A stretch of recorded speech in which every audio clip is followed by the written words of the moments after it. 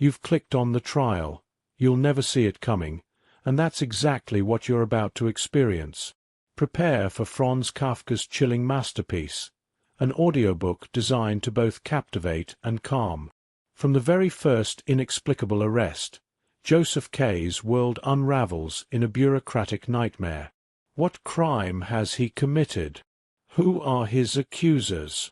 These are questions that will haunt you as they haunt him, and frankly, you might never get a clear answer. But this isn't just any audiobook. We've paired Kafka's profound narrative with soothing narration and unique red-light visuals, specifically engineered to guide you towards a truly restful sleep. You'll dive into one of literature's most talked-about mysteries while effortlessly drifting off. So, settle in, let the story unfold, and discover why the trial remains so unsettlingly relevant. Like this video if you're ready to unravel the mystery. Leave a comment with your thoughts on Kafka, and subscribe for more classics designed for your mind and your rest. Chapter 1: Arrest. Someone must have been telling lies about Josef K. He knew he had done nothing wrong, but one morning he was arrested. Every day at 8 o'clock he was brought breakfast by the cook of his landlady, Mrs. Gruback. But today she did not appear. That had never happened before. K waited a little while, watching the old woman who lived opposite from his pillow. She was observing him with an inquisitiveness quite unusual for her. Finally, both hungry and disconcerted, he rang the bell. There was an immediate knock, and a man entered. K had never seen him in the house before. He was slim but firmly built, wearing a close-fitting black outfit adorned with various pockets, buckles, and buttons. The garment appeared highly practical, though its specific purpose was far from clear. "Who are you?" K asked, sitting half upright in his bed. The man ignored the question, as if his presence simply had to be accepted. He merely replied, "You rang. Anna should have brought me my breakfast," K said. He tried to determine who the man was through silent observation, but the stranger did not stay still for long. Instead, he went to the door, opened it slightly, and spoke to someone standing immediately behind it. "He wants Anna to bring him his breakfast." A short burst of laughter came from the neighboring room. It was impossible to tell if it was one person or several. The stranger could not have learned anything he didn't already know, yet he turned back to K as if delivering a formal report. "It is not possible." "This is a first," K said, jumping out of bed and pulling on his trousers. "I want to see who is in the next room, and why Mrs. Gruback has allowed me to be disturbed like this." It immediately occurred to him that he shouldn't have spoken aloud. By doing so, he had, in some way, acknowledged the man's authority. However, that didn't seem important at the time. The stranger took it that way, at least. "Don't you think you'd better stay where you are? I wish neither to stay here nor to be spoken to by you until you have introduced yourself." "I meant it for your own good," the stranger said, opening the door without being asked. The next room, which K entered more slowly than he had intended, looked exactly as it had the previous evening. It was Mrs. Gruback's living room, crowded with furniture, tablecloths, porcelain, and photographs. Perhaps there was a little more space than usual, though it wasn't immediately obvious. The main difference was a second man sitting by the open window with a book. The man looked up. "You should have stayed in your room. Didn't Franz tell you? And what is it you want?" K asked, looking between this new acquaintance and the one named Franz, who remained in the doorway. Through the window, he noticed the old woman again. She had come closer to her own window to continue watching, her curiosity bordering on the senile. "I want to see Mrs. Gruback," K said. He made a movement as if to tear himself away from the two men, though they were standing well back from him. "No," said the man at the window. He threw his book onto a table and stood up. You cannot go. You are under arrest. So it seems, Kay said. And why am I under arrest? We are not allowed to tell you that. Go to your room and wait. Proceedings are underway, and you will learn everything in due course. I am being friendlier than my job requires, and I hope no one but Franz hears of it. He has been more helpful than the rules allow, himself. If you continue to have such good luck with your arresting officers, you may expect things to go well for you. Kay wanted to sit, but he saw there was nowhere to sit except the chair by the window. You will see for yourself how true this is, Franz added. Both men walked up to Kay. They were significantly larger than him, especially the second man, who frequently slapped Kay on the shoulder. They began to examine Kay's nightshirt, telling him he would soon have to wear one of much lower quality. They claimed they would keep his fine underclothes and return them if the case ended well. It is better for you to give these things to us than to leave them in the storeroom, they explained. Items have a tendency to go missing there. After a certain time, they sell everything off, whether the case is resolved or not. And cases like this can last a long time. You would only receive a fraction of the value, as the official price is never what matters. It's the bribes and the loss of value from being passed from hand to hand for years. Kay paid little attention. He did not care about his possessions or who decided their fate. He needed to understand his position, but he could not think clearly while these men were present. The second officer's belly looked friendly enough, but his dry, bony face did not match his body. His strong nose twisted to one side, as if he were sharing a private understanding with his partner. What sort of people were these? What office did they represent?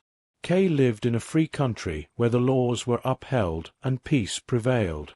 Who dared to accost him in his own home? He was always inclined to take life lightly, crossing bridges as he came to them and ignoring the future even when it seemed under threat. But here, that felt wrong. He might have taken it as a joke, perhaps a prank by his colleagues for his 30th birthday. He could have laughed in their faces, and perhaps they would have laughed with him. They looked like they might be simple tradesmen from the corner street. Yet, from the moment he saw Franz, Kay was determined not to lose any advantage. There was a slight risk people would say he couldn't take a joke, but he remembered times when acting without thought had caused him to suffer. He did not want that to happen again. If they were play-acting, he would act along with them. "Allow me," he said, hurrying between the two men back into his room. "He seems sensible enough," he heard them say behind him. Once inside, he pulled open his desk drawer. Everything was tidy, but in his agitation, he couldn't find his identification documents. He finally found a bicycle permit, but it seemed too petty. He continued searching until he found his birth certificate. As he returned to the living room, the opposite door opened and Mrs. Grubach started to enter. She saw Kay and immediately looked embarrassed. She apologized and disappeared, closing the door carefully. "Do come in," Kay could have said, but he stood in the middle of the room with his papers, staring at the closed door. He remained there until he was startled by a shout from the policeman at the window. The man was now eating breakfast. "Why didn't she come in?" Kay asked. "She's not allowed to," the big policeman said. "You're under arrest, aren't you?" "But how can I be? And how can it be like this?" "Now you're starting again," the officer said, dipping buttered bread into a honey pot. "We don't answer those questions." "You will have to answer them," Kay replied. "Here are my identification papers. Now show me yours, and I want to see the arrest warrant." "Oh, my God," the policeman sighed. "In a position like yours, you think you can give orders? It won't help to get on our wrong side. We are likely the only ones on your side right now." "That's true," Franz added. Holding a cup of coffee he did not drink, he looked at Kay with a gaze meant to be meaningful, but it remained incomprehensible. Kay found himself in a silent dialogue with Franz before slapping his papers onto the table. "Here are my documents." "And what do you want us to do with them?" the big policeman shouted.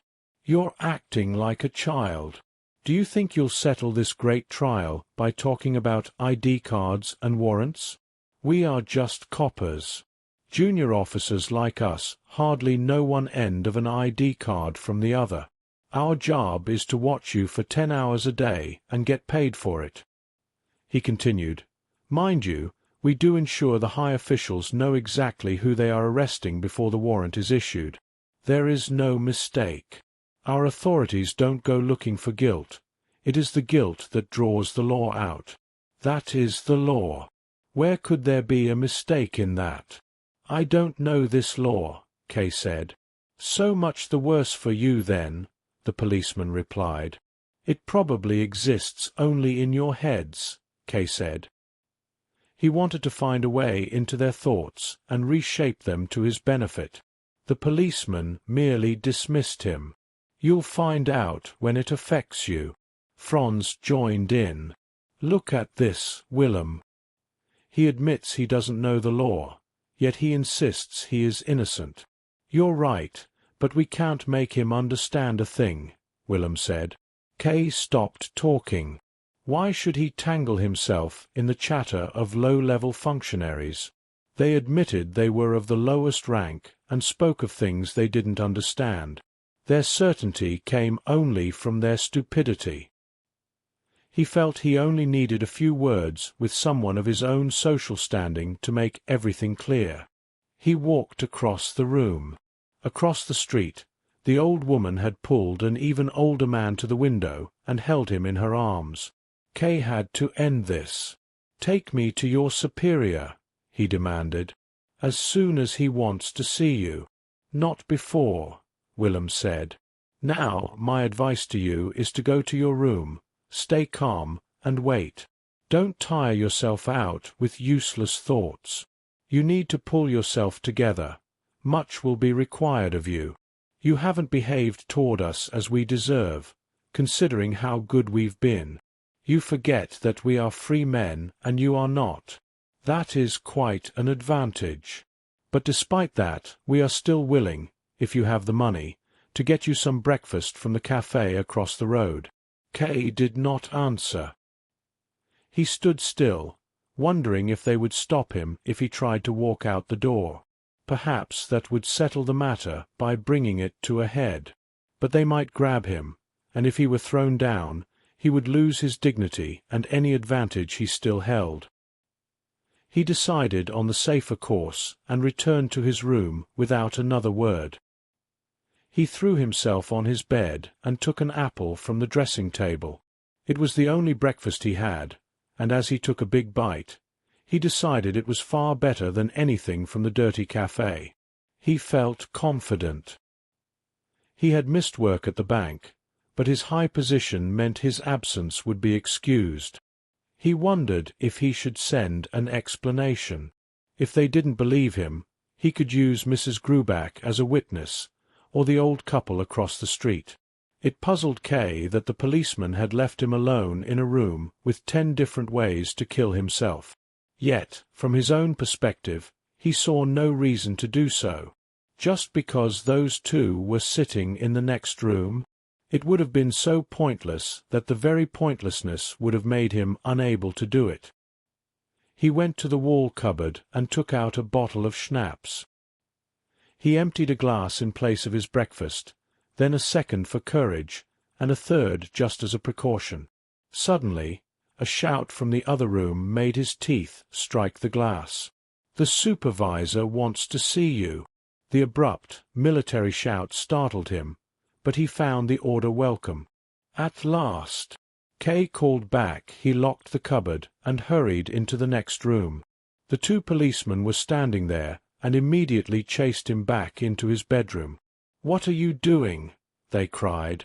"You can't see the supervisor in your shirt sleeves. He'd have us all thrashed. Let go of me."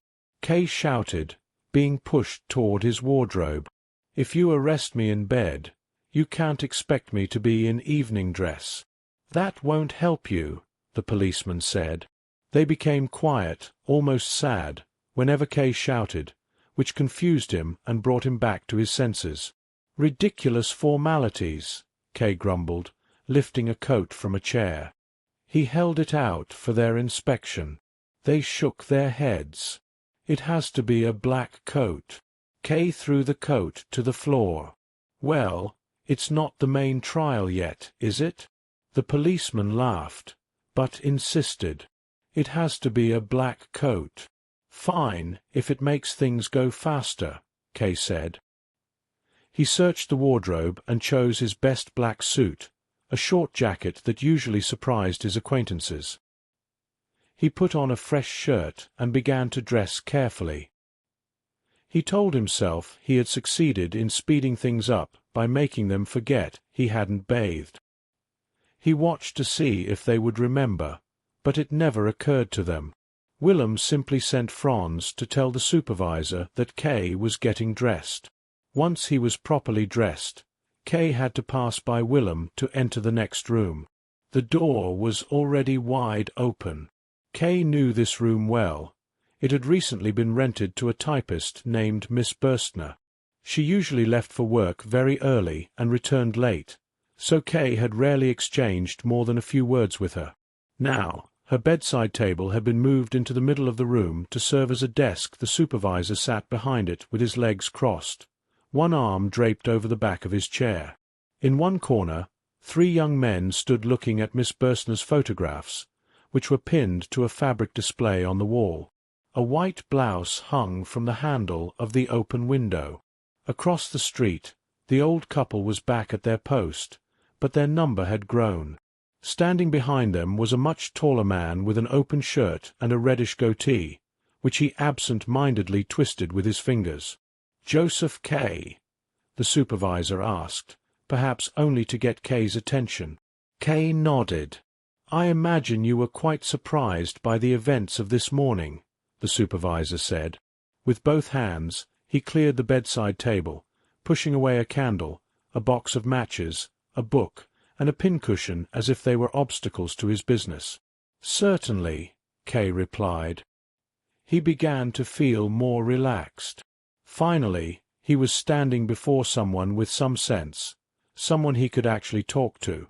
"I am surprised, of course, but not entirely caught off guard." "Not entirely caught off guard?" the supervisor asked, carefully placing the candle in the center of the table and grouping the other items around it. "Perhaps you don't quite understand me," Kay added quickly. "What I mean is—" He stopped, looking for a place to sit. "I may sit down, can't I?" "That is not typical," the supervisor answered. "What I mean," Kay continued, "is that while I am very surprised, I am 30 years old and have had to make my own way in the world. Life has hardened me to surprises. I don't take them too much to heart, especially not what has happened today." "And why is that?" "I wouldn't go so far as to call this a joke," Kay said. "You've gone to far too much trouble for that. Everyone in the house seems to be involved. It's gone beyond a simple prank, so, no, I won't call it a joke." "Quite right," the supervisor said, checking how many matches were left in the box. "But on the other hand," Kay went on, glancing at the 3 men in the photographs, "it really can't be all that important. I've been accused of something, yet I can't think of the slightest offense I could have committed. But even that is beside the point. The real question is, who is issuing this indictment? What office is conducting this affair? Are you even officials? None of you are wearing a uniform, unless you count that traveling suit," he said, gesturing toward Franz. "I require a clear answer. I'm certain that once things are clarified, we can part on good terms." The supervisor slammed the matchbox onto the table. "You're making a serious mistake. These gentlemen and I have nothing to do with your business. In fact, we know almost nothing about you. We could be wearing the most exact uniforms imaginable, and your situation would be no different. As for the charges, I can't give you a clear answer. I don't even know if there are any. You are under arrest, that much is true, but that's all I know." He leaned forward. "Perhaps these officers have been chatting with you.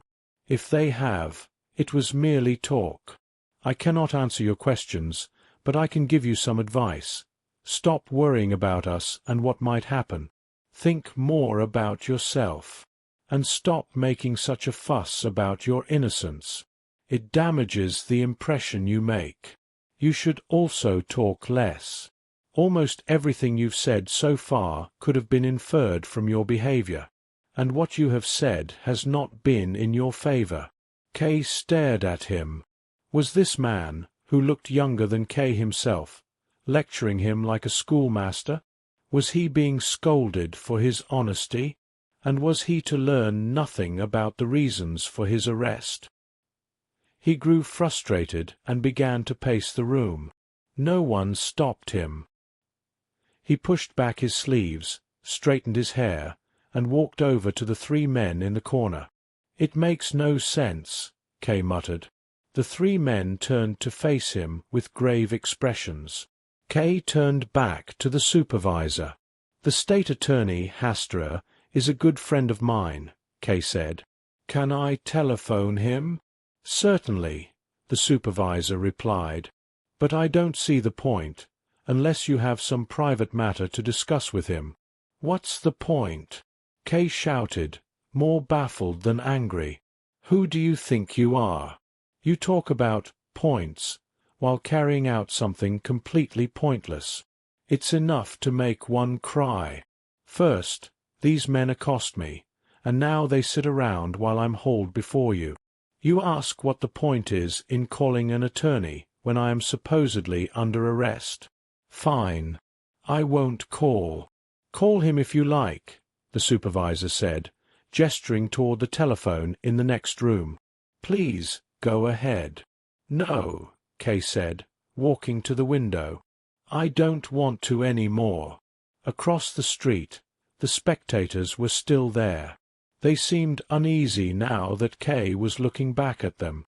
The old couple tried to stand, but the man behind them calmed them down. "We have quite an audience over there," Kay called out, pointing his finger. "Go away," he yelled across the street. The three figures retreated immediately, the old couple hiding behind the large man, who seemed to be muttering something into the distance. They didn't disappear entirely. They just waited for a moment when they could return to the window unnoticed. "Intrusive, thoughtless people," Kay said, turning back to the room. The supervisor didn't seem to be listening. He was pressing his hand against the table, comparing the length of his fingers.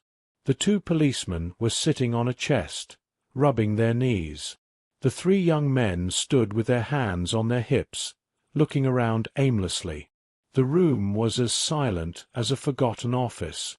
"Now, gentlemen," Kay announced. For a moment, he felt as if he were carrying the weight of all of them. "It seems our business is done. In my opinion, it's best to stop wondering whether this is legal or illegal. Let's bring this to a peaceful close with a handshake. If you agree." He walked up to the desk and held out his hand. The supervisor looked up and bit his lip, staring at Kay's outstretched hand. Kay truly believed he would take it.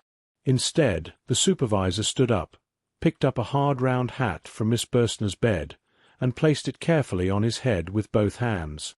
"Everything seems so simple to you," the supervisor said. "A peaceful close?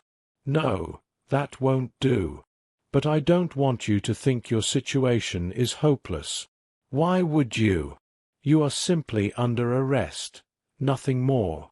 I've told you what I had to tell you, and I've seen how you've taken it. That's enough for one day. We can part for now. I expect you'll want to go to the bank." "To the bank?" Kay asked. "I thought I was under arrest." He spoke with a touch of defiance. Since his handshake had been rejected, he felt more independent.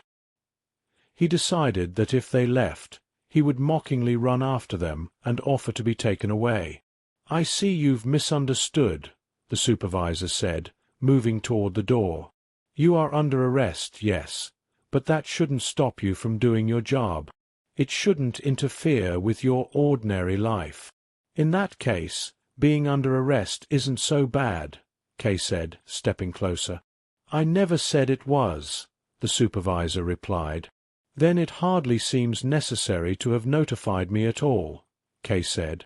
The others had crowded around the door now, gathered into the narrow space. "It was my duty," the supervisor said. "A silly duty," Kay snapped. "Maybe so. But let's not waste more time. I assumed you wanted to go to work. To make things easier for you, I've put these 3 gentlemen at your disposal. They are your colleagues, after all." "What?" Kay looked at the 3 men in astonishment. He only remembered them as a blur by the photographs. But they were indeed from the bank, not exactly colleagues, as they were junior staff, but he knew them. There was Rabensteiner with his stiff posture, Kulich with his blond hair and deep-set eyes, and Kaminer with that involuntary twitching grin. "Good morning," Kay said after a moment, shaking their hands as they bowed. "I didn't recognize you. Shall we go to work, then?" The men laughed and nodded enthusiastically. Kay realized he'd left his hat in his room, and they all dashed off to fetch it.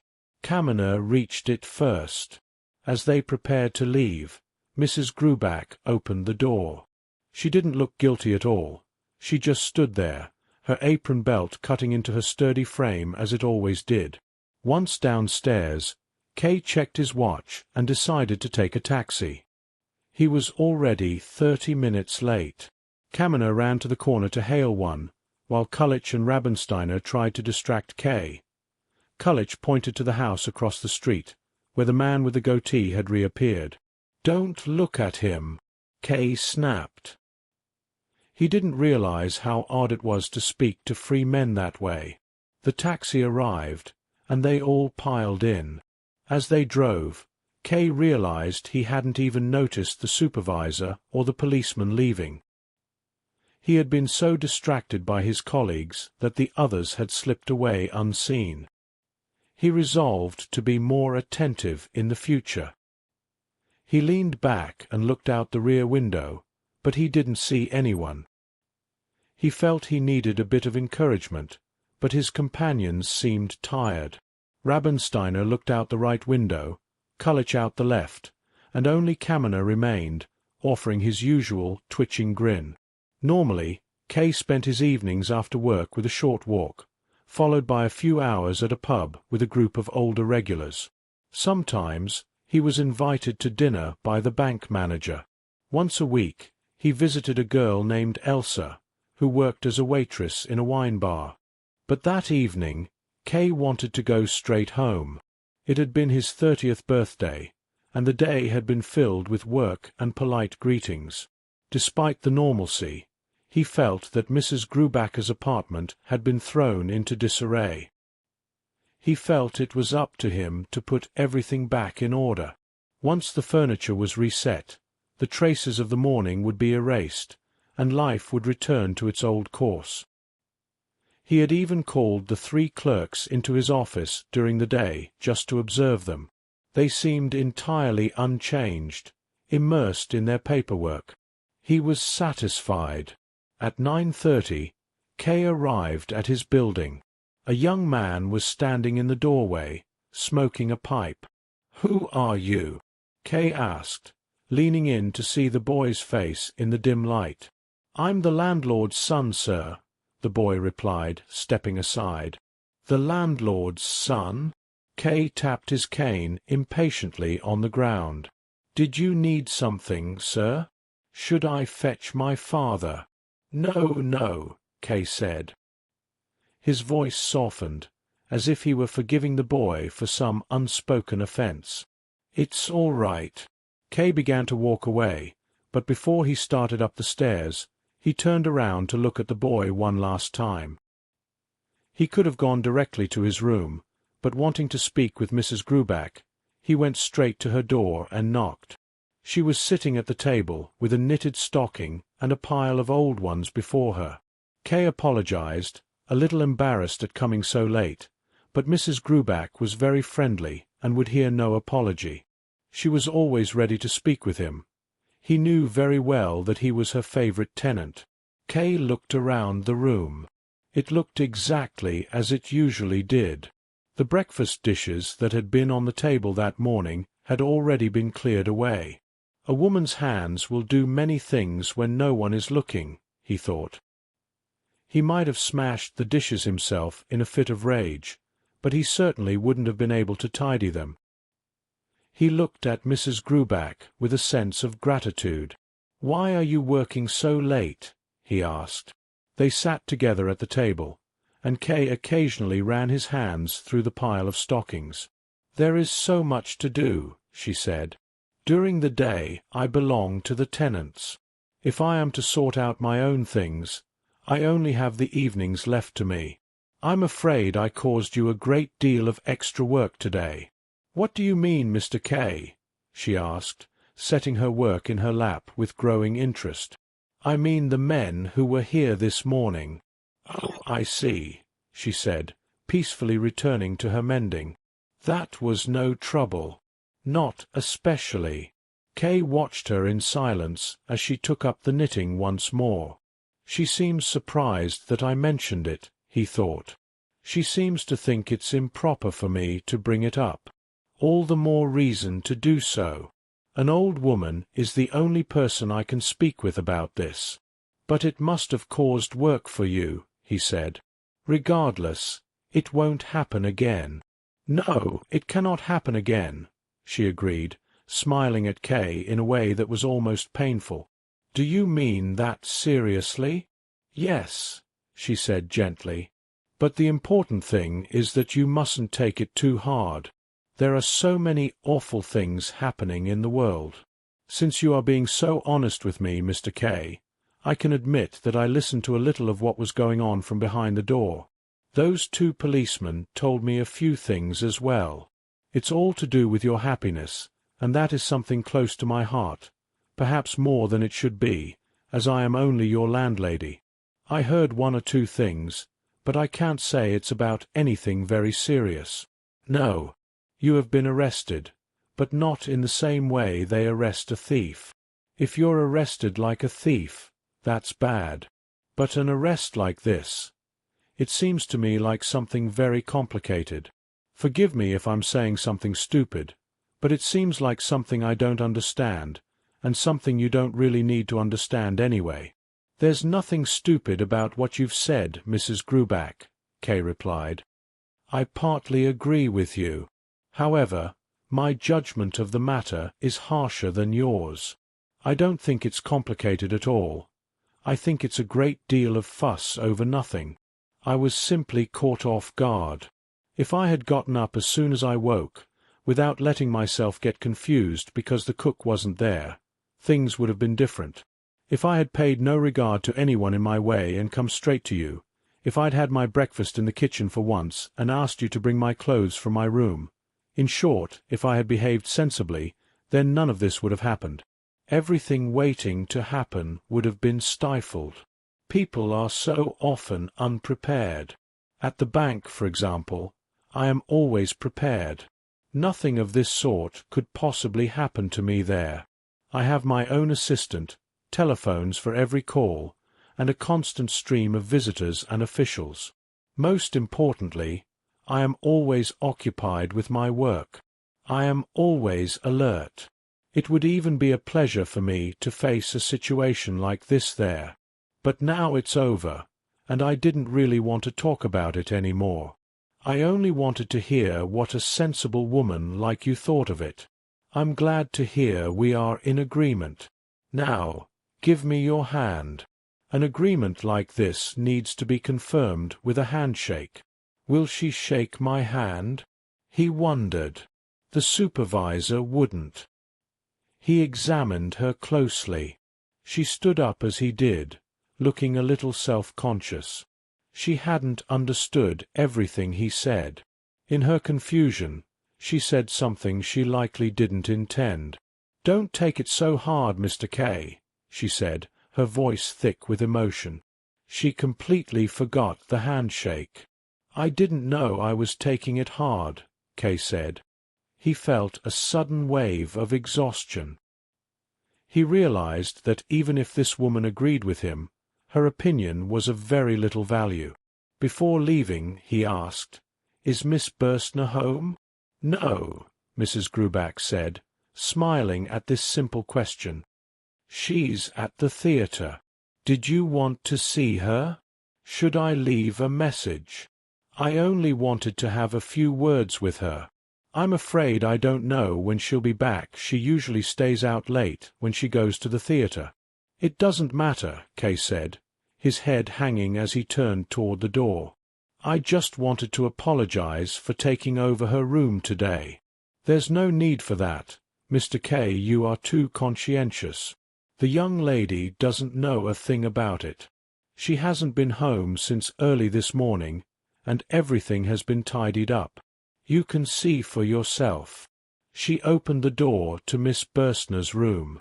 "Thank you, I'll take your word for it," Kay said, though he walked to the open door anyway. Moonlight shone quietly into the dark room. As far as he could see, everything was in its place. Even the blouse was gone from the window handle. The pillows on the bed looked remarkably plump in the pale light. "Miss Burstner often comes home late," Kay remarked, looking at Mrs. Gruback as if she were responsible. "That's how young people are," she said defensively. "Of course," Kay replied. "But it can be taken too far." "Yes, it can," Mrs. Gruback agreed. "You're so right, Mr. K. Perhaps it is in this case. I wouldn't want to say anything nasty about Miss Burstner. She is a good, sweet girl, friendly, tidy, and hard-working. I appreciate all of that. But one thing is true, she ought to have more pride. She's a bit too forthcoming. Twice this month, I've seen her on the street with a different gentleman. I hate saying this. You're the only one I've told, but I'll have to have a word with her myself. It's not the only thing that worries me." "Mrs. Gruback, you are entirely on the wrong track," Kay said, barely hiding his anger. "You have misunderstood what I said about Miss Burstner. That is not what I meant at all. In fact, I warn you not to say anything to her. You are quite mistaken. I know her very well, and there is no truth in what you say.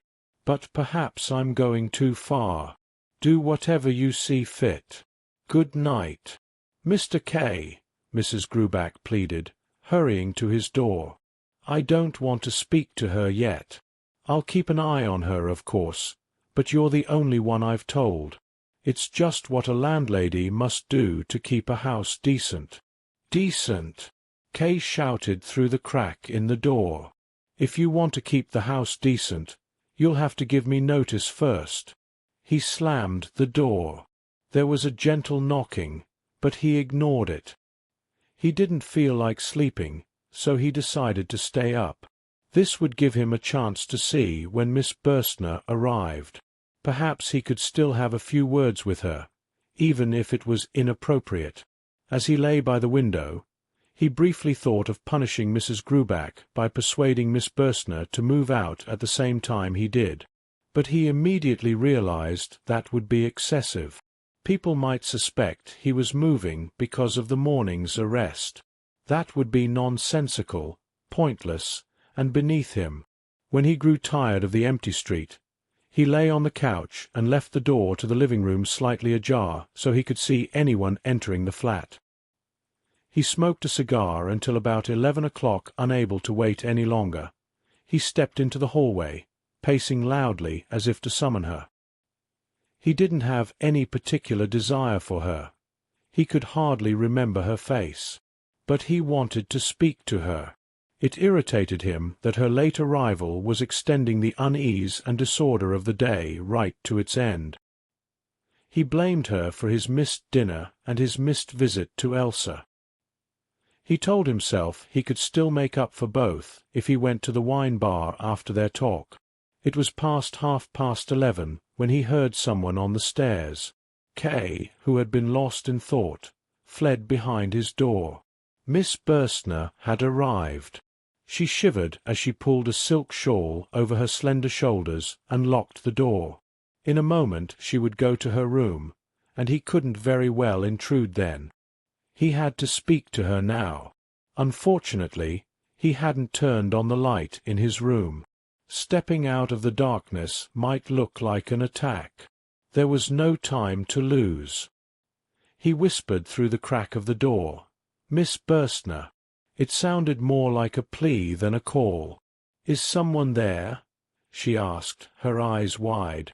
"It's me," Kay said, stepping out. "Oh, Mr. K," she said with a smile. "Good evening." She offered her hand. "I wanted to have a word with you, if you'd allow it." "Now?" she asked. "Does it have to be now? It's a little odd, isn't it? I've been waiting for you since 9 o'clock. Well, I was at the theatre. I had no idea you were waiting. Why do you need to speak to me? The reason only came up today." "I see. Well, I suppose so, though I'm so tired I could drop. Come into my room for a few minutes. We can't talk out here. We'd wake everyone up. Wait until I've turned on my light, then turn out the light in the hall." Kay did as he was told. He waited until she quietly invited him in. "Sit down," she said, pointing to the ottoman. She remained standing by the bedpost, still wearing her hat, which was small but covered in flowers. "What is it you wanted? I'm quite curious." She gently crossed her legs. "I expect you'll say the matter isn't urgent," Kay began, "but—" "I never listen to introductions," she interrupted. "That makes my job easier," Kay said. "This morning, partly through my fault, your room was left untidy. It was done by people I don't know and against my will, but as I said, it was my fault. I wanted to apologize." "My room?" she asked, looking at Kay instead of the room. "It's true," Kay said. For the first time, they looked each other in the eye. "There's no point in explaining exactly how it happened. But that's the interesting part," she said. "No," Kay insisted. "Well then," she replied, "I won't force my way into your secrets. I'm happy to forgive you, especially since I don't see anything out of place." She walked around the room. When she reached the photographs, she stopped. "Look at this. My photos have been moved. That's horrible. Someone really was in here without permission." Kay nodded, silently cursing Kamina, the clerk who was always meddling in things. "It's odd," Miss Burstner said. "I'm forced to forbid you from doing something you should have forbidden yourself, entering my room when I'm not here." "But I explained," Kay said, joining her in the photos. "It wasn't me. But since you don't believe me, I'll admit the investigating committee brought 3 bank employees with them. One of them must have touched these. I'll have him dismissed as soon as I can. Yes, there was an investigating committee here." "Because of you?" she asked. "Yes." "No," she cried, laughing. "They were," Kay said. "Do you believe I'm innocent, then?" "Well, innocent is a strong word," she said. "I don't want to make any serious pronouncements. I don't really know you. If they send a committee, they must think you're a serious criminal. But you're not in custody. You haven't escaped from prison, I assume, so you can't have done anything too terrible." "Perhaps the committee realized I am innocent," Kay suggested. "That's possible," she said, appearing genuinely interested. "Listen," Kay said. "You don't have much experience in legal matters." "That's true. I've often regretted it. I want to know everything. The law is peculiarly attractive, isn't it? I'll be learning more soon. I start work at a legal office next month. That's perfect, Kay said. You can help me with my trial. Why not? I like to use what I know. I'm half serious, Kay said. This affair is too small for a lawyer, but I could use someone to give me advice. If I'm to advise you, I have to know what it's about. That's the problem, Kay said. I don't know that myself. Then you've been making fun of me, she said, clearly disappointed. You shouldn't do that at this time of night. She stepped away from the photographs. No, Miss Burstner, I'm not making fun of you. Please believe me. I've told you everything I know. It wasn't even a real committee. I just called them that. There was no questioning. I was simply arrested. She sat on the ottoman and laughed again. What was it like, then? It was terrible, Kay said. His mind was no longer on the arrest. He was absorbed by her gaze as she rested her chin on her hand and slowly stroked her hip. That's too vague, she said. Would you like me to show you? Kay asked. I'm already tired, she replied. You arrived home so late. Now you're scolding me. I suppose I deserve it. I shouldn't have let you in, and it turns out there was no point. There was a point. You'll see how important it was. May I move this table? You certainly may not. Then I can't show you, Kay said, looking as though she had deeply offended him. All right, take the table, she said with a sigh.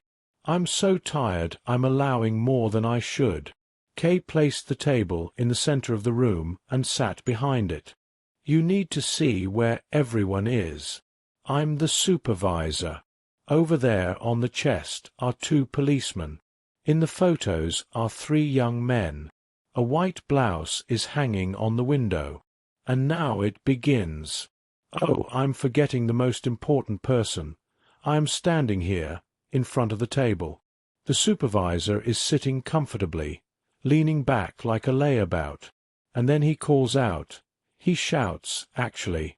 If I'm to show you, I'll have to shout too. He just shouts my name. Miss Burstner laughed and put a finger to her lips, but it was too late. Kay was lost in the role. Josef K, he called out. It wasn't as loud as he'd threatened, but in the quiet room the name seemed to echo and spread. Immediately there was a series of loud, sharp knocks on the door of the next room. Miss Burstner went pale and clutched her heart. Kay was startled. For a moment he had forgotten where he was. He jumped up and took her hand. "Don't be afraid," he whispered. "I'll handle it." "But who is it?" "No one sleeps in the living room." "Yes, they do," she whispered back. "A nephew of Mrs. Grubacher's, a captain. He's been sleeping there since yesterday." "I'd forgotten. Why did you have to shout?" "You've upset me." "There is no reason to be upset," Kay said. As she sank back onto the cushion, he kissed her forehead. "Go away," she said, sitting up quickly. "Get out of here. He's listening at the door. You're causing me so much trouble. I won't go until you're calm. Come to the corner. He won't hear us there." He led her away. "Remember, you're in no real danger. Mrs. Grubach thinks highly of me. She believes everything I say. Besides, she owes me a large sum of money, which makes her dependent on me. I will explain why we were together, and I guarantee she will believe it. You can even say I attacked you. She would believe that without losing her respect for me." Miss Burstner looked at the floor, quiet and withdrawn. "Why wouldn't she believe I attacked you?" Kay added. He looked at her reddish hair, firmly held in place. He expected her to look up, but she didn't change her posture. "Forgive me," she said. The knocking startled me, not the thought of the captain. It was so quiet, and then the noise was right next to me. "Thank you for your suggestions, but I won't accept them. I can take responsibility for what happens in my room. I'm surprised you don't realize how insulting your suggestions are, despite your good intentions. Now, please go. Our couple of minutes has become half an hour." Kay took her hand, then her wrist. "You aren't angry with me?" "No," she said, pulling away. "I'm never angry with anyone." He grasped her wrist again. She allowed it this time and led him to the door. Kay intended to leave, but at the threshold, he hesitated. She used the moment to free herself and slip into the hallway. "Now, come along," she said softly. She pointed to the captain's door, where a light shone from underneath. "He's turned on the light. He's laughing at us." "I'm coming," Kay said. He moved forward, took hold of her, and kissed her on the mouth, then all over her face, like a thirsty animal finally finding water. He kissed her neck and throat, pressing his lips there for a long time. He didn't look up until he heard a noise from the captain's room. "I'll go now," he said. He wanted to use her first name, but he didn't know it. She gave him a tired nod and offered her hand to be kissed, turning away as if she were in a daze. She went back into her room with her head bowed. A short while later, Kay was in bed. He fell asleep quickly, but before he did, he thought about his behavior. He was satisfied, yet surprised that he wasn't more so. He felt a lingering worry for Miss Burstner, because of the captain. Chapter 2. First Cross-Examination. Kay was informed by telephone that a small hearing concerning his case would take place the following Sunday.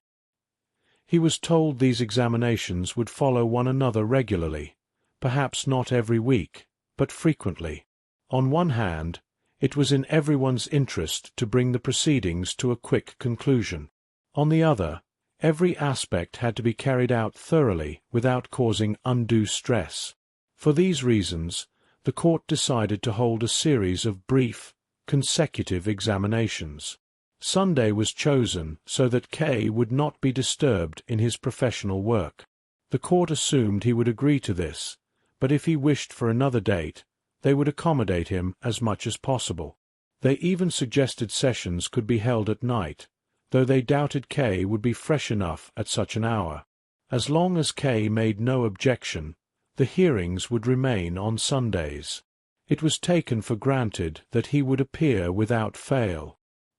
He was given the address, a building in a suburb well away from the city centre, in a street Kay had never visited before. Once he received the notice, Kay hung up the receiver without a word. He decided immediately to go that Sunday. It was necessary. The proceedings had begun, and he had to face them. He told himself this first examination would likely be his last. Kay stood in thought by the telephone until he heard the voice of the deputy director behind him. The man wanted to use the phone, and Kay was in his way. "Bad news?" the deputy director asked casually. He wasn't looking for information. He simply wanted Kay to move. No, Kay replied. He stepped aside but stayed close by. The deputy director picked up the receiver. While waiting for his connection, he turned to Kay and said, "A quick question, Mr. Kay. Would you like to join me on my sailing boat this Sunday morning? A few people are coming. You're bound to know some of them. Hastra, the state attorney, will be there. Do come along." Kay tried to focus on the invitation. It was significant. He had never gotten on well with the deputy director, and this gesture felt like an attempt to improve their relations. It showed Kay's growing importance at the bank. Even the second most powerful official seemed to value his friendship, or at least his neutrality. In making this invitation while waiting for a phone call, the deputy director was almost humbling himself. But K found himself forced to humiliate the man in return. He said, "Thank you very much, but I'm afraid I have no time on Sunday. I have a previous obligation." "A pity," the deputy director said, then turned to his call. K remained standing by the instrument, feeling confused. Only when the deputy director hung up did K snap back to awareness. To excuse his loitering, he said, "I've just had a call. I need to go somewhere, but they forgot to tell me the time." "Ask them then," the deputy director suggested. "It's not that important," K said, though he knew the excuse sounded weak. As they walked away, the deputy director spoke of other things. K forced himself to reply, but his thoughts were on Sunday. He decided it would be best to arrive by 9 o'clock, as that was when the courts usually began their work on weekdays. The weather was dull that Sunday. K was exhausted, having stayed out late drinking with some regulars, and he nearly overslept. He dressed hurriedly, without time to review the plans he had worked out during the week. K skipping breakfast, he rushed toward the suburb. Oddly enough, even in his haste, he spotted 3 bank officials involved in his case: Rabensteiner, Kulich, and Kaminer. The first 2 were on a tram passing by, but Kaminer sat on a cafe terrace, leaning curiously over the wall as K approached. They all seemed surprised to see their superior running. K felt a surge of pride. This was his affair, and he wanted no help from strangers. He refused to ask for directions, as that would initiate outsiders into his private business. Besides, he had no desire to humiliate himself before the committee by appearing too punctual. Still, he ran, hoping to arrive by 9, even though no specific time had been set. He expected to recognize the building from a distance by some sign or unusual activity, but he wasn't sure what to look for. He reached Juliastrasse, but the street consisted only of monotonous, grey blocks of flats occupied by the poor. On this Sunday morning, the windows were crowded. Men in shirt-sleeves leaned out smoking, or held small children on the sills. Other windows were piled with bedding, where the dishevelled heads of women briefly appeared. People called to one another across the street. One shout provoked a loud laugh at K's expense. It was a long street, lined with small basement shops selling foodstuffs. Women chatted on the steps. A fruitmonger, distracted while moving his goods, nearly knocked K down with his cart. Nearby, a worn-out gramophone began to play a harsh, tinny tune. K walked further into the street, slowing his pace as if he had plenty of time, or as if the magistrate were already watching him from a window. It was shortly after 9. He found the building. It was massive, with a tall, wide gateway designed for delivery wagons. The yard was surrounded by warehouses, now locked, bearing the names of companies K recognized from the bank. Breaking his usual habit, he lingered at the entrance to observe the details. A barefoot man sat on a crate reading a newspaper. 2 boys swung on a handcart. A young girl in a bed jacket watched K as water flowed from a pump into her can. Washing hung on a rope stretched between 2 windows, while a man below shouted instructions. K approached a stairway but hesitated. There were 3 other entrances and a passageway leading to a second courtyard. He felt irritated that he hadn't been given precise directions. It seemed a sign of either neglect or indifference, and he decided he would voice his frustration clearly when he arrived. Finally, he chose a staircase at random. He remembered something a policeman had once told him, that the court is attracted by guilt. If that were true, the courtroom had to be on whichever path he happened to take. On his way up, he disturbed a group of children playing on the stairs. They stared as he stepped through their rows. Next time, K thought, I must bring sweets to win them over, or a stick to drive them away.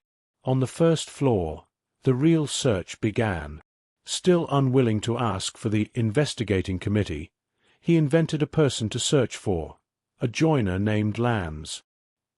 He planned to knock on every door, asking for Lands, to get a look inside the rooms. The task was easier than expected. Almost all the doors were open, and children ran in and out. Most of the flats were cramped, one-windowed rooms where families cooked and lived. Women held babies while working at stoves. In every room, people were still in bed, some ill, some sleeping, others simply resting in their clothes. K knocked at the closed doors and asked for Lands the joiner. Usually, a woman would answer and repeat the question to someone inside. "The gentleman is asking for a joiner named Lands," she would say. "A joiner named Lands?" A voice would answer from the bed. "That's right," Kay would say, even though it was obvious the committee wasn't there. Many tenants took the request seriously, trying to recall a joiner or suggesting someone with a similar name. Some even offered to lead him to other parts of the building. Kay eventually stopped asking, realizing he would be led in circles forever. He regretted his plan. Inside the small room, a large clock showed it was already 10 o'clock. "Is there a joiner called Lands who lives here?" he asked. "Pardon?" a young woman replied. She had dark, shining eyes and was washing clothes in a bucket. She pointed a wet hand toward an open door leading to an adjoining room. Kay stepped inside and felt as though he had walked into a public meeting. The medium-sized room was packed with a diverse crowd. No one paid him any attention. A gallery ran just below the ceiling, so crowded that the people there had to stand hunched over, their heads touching the plaster. The air was stifling. Kay stepped back out and said to the woman, "I asked for a joiner named Lands." "Yes," she said. "Please go in." Kay might have hesitated, but the woman walked to the door and took the handle. "I have to close the door behind you," she said. "No one else is allowed in." "Sensible," Kay said, "but it's already too full." Nevertheless, he went in. He squeezed past two men talking by the door. One was miming the counting of money, while the other watched him intently. Then a small, red-faced youth took Kay by the hand. Come in," the youth said. Surprisingly, a narrow passage opened through the dense crowd. It seemed to divide two different groups. To Kay's left and right, no one looked at him. They only faced members of their own side. Most were dressed in old, long, formal frock coats that hung loosely on their frames. Kay found the clothing strange. Otherwise, he would have taken the assembly for a local political meeting. At the far end of the hall, Kay was led to a small table set on a low, overcrowded podium. Behind the table sat a small, fat, wheezing man talking to someone behind him. This second man stood with his legs crossed, leaning on the back of a chair and mocking someone with grand gestures, which drew much laughter. The youth leading Kay struggled to get the fat man's attention. He stood on tiptoe and whispered twice before someone on the podium pointed Kay out. The man finally turned, leaned down to hear the youth's report, and then pulled out his watch. "You should have been here an hour and 5 minutes ago," he said. Kay began to reply, but a wave of muttering rose from the right side of the hall. "You should have been here an hour and 5 minutes ago," the man repeated, raising his voice and scanning the room. The muttering grew louder, then slowly died away. The hall became quieter than when Kay had first entered. Only the people in the gallery continued to whisper. In the haze and dust of the ceiling, they appeared poorly dressed. Many had brought pillows to pad the space between their heads and the ceiling. Kay decided he would watch more than he spoke. He didn't offer an excuse for being late. He simply said, "Well, perhaps I am late, but I am here now." Loud applause broke out from the right side of the hall. Easy people to win over, Kay thought. He was troubled, however, by the silence from the left, where only a few individuals clapped. He wondered how he could get the whole room on his side. "Yes," the man said, "but I am no longer under any obligation to hear your case." The crowd began to mutter again, but the man waved their objections aside. "I will, however, make an exception and continue today. But you must never be late again. Now, step forward." Someone jumped off the podium to make room. Kay stepped up and stood pressed against the table. The crowd behind him was so thick he had to brace himself to keep from pushing the judge's desk, and the judge himself, off the platform. The judge seemed unbothered. He sat comfortably and, after a few final words with the man behind him, reached for a small notebook. It looked like a cheap, misshapen school exercise book, worn from use. "Now then," the judge said, flipping through the pages. He turned to Kay with the tone of a man who already knew the facts. "You are a house painter?" "No," Kay replied. "I am the chief clerk of a large bank." This answer triggered a roar of laughter from the right side of the hall. It was so hearty that Kay couldn't help but join in. Men leaned on their knees, shaking with laughter as if they were having coughing fits. Even the people in the gallery joined in.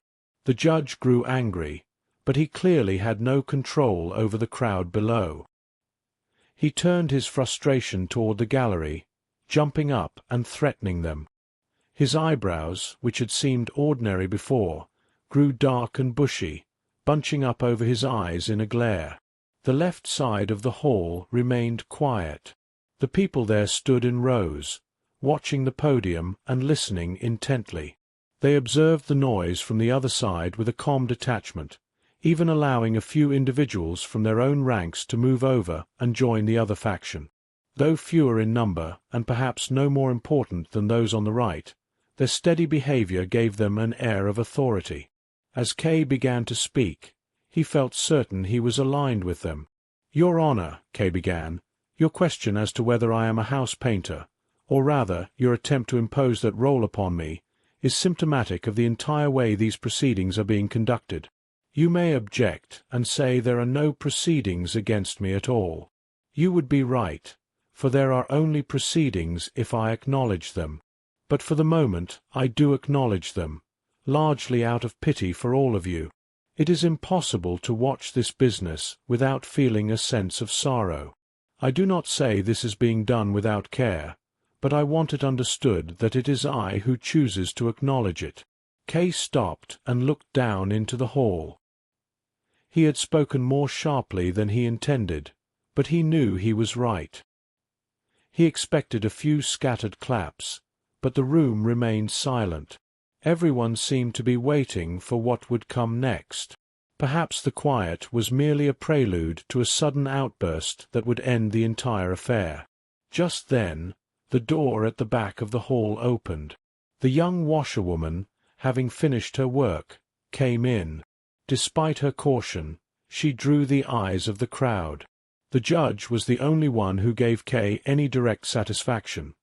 He seemed genuinely struck by Kay's words. Until that moment, he had been standing, distracted by the gallery.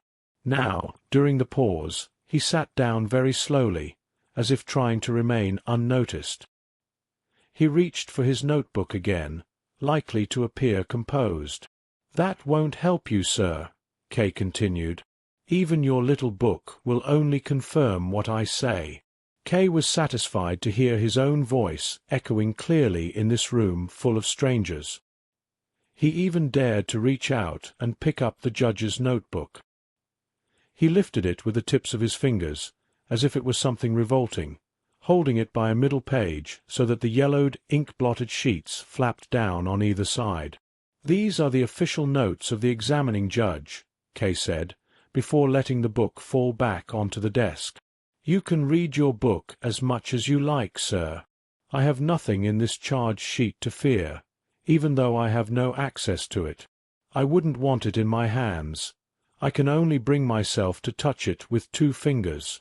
The judge snatched the notebook from the desk, a clear sign of humiliation. He tried to tidy the pages and held it in front of him once more, attempting to read. The people in the front row looked up at the judge with such tension that he stared back at them for a long time. They were all old men, some with white beards. Kay wondered if they were the crucial group that could turn the assembly one way or the other. They had remained motionless throughout his speech, showing no reaction even when the judge was shamed. "What has happened to me?" Kay continued, his voice losing some of its earlier vigor as he scanned the faces in the front row, "is not an isolated case. If it were, it would be of little importance. But this is a symptom of a process carried out against many. I stand here for them, not just for myself." Without intending to, Kay had raised his voice. Somewhere in the hall, someone began to applaud, shouting, "Bravo! Why not? Bravo! Again I say, bravo!" A few men in the first row stroked their beards, but no one turned to see who was shouting.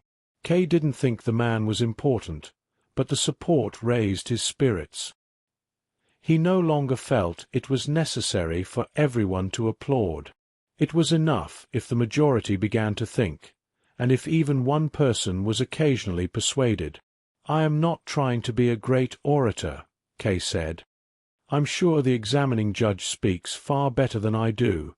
It is his job, after all. All I want is a public discussion of a public wrong. Listen, 10 days ago, I was placed under arrest. I laugh at the arrest itself, but that is beside the point. They came for me in the morning while I was still in bed. Perhaps the order was meant for some house painter. That seems possible after what the judge has said, someone as innocent as I am. But they chose me. 2 police thugs occupied the room next to mine. They couldn't have taken more precautions if I had been a dangerous robber. These men were unprincipled riffraff. They talked until I was sick of it. They wanted bribes. They tried to trick me into giving them my clothes. They wanted money, supposedly to bring me breakfast, after they had already eaten my own breakfast before my eyes. And that was not enough. I was taken before a supervisor in the room of a lady I deeply respect. I was forced to watch as the supervisor and the policeman made a mess of her room because of me, though through no fault of mine. It was not easy to stay calm, but I managed it. I asked the supervisor why I was under arrest. If he were here, he would have to confirm what I say. I can see him now, sitting in that lady's chair, a picture of dull-witted arrogance. And what did he answer? Nothing at all. Perhaps he knew nothing. He had placed me under arrest and was satisfied. He even brought 3 junior employees from my bank into the room. They busied themselves interfering with the lady's photographs and causing a mess. There was another reason for bringing them, of course. They, like my landlady and her maid, were expected to spread news of my arrest to damage my reputation and remove me from my position. Well, they failed. Even my landlady, a simple woman named Mrs. Gruback, was wise enough to see that an arrest like this has no more significance than an attack by unruly youths in the street.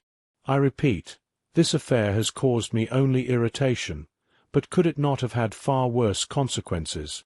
Kay stopped and looked at the judge, who said nothing.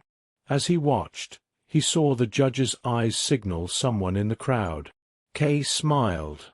And now the judge, right next to me, is giving a secret sign to someone among you. There is someone here taking directions from above. I don't know if that sign is meant to trigger booing or applause, but it doesn't matter to me. I give his lordship to the judge my full permission to stop giving secret signs to his paid subordinates. Let him give his orders in words instead.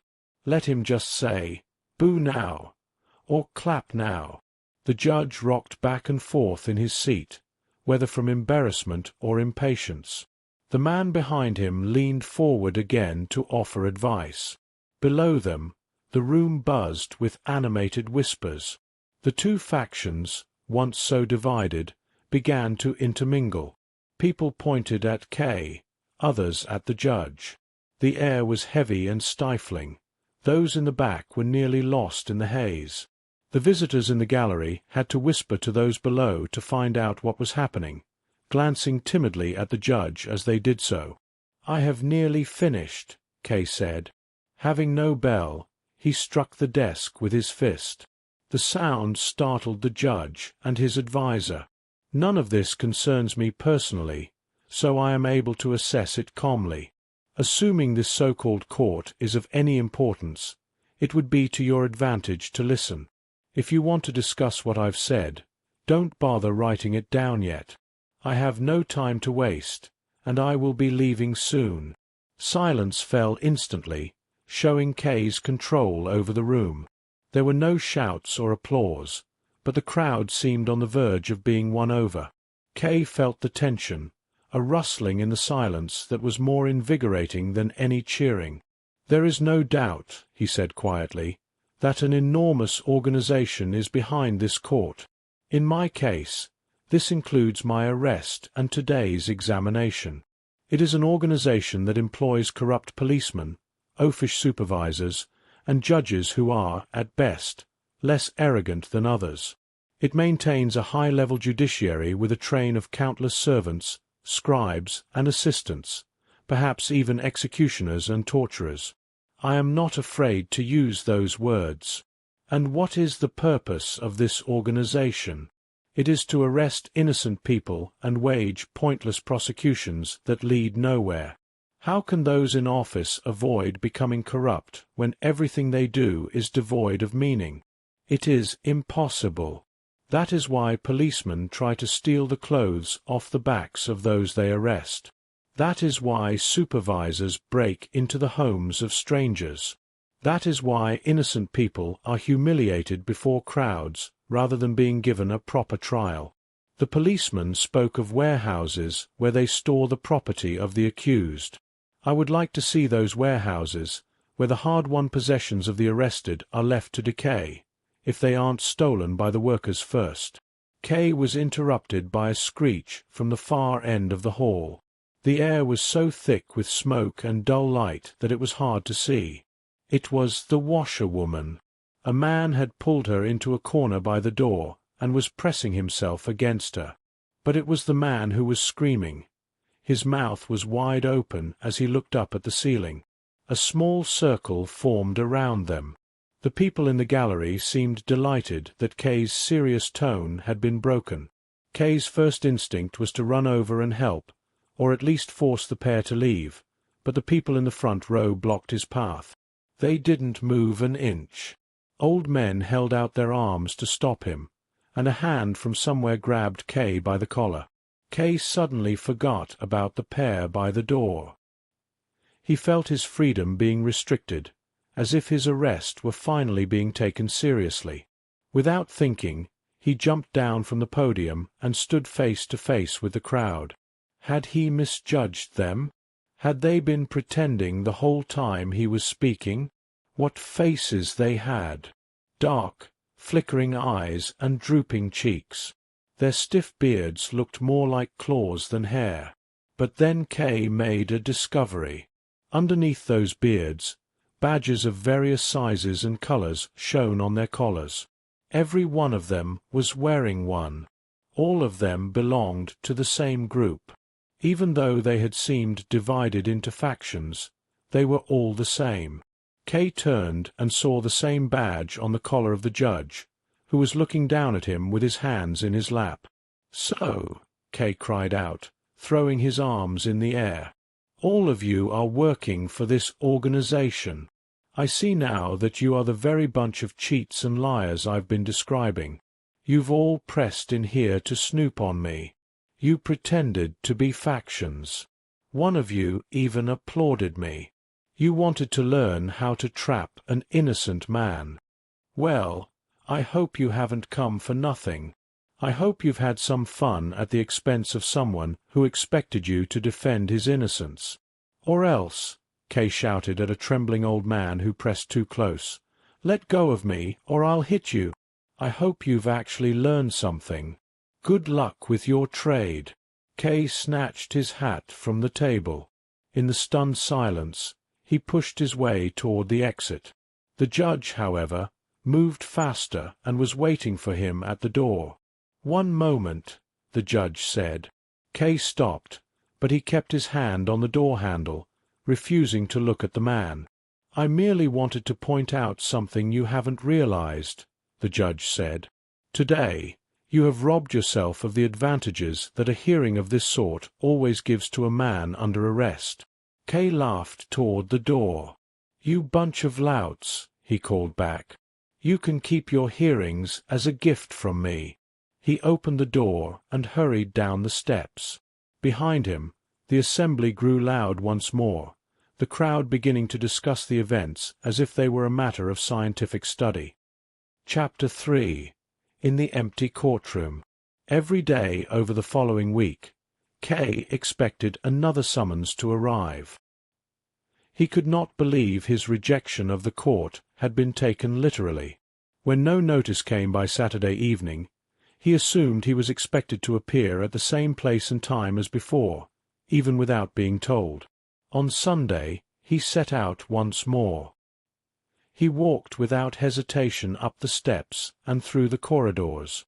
Some of the residents recognized him and offered greetings from their doorways, but he no longer needed to ask the way. He soon arrived at the correct door. It opened as soon as he knocked. He paid no attention to the woman standing at the entrance, the same one he had seen before, and prepared to go straight into the adjoining room. "There is no session today," she said. "What do you mean, no session?" he asked, unable to believe it. To convince him, the woman opened the door to the next room. It was indeed empty, looking even more dismal now than it had the week before. The table stood exactly where it had been on the podium, with a few books lying on its surface. "Can I look at those books?" Kay asked. He wasn't particularly curious, but he didn't want his trip to be entirely for nothing. "No," the woman said, closing the door. "That isn't allowed. Those books belong to the examining judge." "I see," Kay said, nodding. "I suppose they are law books." It is typical of this court to not only try the innocent, but to do so while keeping them in total ignorance. "I expect you're right," the woman replied, though she clearly didn't understand his point.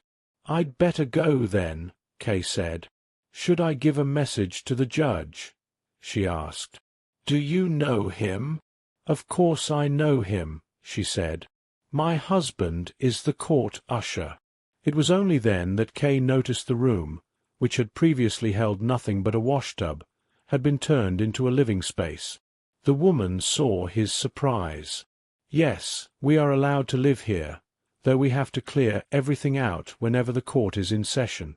My husband's job has many disadvantages." "It isn't the room that surprises me," Kay said, looking at her with a frown. "It's the fact that you are married. Are you thinking about what happened last time, when I disturbed your speech?" "Of course," Kay said. "It's in the past now, and I've nearly forgotten it, but at the time it made me furious. And now you tell me you are a married woman." "The interruption didn't hurt you," she said. "The way they spoke about you after you left was truly terrible." "That may be," Kay said, turning away, "but it does not excuse you." "No one I know would hold it against me," the woman replied. "The man who put his arms around me, he has been chasing me for a long time. I may not be attractive to everyone, but I am to him. I have no protection from him. Even my husband has had to get used to it. If he wants to keep his job, he has to put up with it. That man is a student, and he will likely be very powerful one day. He is always after me. He had only just left when you arrived." "That fits perfectly with everything else," Kay said. "I'm not surprised." The woman watched him closely, her voice dropping as if she were saying something dangerous. Do you want to make things better here? That's what I thought when I heard you speak. I really liked what you said. I only heard part of it, of course. I missed the beginning, and at the end, I was on the floor with the student. She paused and took Kay's hand. It is so horrible here. Do you really believe you can make things better? Kay smiled, shifting his hand slightly within her soft grip. It isn't really my job to improve this place, he said. If you said that to the judge, he would only laugh at you. I wouldn't have become involved at all if I had a choice, and I wouldn't have lost any sleep over how this court is run. But because I am told I have been arrested, I am forced to act for my own sake. If I can help you in the process, I will, not just out of charity, but because you might be able to help me too. How could I help you? You could show me the books on that table. Yes, certainly, the woman cried. She rushed to the books, pulling Kay along with her. The volumes were old and well worn. The cover of one was nearly broken through the middle, held together by a few thin threads. Everything is so dirty here, Kay said, shaking his head.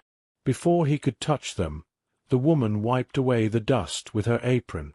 Kay opened the book on top. An indecent picture appeared, a man and a woman sitting naked on a sofa. The illustrator had little skill, but the intent was clear. The bodies were drawn with a false perspective that made their postures look stiff and awkward. Kay didn't bother looking further. He opened the next book to the title page. It was a novel called What Greta Suffered from Her Husband, Hans. So these are the law books they study here, Kay said. These are the people sitting in judgment over me. I can help you, the woman repeated. Would you like me to? Could you really do that? You said yourself that your husband is dependent on his superiors. I still want to help you, she insisted. Come over here, we need to talk. Do not worry about the danger to me. I only fear the things I choose to fear. Come. She pointed to the podium and invited him to sit on the step beside her. You have lovely dark eyes, she said, looking up into his face. People say I have nice eyes too, but yours are much better. It was the first thing I noticed when you arrived. That's why I came into the assembly room later, even though I'm not really allowed to. Kay remained silent. He thought to himself, so that's what this is. She is offering herself to me. She is as corrupt as everything else here. He assumed she had grown tired of the court officials and was now approaching any stranger with compliments. He stood up as if he had spoken his thoughts aloud. I don't think you can be of any assistance to me, Kay said. To be of real help, you would need to be in contact with high-ranking officials. You only know the lower employees. I'm sure you're very familiar with them, but they have no bearing on the final outcome of a trial.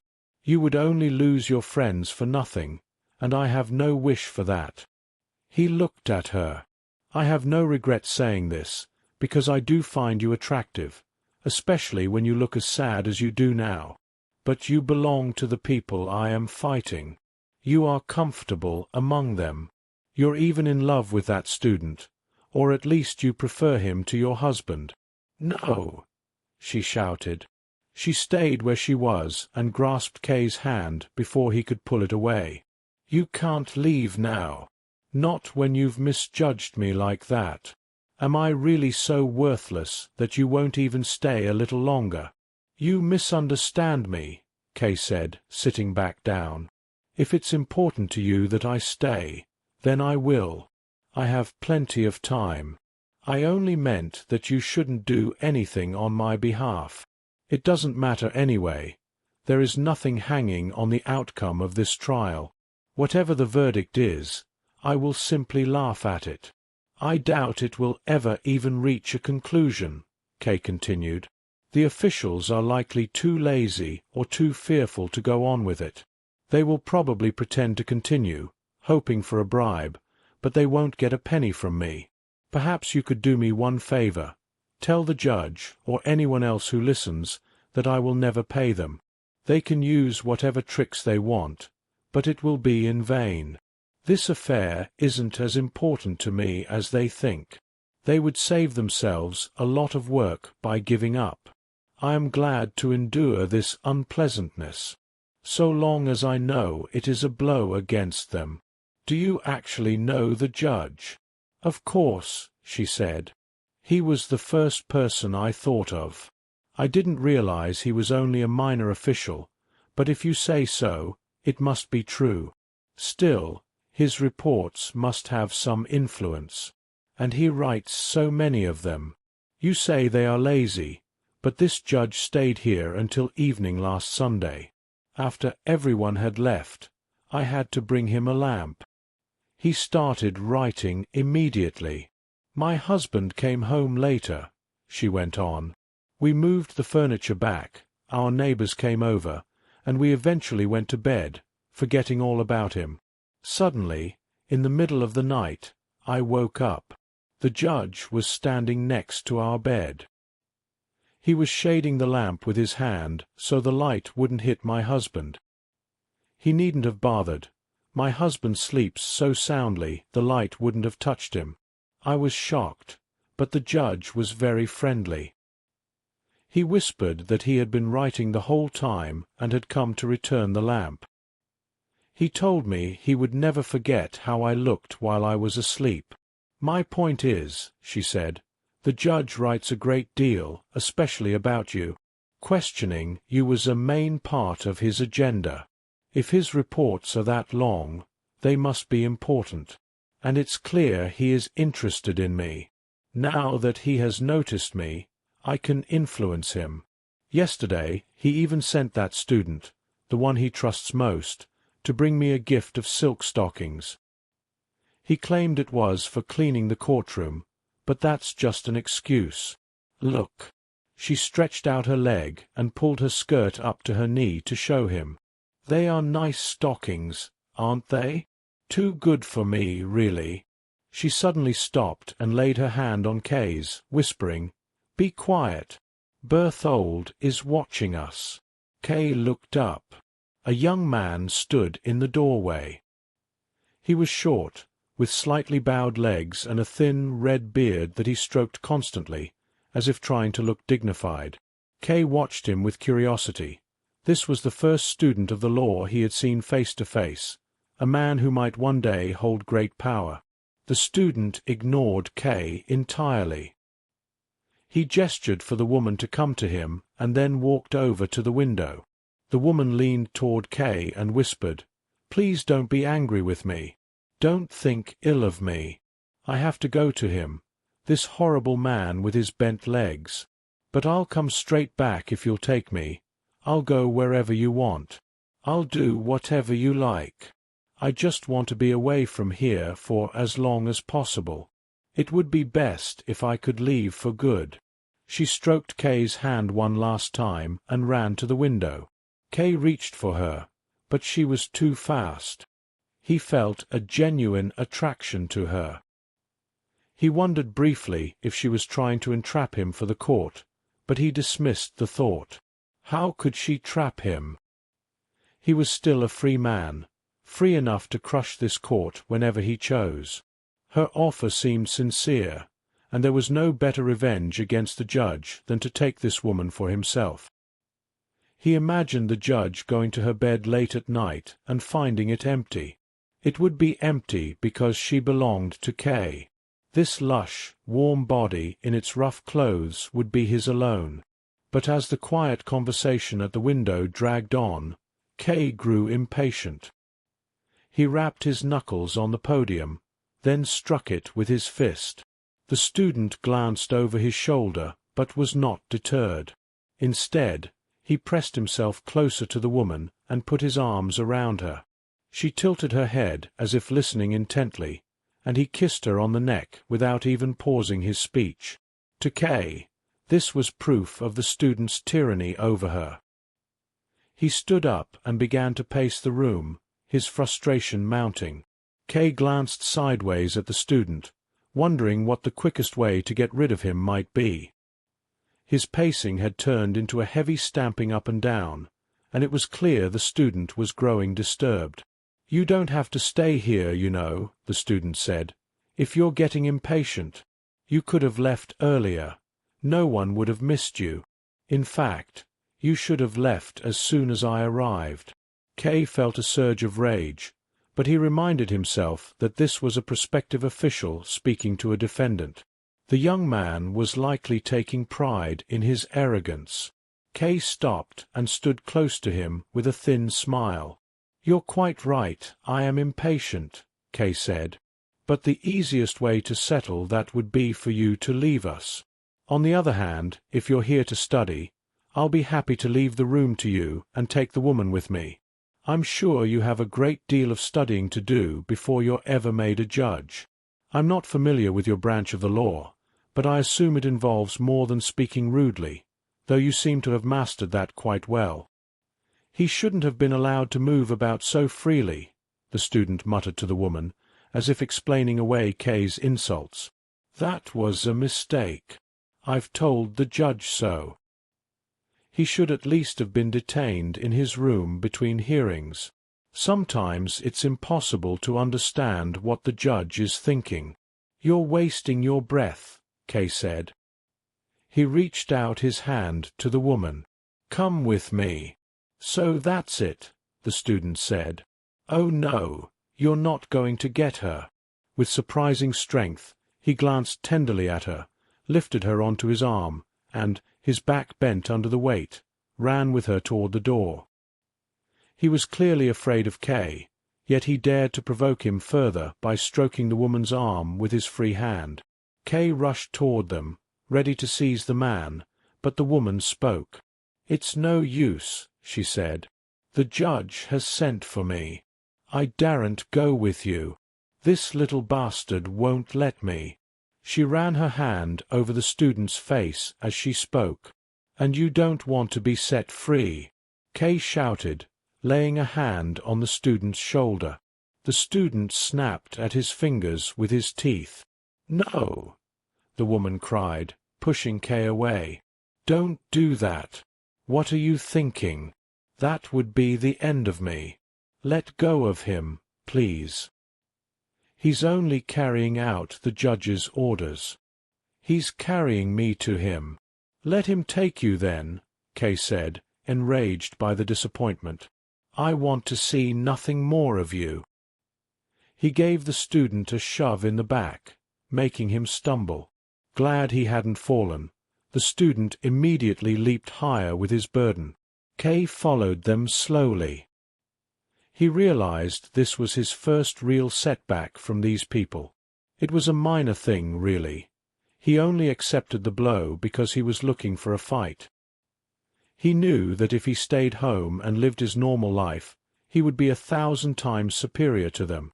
He could kick any of them out of his way.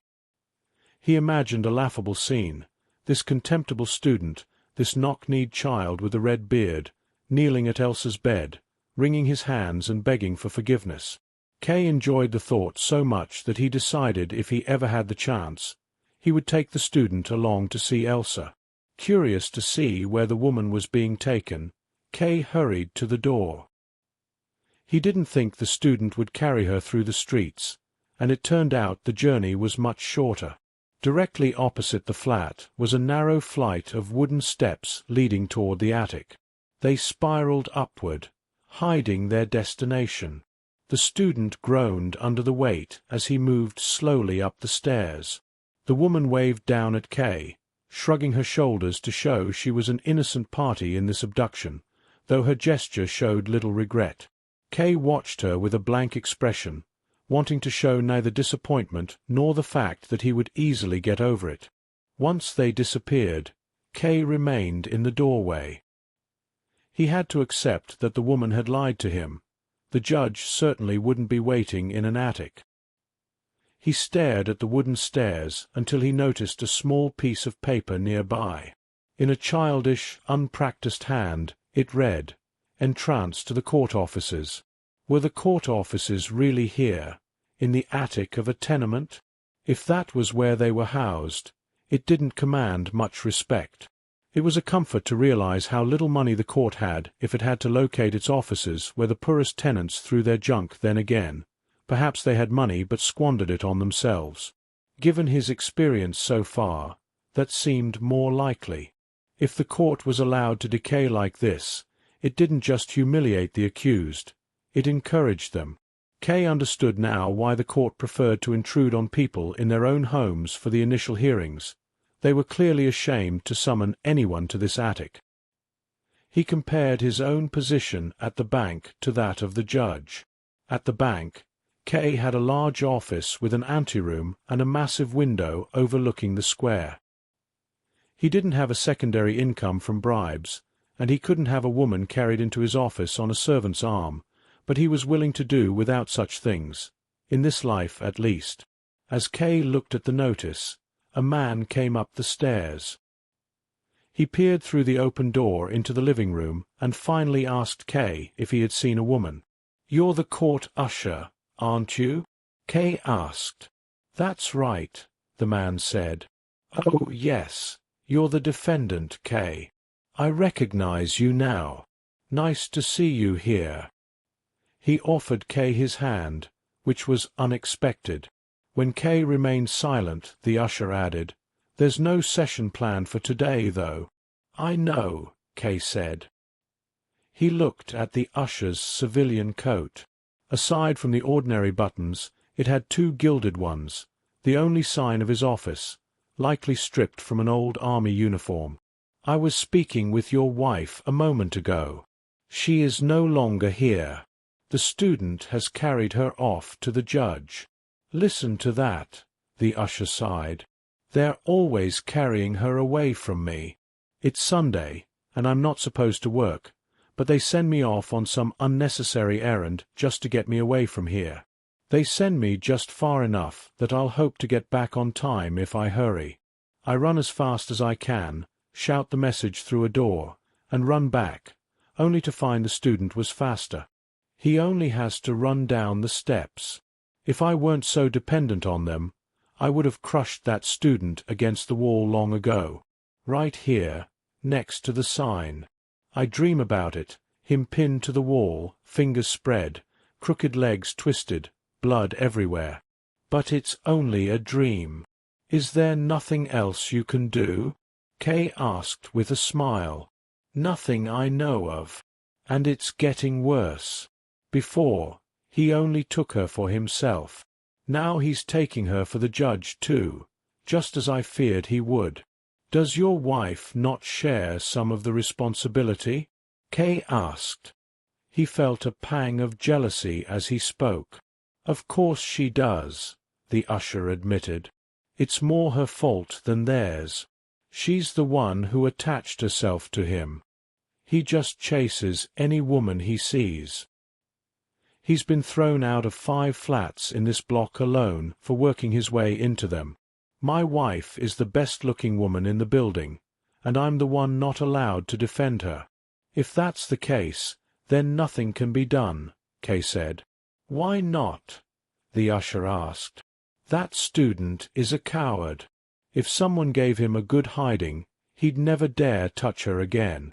But I'm not allowed to do it, and no one else will help because they're all afraid of his power. The only one who could do it is a man like you." "How could I do it?"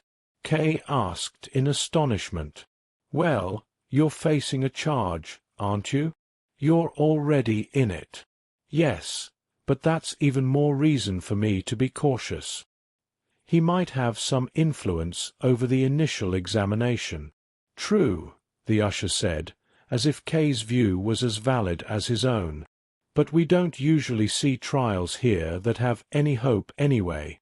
"I don't agree with that," Kay said, "though it wouldn't stop me from dealing with the student if the chance arose."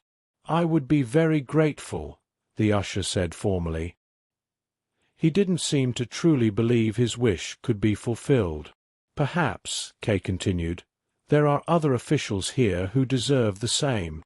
"Oh, yes," the usher said, as if it were a matter of course. He looked at Kay with a new sense of trust. They're always rebelling. But the conversation seemed to make him uncomfortable. He broke it off, saying, "I have to report to the office now. Would you like to come with me?" "There's nothing for me to do there," Kay said. "You could have a look around. No one will pay you any mind." "Is it worth seeing?" Kay asked, though he was already keen to go. "I thought you'd be interested," the usher replied. "All right, then. I'll come." Kay turned and ran up the steps even faster than the usher. At the entrance, Kay nearly tripped on a hidden step. "They don't show much concern for the public," he remarked. "They show no concern at all," the usher agreed. "Just look at the waiting room." It was a long corridor with rough doors leading to various attic departments. There was no direct light, but it wasn't completely dark. Many of the departments were separated from the hallway by wooden bars instead of solid walls. Through the gaps, Kay could see officials writing at their desks or standing by the frames, watching the people in the corridor. Because it was Sunday, there were only a few people waiting. They sat on long wooden benches along both sides of the hallway. They were carelessly dressed, yet their expressions and beards suggested they belonged to the upper classes. Since there were no coat hooks, they had all placed their hats under the benches. When those nearest the door saw Kay and the usher, they stood up to greet them. The others followed suit, so that as Kay walked by, every man was standing.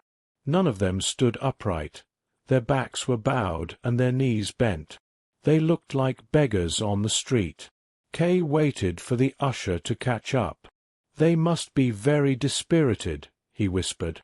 "Yes," the usher said. "They are the accused. Everyone you see here has been charged." "Really?" Kay said. "They're colleagues of mine, then." He turned to a tall, thin man with graying hair. "What are you waiting for here?" Kay asked politely. The man was startled. It was pitiful to see. He clearly had experience in the world and would have been a man of status elsewhere, but here he was lost. He looked at the others as if they were obligated to help him answer. The usher stepped forward to calm him. "The gentleman is only asking what you're waiting for," the usher said. "You can answer him." The familiar voice seemed to help. I'm waiting." The man began, then stopped. He had lost his train of thought. A few others drifted closer, and the usher told them to clear the gangway. They moved back slightly, but stayed nearby. The man finally pulled himself together and smiled. "A month ago, I filed applications for evidence to be heard in my case. I am waiting for them to be settled." "You certainly seem to be putting in a lot of effort," Kay said. "It is my affair, after all," the man replied. "Not everyone thinks that way," Kay said. "I've been indicted as well, but I swear I've submitted no evidence and done nothing of the sort. Do you really think it's necessary?" "I don't really know," the man said, sliding back into uncertainty. He seemed to think Kay was mocking him. With Kay looking at him impatiently, he simply repeated, "As far as I'm concerned, I have applied for the evidence to be heard." "Perhaps you don't believe I've been indicted?" Kay asked. "Oh, please, I do," the man said, though he sounded more anxious than convinced. "You don't believe me?" Kay took the man's arm, instinctively trying to force him to believe. He didn't mean to be rough, but the man cried out as if he had been grabbed with red-hot tongs. The ridiculous shouting made Kay grow tired of him. If the man didn't believe he was accused, fine. Perhaps he even thought Kay was a judge. Before leaving, Kay gripped his arm harder, shoved him back onto the bench, and walked on. "These defendants are very sensitive," the usher remarked. Most of the others had gathered around the man, who had stopped shouting and was now being peppered with questions about what had happened. A security guard approached Kay, identified by a sword with an aluminium scabbard. Kay found this so strange that he reached out to touch it. The guard asked about the shouting. The usher tried to explain it away, but the guard insisted on looking into it himself. He saluted and hurried off with short, choppy steps, likely, Kay thought, because of gout. Kay did not concern himself for long with the guard or the other people. About halfway down the corridor, he noticed a turn on the right where no door barred his way. He asked the usher if this was the correct path. The usher nodded, and Kay went that way. The man remained a pace or two behind him, which Kay found irritating. In a place like this, it gave the impression that he was being driven along under arrest. He frequently paused for the usher to catch up, but the man always lingered behind. Finally, Kay stopped. "I've seen enough of this place. I'd like to leave now." "You haven't seen everything yet," the usher said simply. "I don't want to see everything," Kay replied. He was feeling very tired. "I want to go. Which way is the exit?" "You haven't gotten lost, have you?" the usher asked in amazement. "You go down to the corner, turn right, and follow the corridor straight to the door." "Come with me," Kay said. "Show me the way." "I'll miss it. There are too many different paths here." "It's the only way there is," the usher said, his voice turning reproachful. "I can't go back with you. I have to hand in my report, and I've already lost too much time because of you." "Come with me," Kay repeated, his voice sharper now. "Don't shout like that," the usher whispered. "There are offices all around us. If you won't go back alone, come a bit further with me. Wait until I've finished my report, and then I'll be glad to walk you out." "No," Kay said. "I will not wait. You must come with me now." Kay had not truly looked at the room where they stood, but he noticed it now when one of the many wooden doors opened. A young woman, likely drawn by the sound of Kay's voice, entered. "What does the gentleman want?" she asked. In the shadows behind her, a man was also approaching. Kay looked at the usher. The man had promised that no one would notice Kay, yet there were two people already demanding explanations. He could say he was an accused man wanting to know the date of his next hearing, but that was a lie. He had only come out of curiosity. He could say he wanted to see if the court was as revolting on the inside as it was on the outside, but that was even less helpful. He felt he had been right in his suspicions and had no wish to go deeper. He was disturbed by what he had seen and was in no frame of mind to face a high official. He simply wanted to go. He must have looked odd standing there in silence. The young woman and the usher watched him as if they expected him to undergo some sudden transformation. In the doorway, the second man held onto the beam above the low door, swinging slightly on his toes as he watched with growing impatience. The young woman was the first to realize Kay was unwell. She brought a chair and asked, "Would you like to sit down?" Kay sat immediately, bracing his elbows on the armrests. "You're a little dizzy, aren't you?" she asked. Her face was close to his now, wearing the severe expression common in young women at the peak of their youth. "Don't worry. It's nothing unusual here. Almost everyone has an attack like this the first time they visit. The sun burns down on the roof, and the hot wood makes the air thick and heavy. It makes this place unsuitable for offices, despite its other advantages. On busy days, the air is almost impossible to breathe, and when you consider that the tenants hang their washing here to dry, which we can't stop them from doing, it's no wonder you feel ill. But you'll get used to it. By your second or third visit, you'll hardly notice the atmosphere. Are you feeling better now?" Kay did not answer. He felt embarrassed to be at the mercy of these people. Learning the reason for his illness only made him feel worse. The girl noticed and, trying to freshen the air, used a pole to push open a small hatch in the roof. A cloud of soot fell in, forcing her to close the hatch immediately. She used her handkerchief to clean the soot from Kay's hands, as he was too exhausted to do it himself. He wanted only to sit quietly until he found the strength to leave. The less fuss they made, the sooner he would recover. But then the girl said, "You can't stay here.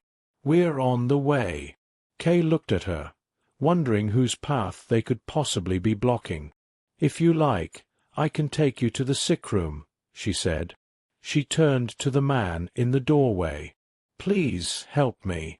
Kay did not want to go to a sick room. He wanted to avoid being led further into this maze. The further he went, the harder it would be to find his way out. "I can walk now," he said, standing up. He was shaking, and his legs felt weak. "I can't manage it," he sighed, sitting back down. He looked for the usher, who might have been able to lead him out, but the man had long since disappeared. "I think," said the man in the doorway, "that the gentleman is only unwell because of the atmosphere here. The best thing would be to get him out of the office altogether." "That's right," Kay exclaimed with such joy that he nearly interrupted him. "I'm sure I'll feel better immediately. I'm not really that weak. I just need a little support under my arms. It isn't a long way.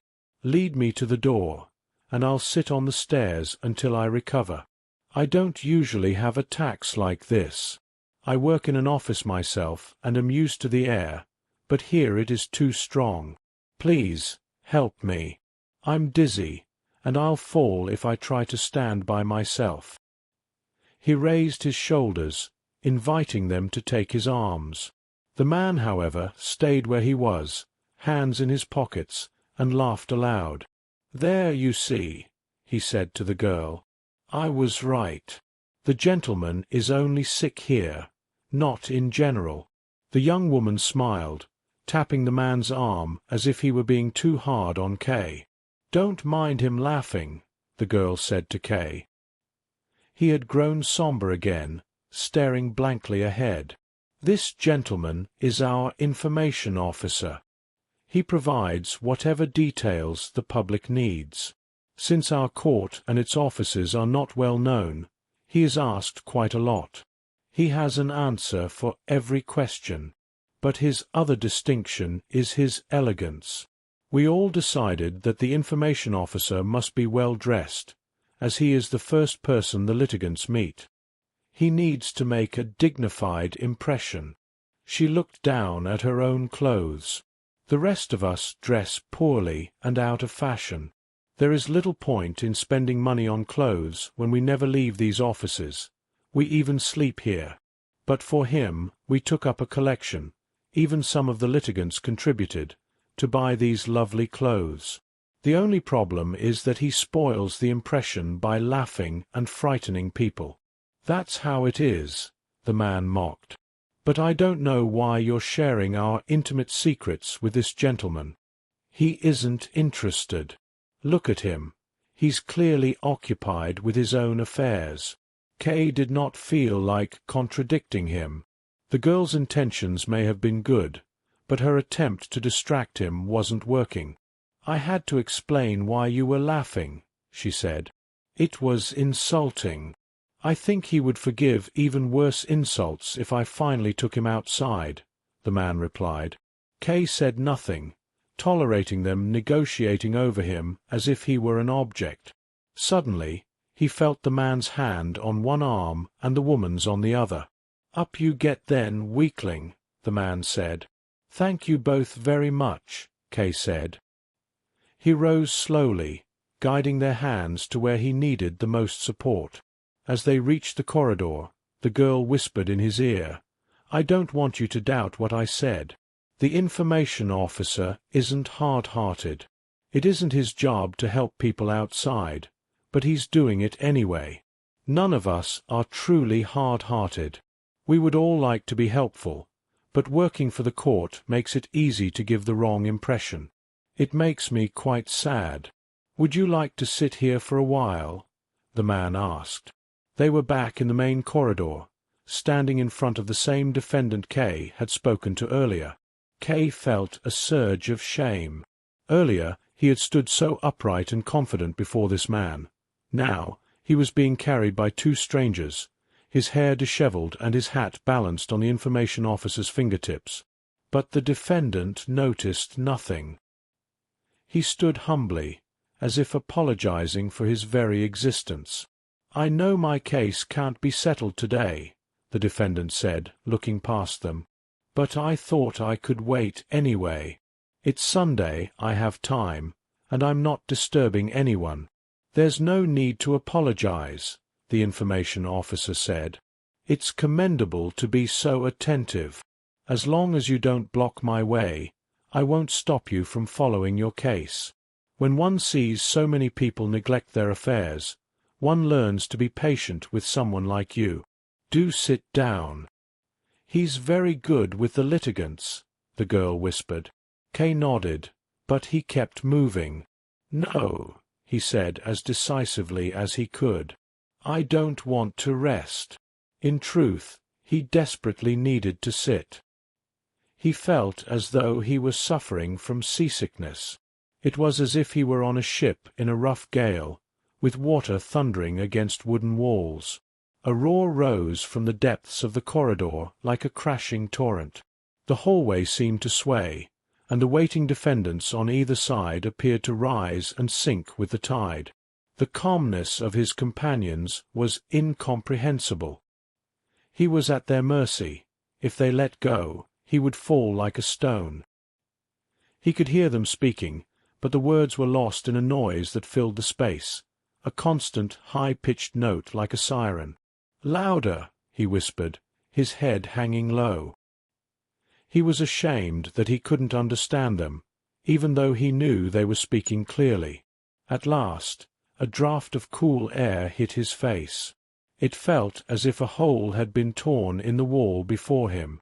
"First he says he wants to go," someone nearby said, "and then you tell him 100 times that this is the exit, and he doesn't move." Kay realized he was standing at the door. The young woman had opened it. His strength seemed to return all at once. To get a foretaste of freedom, he stepped out onto the stairs and turned to his companions. They bowed to him. "Thank you very much," he said, shaking their hands. He didn't let go until he noticed they seemed uncomfortable in the fresh air of the stairway. They were hardly able to reply, and the young woman might have collapsed if Kay had not shut the door quickly. Kay stood still for a moment. He straightened his hair with a pocket mirror and picked up his hat from the step where the information officer had left it. Then he ran down the stairs in long, fresh leaps. The contrast with his previous state almost frightened him. His sturdy health had never prepared him for a collapse like that. He wondered if his body was revolting against him, creating a new trial while he bore the old one so easily. He considered seeing a doctor, but one thing was certain. In the future, he would find a much better way to spend his Sunday mornings. Chapter 4. Miss Burstner's Friend. For a long time after this, Kay found it impossible to exchange even a few words with Miss Burstner. He tried to reach her in various ways, but she always managed to avoid him. He would come straight home from the office and sit on the sofa in the dark, his only distraction being the watch he kept on the empty hallway. If the maid passed by and closed the door to the seemingly empty room, he would wait a moment, then get up and open it again. He began waking an hour earlier than usual, hoping to catch Miss Burstner alone as she left for the office. But none of these efforts brought any success. Eventually, he wrote to her at both her office and the flat. He attempted once more to justify his behavior and offered to make whatever amends he could. He promised never to cross the boundaries she set and begged merely for the chance to speak with her. He even informed her that he was unable to settle things with Mrs. Grubach until they had spoken. Finally, he told her that he would stay in his room all day the following Sunday, waiting for a sign, either a hopeful response or at least an explanation as to why she refused him. The letters were not returned, yet there was no answer. However, on Sunday morning, a sign appeared that seemed clear enough. Through the keyhole, Kay noticed an unusual level of activity in the hallway. A French teacher named Miss Montag, a pale, feverish girl with a slight limp, was moving into Miss Burstner's room. For several hours she shuffled through the hallway, fetching forgotten items, a piece of clothing, a blanket, or a book, and bringing them into her new home. When Mrs. Gruback brought Kay his breakfast, he had no choice but to speak to her. It was their first conversation in 5 days. Ever since their last argument, she hadn't trusted the maid to do even the smallest job for him. "Why is there so much noise in the hallway today?" he asked as she poured his coffee. "Can't something be done about it? Does this clearing out have to happen on a Sunday?" Kay did not look up, but he could hear the relief in Mrs. Grubacker's breath. Even a sharp question was, to her, a sign of forgiveness. "We aren't clearing anything out, Mr. K," she explained. "It's just that Miss Montag is moving in with Miss Burstner." She said nothing more, waiting to see how Kay would take the news. Kay remained silent, pensively stirring his coffee. Then he looked up and asked, "What about the suspicions you had earlier about Miss Burstner? Have you given them up?" Mrs. Gruback held out her hands to him. "Mr. K, I only made a passing remark, and you took it so badly. I never intended to offend anyone. You've known me long enough to know that. You don't know how I've suffered these past few days. To think I would tell lies about my tenants. And you believed it. You even said I should give you notice." She began to cry, hiding her face in her apron. "Don't cry, Mrs. Gruback," Kay said, looking out the window. He was thinking only of Miss Burstner and why she was accepting a stranger into her room. "I meant no harm either. It was a misunderstanding.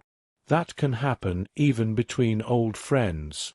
Mrs. Gruback lowered her apron to see if he was truly offering a reconciliation. "Well, yes, that's how it is," Kay said. Noticing she hadn't mentioned the captain, he added, "Do you really think I'd want to make an enemy of you for the sake of a girl we hardly know?" "You're quite right, Mr. K," she said. But as she felt more at ease, she added something clumsy. "I kept asking myself why you took such an interest in her. I didn't say anything about Miss Burstner that I hadn't seen with my own eyes."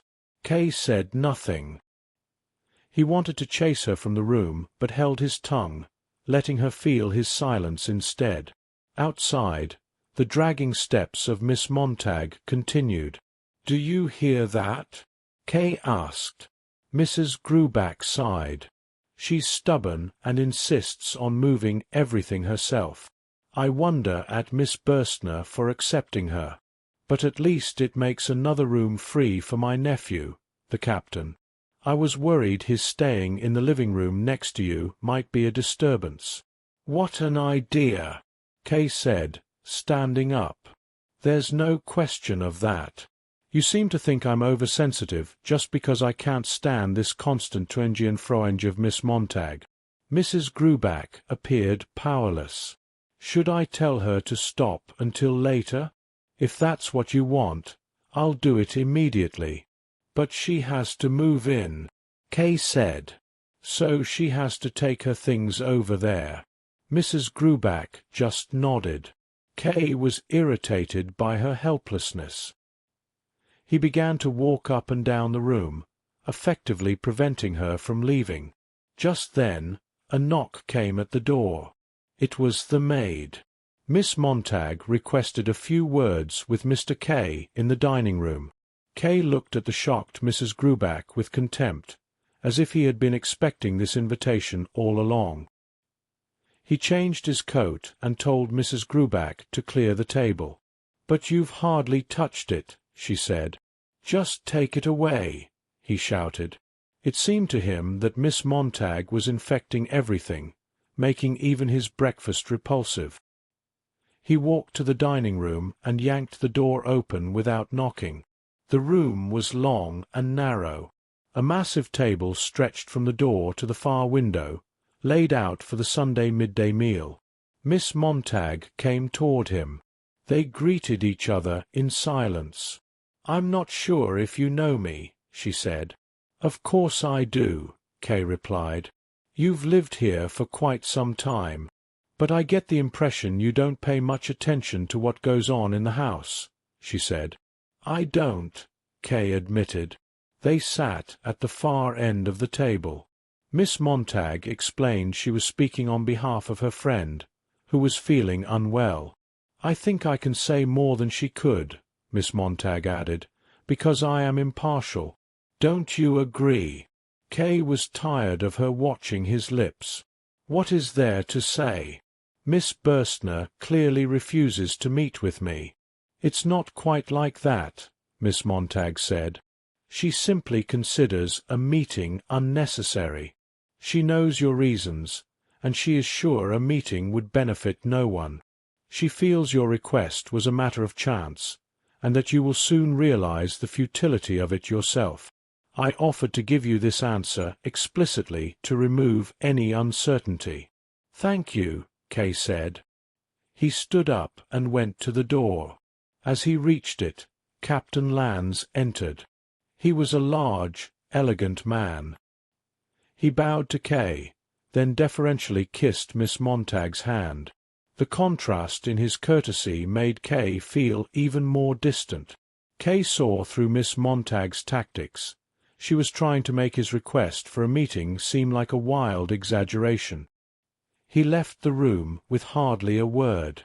Hearing a faint laugh from Miss Montag behind him, he decided to surprise them.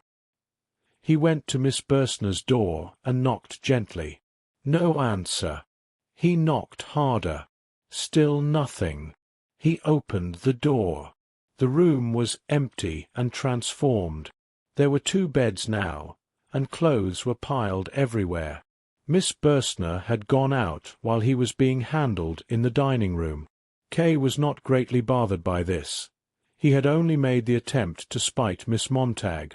But it became embarrassing when, as he closed the door, he saw Miss Montag and the captain watching him from the dining room. They pretended to be in casual conversation, but their sideways glances weighed heavily on him. Kay rushed along the wall and back into his own room. Chapter 5. The Whipman.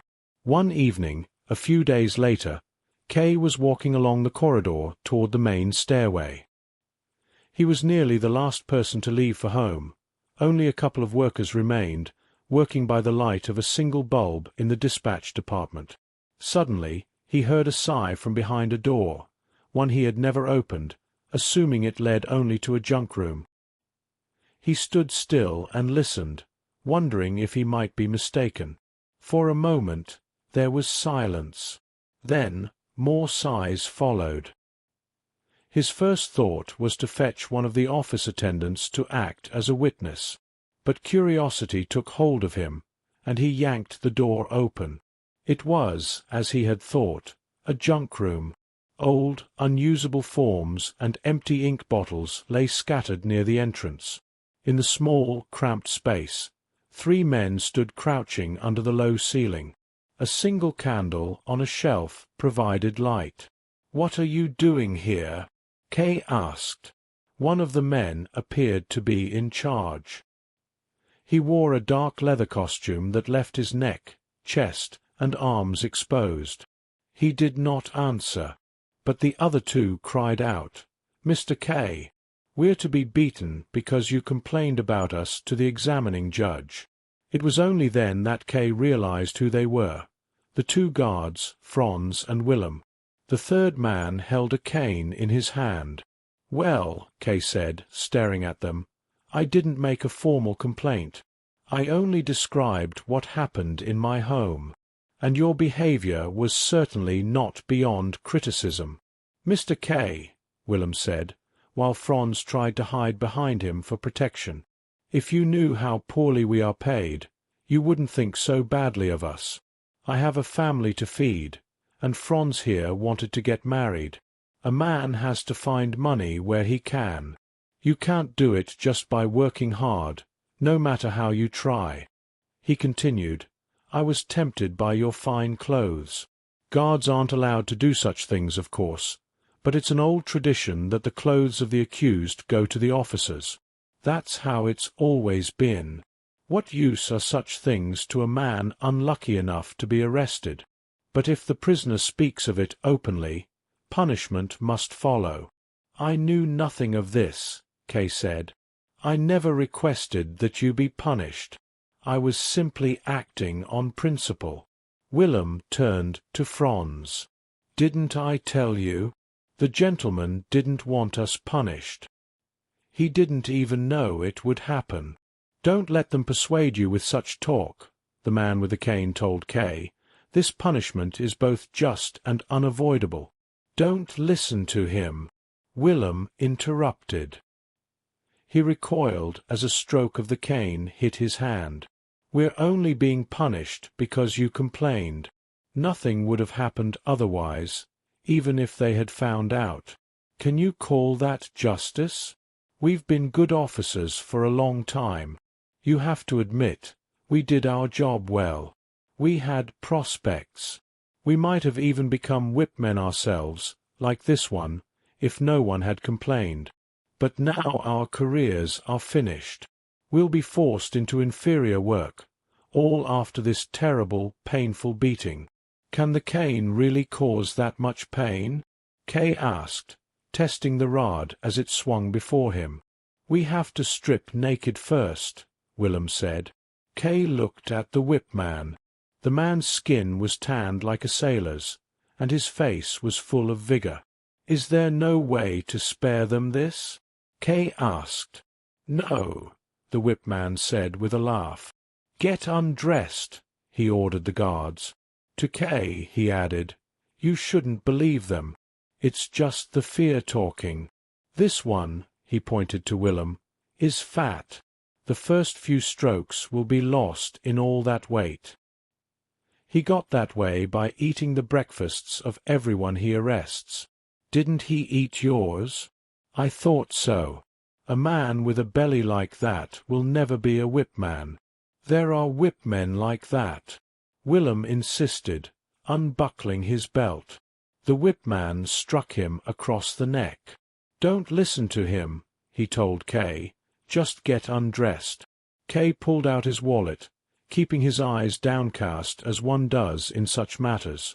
I would make it well worth your while if you let them go. And then you'd complain about me too, the whipman said, and have me flogged? No. Be reasonable, Kay said. If I wanted them punished, I wouldn't be trying to buy their freedom now. I could simply close the door and go home. But I want them released. I don't hold them responsible. It's the organization that is to blame. The high officials are the guilty ones. That's how it is, the guards shouted, only to receive another blow on their bare backs. If you had a senior judge here beneath your stick, Kay said, pressing down on the cane to stop it, I wouldn't stop you. On the contrary, I would pay you to strike with all your strength. That sounds plausible, the whipman said, but I am not a man who can be bribed. My job is to flog people, so I flog them. Franz had been quiet until now, hoping Kay would succeed. But when he saw the bribe fail, he stepped forward in his trousers and knelt at Kay's feet. Even if you can't save us both, please, save me. Willem is older and less sensitive. He's been beaten before. But my record is clean. I only did what Willem told me to do. He was my teacher. My poor bride is waiting for me at the bank entrance. I am so ashamed. He began to weep, wiping his face on Kay's coat. I'm not waiting any longer, the whipman said. He seized the cane with both hands and laid into Franz. Willem cowered in the corner, too terrified to look. Franz let out a sudden, piercing scream. It was long and irrevocable, sounding less like a human cry and more like a tortured instrument. The sound rang through the entire corridor. "Don't shout like that," Kay cried out. Anxiously, Kay looked down the hall for the attendants. He gave Franz a shove, not a hard one, but enough to knock the man unconscious. Franz fell, his hands clawing at the floor by reflex, but the rod continued to find him. In the distance, an attendant appeared, followed by another. Kay quickly slammed the door shut and hurried to a window overlooking the yard. The screams had stopped. "It's only me," Kay called out as the workers approached. "Good evening, Chief Clerk." One called back, "Is something wrong?" No, Kay answered.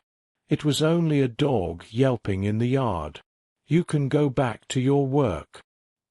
He leaned out the window to avoid further conversation. When he looked back into the corridor, they were gone. Kay remained at the window. He did not dare return to the junk room, but he did not want to go home either. He felt a deep anguish at his failure to stop the flogging. He told himself it wasn't his fault. If only Franz hadn't screamed. A man must maintain control at important moments. Had Franz remained silent, Kay believed he could have eventually persuaded the whipman. He had seen the way the man's eyes lit up at the sight of the banknotes. He was clearly just holding out for a higher bribe. Kay had been willing to be generous. He truly wanted to help. But he could not risk being caught by the bank staff while haggling in a junk room. No one could expect such a sacrifice. The following day, the guards were still on Kay's mind. He found it impossible to concentrate and had to stay late to finish his work. On his way out, he passed the junk room again. Almost by habit, he opened the door. Instead of the darkness he expected, he saw the scene exactly as it had been the night before. The forms and ink bottles were in their places. The whipman held his cane. The two guards stood undressed by the candle. Immediately, the guards began to wail, "Mr. K!" Kay slammed the door shut and thumped on it with his fists. Almost in tears, he ran to the attendants working at the copying machine. "Go and clear out that junk room," he shouted. They stopped their work in amazement. "It should have been done long ago. We are sinking in dirt." The workers promised to do it the next day. Kay nodded. He sat down for a moment to keep them near him, pretending to check their copies. Then, seeing they would not leave until he did, he went home, his mind tired and numb. Chapter 6.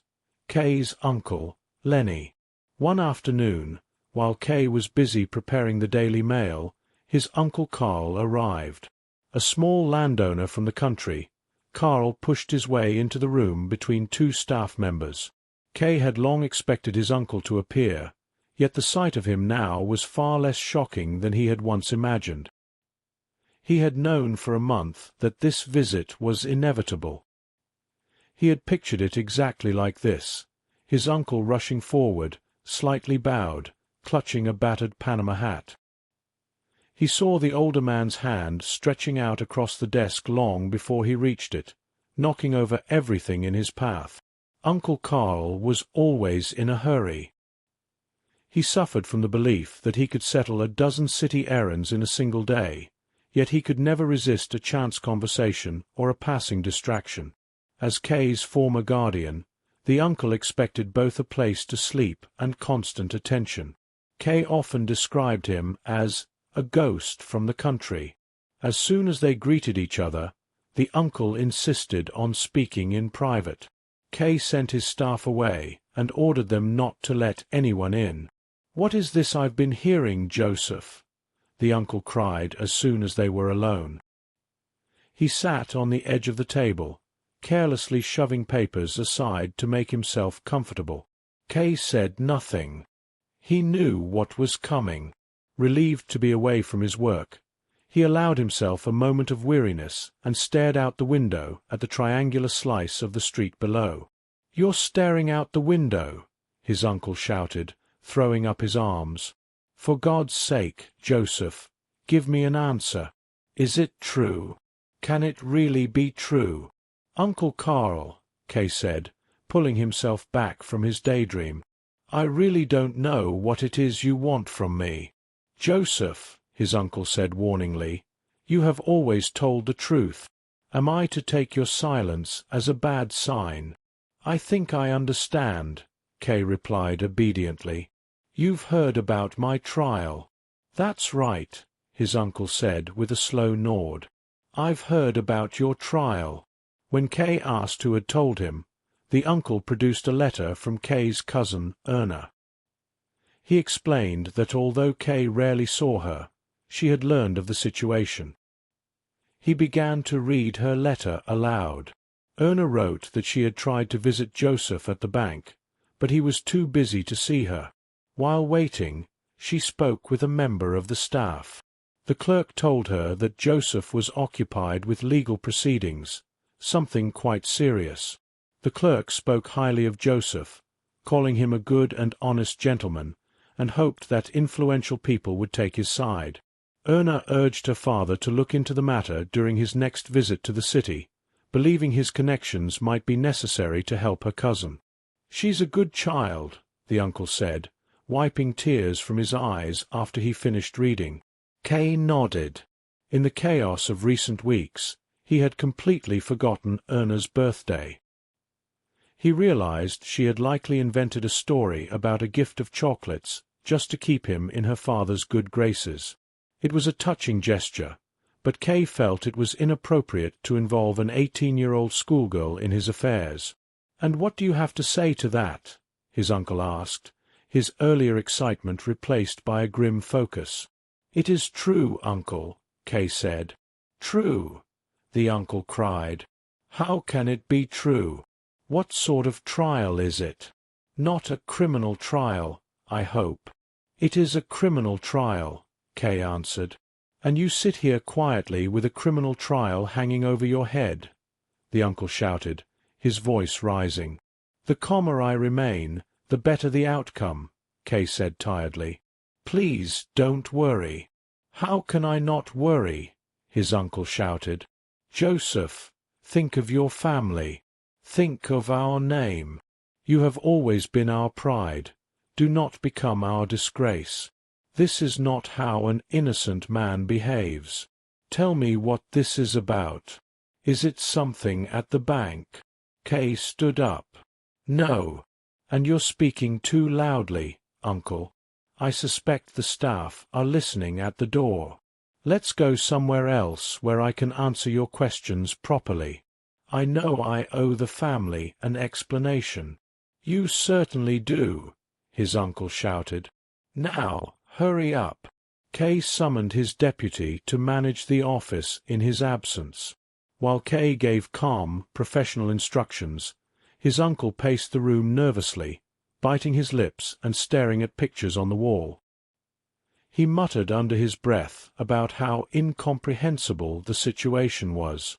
When the deputy finally left, the uncle called out, "At last! Now we can go." As they walked through the bank's front hall, the uncle continued to press for details, heedless of the staff and the deputy director passing by. Kay gave vague answers and waited until they reached the street to speak more freely. "First of all, uncle," Kay said as they joined the bustle of the city, "this is not a trial in a normal courtroom." "That makes it even worse," his uncle replied. He took Kay's arm, his urgency turning into a heavy silence as they walked. Finally, he stopped abruptly, startling the people behind them.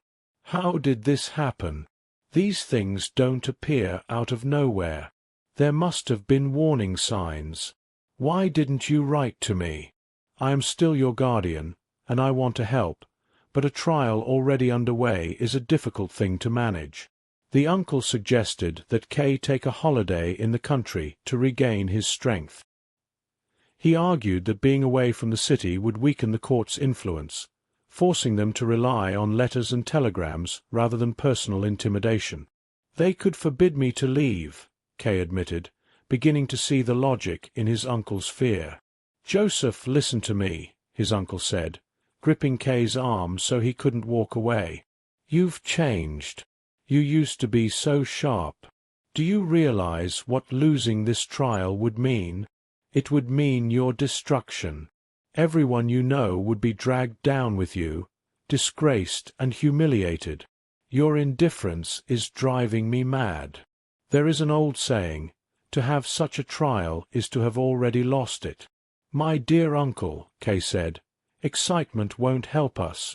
My experience in these matters counts for something. I am willing to follow your lead, but I don't see the advantage of fleeing to the country. It would only look like a confession of guilt. I can fight this better if I stay here in the city. You're right, the uncle conceded. I only suggested it because I feared your indifference would ruin the case. If you are willing to fight with all your strength, that is far better. We agreed then, Kay said. What should I do next? I must think, the uncle said. I've lived in the country for 20 years. I've lost my touch for these things. But I have connections, important people who understand these matters better than I do. We must contact them immediately. We have no time to lose. Still speaking, the uncle signaled for a taxi. He pulled Kay into the car and called out an address to the driver. We are going to see Dr. Huld, the lawyer, Kay's uncle said. We were at school together. Surely you know the name? No. That is odd. He has a stellar reputation as a defense barrister and for his work with the poor. But above all, I value him as a man you can trust. Kay felt uneasy at the hurried, urgent pace his uncle set. It was not encouraging for an accused man to be taken to a lawyer for the poor. I didn't know, he said, that one could hire a lawyer for a matter like this. Of course you can, his uncle replied. That goes without saying. Why wouldn't you? Now, so that I am properly informed, tell me everything that has happened so far. Kay began his account immediately. Holding nothing back, being completely open, was his only way to protest his uncle's belief that the trial was a great disgrace. He mentioned Miss Burstner only once and in passing, as she had no connection to the legal matter. As he spoke, Kay looked out the window and noticed they were approaching the suburb where the court offices were located. He pointed this out, but his uncle did not find the coincidence remarkable. The taxi soon stopped in front of a dark building. Kay's uncle knocked at the ground-floor door. While they waited, he smiled, showing his large teeth, and whispered, 8 o'clock, not the usual time for a lawyer, but Huld won't mind it from me. 2 large, black eyes appeared in the spy hatch. They stared at the visitors for a moment and then vanished, but the door remained shut. A new maid, afraid of strangers, the uncle said, knocking again. The eyes reappeared. This time they seemed almost sad, though the hissing gas flame above their heads may have created an illusion. "Open the door," Kay's uncle called, raising his fist. "We are friends of Dr. Huld. Dr. Huld is ill," a quiet voice whispered behind them. A man in a dressing gown stood in a nearby doorway. The uncle, already irritated by the wait, turned abruptly. "Ill? You say he's ill?" He strode toward the man almost threateningly. "They have opened the door for you now," the gentleman said, pointing toward the lawyer's entrance. He pulled his dressing gown tight and disappeared. The door had indeed opened. A young girl with dark, slightly bulging eyes stood in the hallway. She wore a long white apron and held a candle. "Next time, open up sooner," the uncle snapped as he rushed inside. "Come along, Joseph." "Dr. Huld is unwell," the girl repeated as she moved to block the living room. She had a round face like a puppy's, her cheeks, chin, temples, and hairline all softly curved. "Is it his heart?" the uncle asked. "I believe so, sir," she replied, leading them into the room. In a dark corner where the candlelight did not reach, a bearded face looked up from a bed. "Lenny, who is it?" the lawyer asked, dazzled by the flame. "It is your old friend, Albert." "Oh, Albert," the lawyer said, falling back onto his pillow as if he no longer needed to keep up appearances. "Is it really that bad?" the uncle asked, sitting on the edge of the bed. "It is just your heart again. It will pass, as it has before." "Perhaps," Huld replied quietly, "but it is as difficult as it has ever been. I can hardly breathe. I cannot sleep, and I grow weaker every day." "That is bad news," the uncle said, pressing his hat against his knee. "But are you receiving the right care? It is so dark and depressing here. It seemed friendlier the last time I visited. Even your young lady here seems to have little life in her." The maid remained by the door with the candle. She seemed to be watching Kay more than his uncle. Kay leaned against a chair near her, watching the scene unfold. "When you are as ill as I am, you need peace," the lawyer said. "I do not find it depressing. And Lenny looks after me well. She is a good girl." The uncle was not convinced. He had taken a visible dislike to the carer. He scowled as she went to the bed, placed the candle on the nightstand, and fussed over the pillows. The uncle stood up and paced behind her. Kay would not have been surprised if the older man had grabbed her and dragged her away. Kay watched calmly. He was not disappointed to find the lawyer ill. He was simply glad his uncle's frantic enthusiasm had found a distraction. "Young lady," the uncle said, trying to be offensive, "leave us alone for a while. I have personal matters to discuss with my friend." Lenny did not move. She continued smoothing the cloth on the wall. "You can see that Dr. Huld is too ill to discuss any matters at all," she said softly. The uncle jumped as if he had been stabbed. "You damned!" His words were lost in a gush of rage. Kay hurried toward him, intending to silence him, but the lawyer raised himself up in bed. "We have not lost our senses yet," the uncle said, regaining some calm. "If what I asked was impossible, I would not ask it. Now, please go." Lenny stood straight, facing the uncle. Kay noticed her hand stroking the lawyer's hand under the covers. "You can say anything in front of Lenny," the invalid implored. "It is not my business," the uncle retorted, "and they are not my secrets." He turned away to think. "Whose business is it, then?" the lawyer asked. "My nephew's. Chief Clerk Josef K." "Oh," the lawyer said, suddenly more alert. He reached out a hand toward Kay. "Forgive me, I did not notice you there. Lenny, go." This time the girl obeyed. "So," the lawyer said to the uncle, "you have not come for a visit, but for business." He supported himself on one elbow and pulled at a lock of his beard. "You look better already," the uncle said, "now that which has gone. I bet she is listening." He sprang to the door, but the hallway was empty. He returned, looking embittered. "You are mistaken about her," the lawyer said. He then turned his focus back to Kay. "As for your nephew's affairs, this will be an extremely difficult undertaking. I hope my strength lasts long enough for it. To be honest, this matter interests me too much to give it up. If my heart fails, it will have found a worthy cause." Kay looked to his uncle for an explanation, but the older man simply nodded at everything the lawyer said, urging Kay to do the same. "I don't understand," Kay said. "How is it that you know anything about me or my case?" The lawyer smiled. "I am a lawyer. I move in court circles. People talk about interesting cases, especially when they concern the nephew of a friend.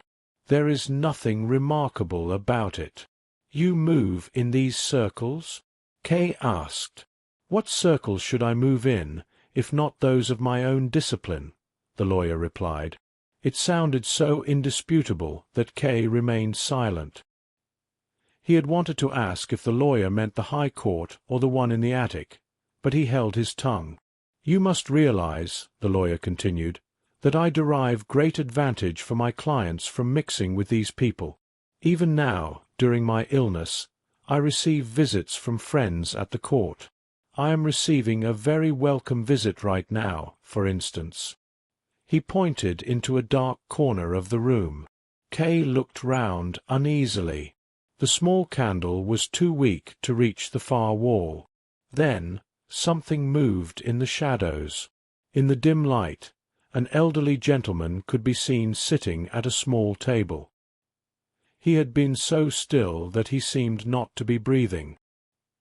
He stood up with a great deal of fuss, clearly unhappy to be noticed.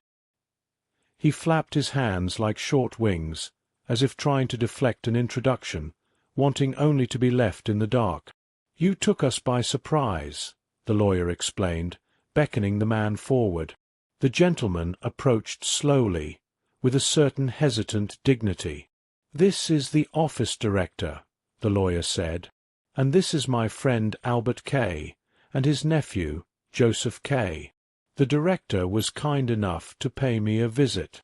One can only appreciate such a gesture if they know the mountain of work he manages.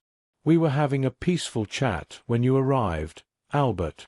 The director moved into the corner to give you privacy, but perhaps now we might all discuss these matters together. The lawyer pointed to an armchair. Office director, please. I can only stay a few minutes more, the director said, sitting and checking his watch. Business calls. But I would not miss the chance to meet a friend of my friend. He bowed toward the uncle, who responded with loud, embarrassed laughter. Kay watched from the bedpost. No one paid him any attention. The director took charge of the conversation. The lawyer listened with a hand to his ear, and the uncle held the candle, enchanted by the director's gentle, waving hand movements. Kay was ignored, serving only as an audience to the old men. His thoughts drifted back to Lenny and the way his uncle had treated her. He began to wonder if he had seen the office director before, perhaps among the bearded old men in the front row during his first hearing. He couldn't be sure, but the resemblance haunted him. Suddenly, a sound echoed from the hallway, like the shattering of porcelain. "I'll go and see what has happened," Kay said. He left the room slowly, giving the others every chance to stop him. He had hardly stepped into the hall, feeling his way through the darkness, when a small hand, much smaller than his own, placed itself over his and gently pulled the door shut. It was the attendant, Lenny. She had been waiting for him. "Nothing happened," she whispered. "I threw a plate against the wall just to get you out of there." "I was thinking about you as well," Kay admitted uneasily. "So much the better," she replied. "Come with me." She led him a few steps down the hall and opened a frosted glass door. "In here," she said. It was the lawyer's office. In the moonlight, Kay could just make out the heavy, antique furniture. Pale rectangles of light fell across the floor from 3 large windows. "This way," Lenny said, pointing to a dark trunk with a carved wooden backrest. Kay sat down and looked around the vast, high-ceilinged room. He imagined how lost the lawyer's poor clients must feel here, approaching that massive desk with small, hesitant steps. But soon his attention returned to Lenny. She sat close beside him, almost pressing him against the armrest. "I thought you would come to me on your own, without me having to call you," she said. "It was strange. You stared at me the moment you arrived, yet you kept me waiting, and you ought to call me Lenny." "I'd be glad to," Kay said. "As for being strange, it's easily explained. I had to listen to what those old men were saying. I couldn't leave without a reason." Besides, I am a shy person, and you didn't exactly look like a woman who could be won over in an instant." "That isn't it," Lenny said, resting her arm on the back of the seat. "You didn't like me then, and I don't suppose you like me now, either." "Liking wouldn't be saying much," Kay replied evasively. Lenny smiled, taking his comment as a small victory. Silence fell between them. As Kay's eyes adjusted to the dark, he noticed a large painting hanging to the right of the door. He leaned forward to see it better. It depicted a man in a judge's robes, seated on a high, gilded throne. The odd thing was that the judge did not sit in dignified calm. His left arm was pressed against the backrest, while his right hand gripped the armrest as if he were about to leap up in outrage. He looked ready to pass a decisive sentence at any moment. At the foot of the throne, one could see the top of a staircase covered in a yellow carpet. "That might be my judge," Kay said, pointing. "I know him," Lenny said. "He comes here often. That picture is from his youth, but he never actually looked like that. He is tiny, almost a minute. He had himself painted that way because he is incredibly vain, just like everyone else around here. But I am vain too, and it makes me miserable that you don't like me." Kay did not answer with words. He embraced her and drew her close. She rested her head quietly on his shoulder. "What is his rank?" Kay asked. "He is an examining judge," she said, playing with Kay's fingers. "An examining judge again," Kay said, disappointed. "The senior officials stay hidden. Yet here he is, sitting on a throne." "That is all invented," Lenny whispered, her face bent over Kay's hand. "In reality, he sits on a kitchen chair with an old horse blanket folded over it." "But must you always think about your trial?" "No," Kay said. "I probably think about it too little." "That isn't your mistake," Lenny said. "You are too unyielding.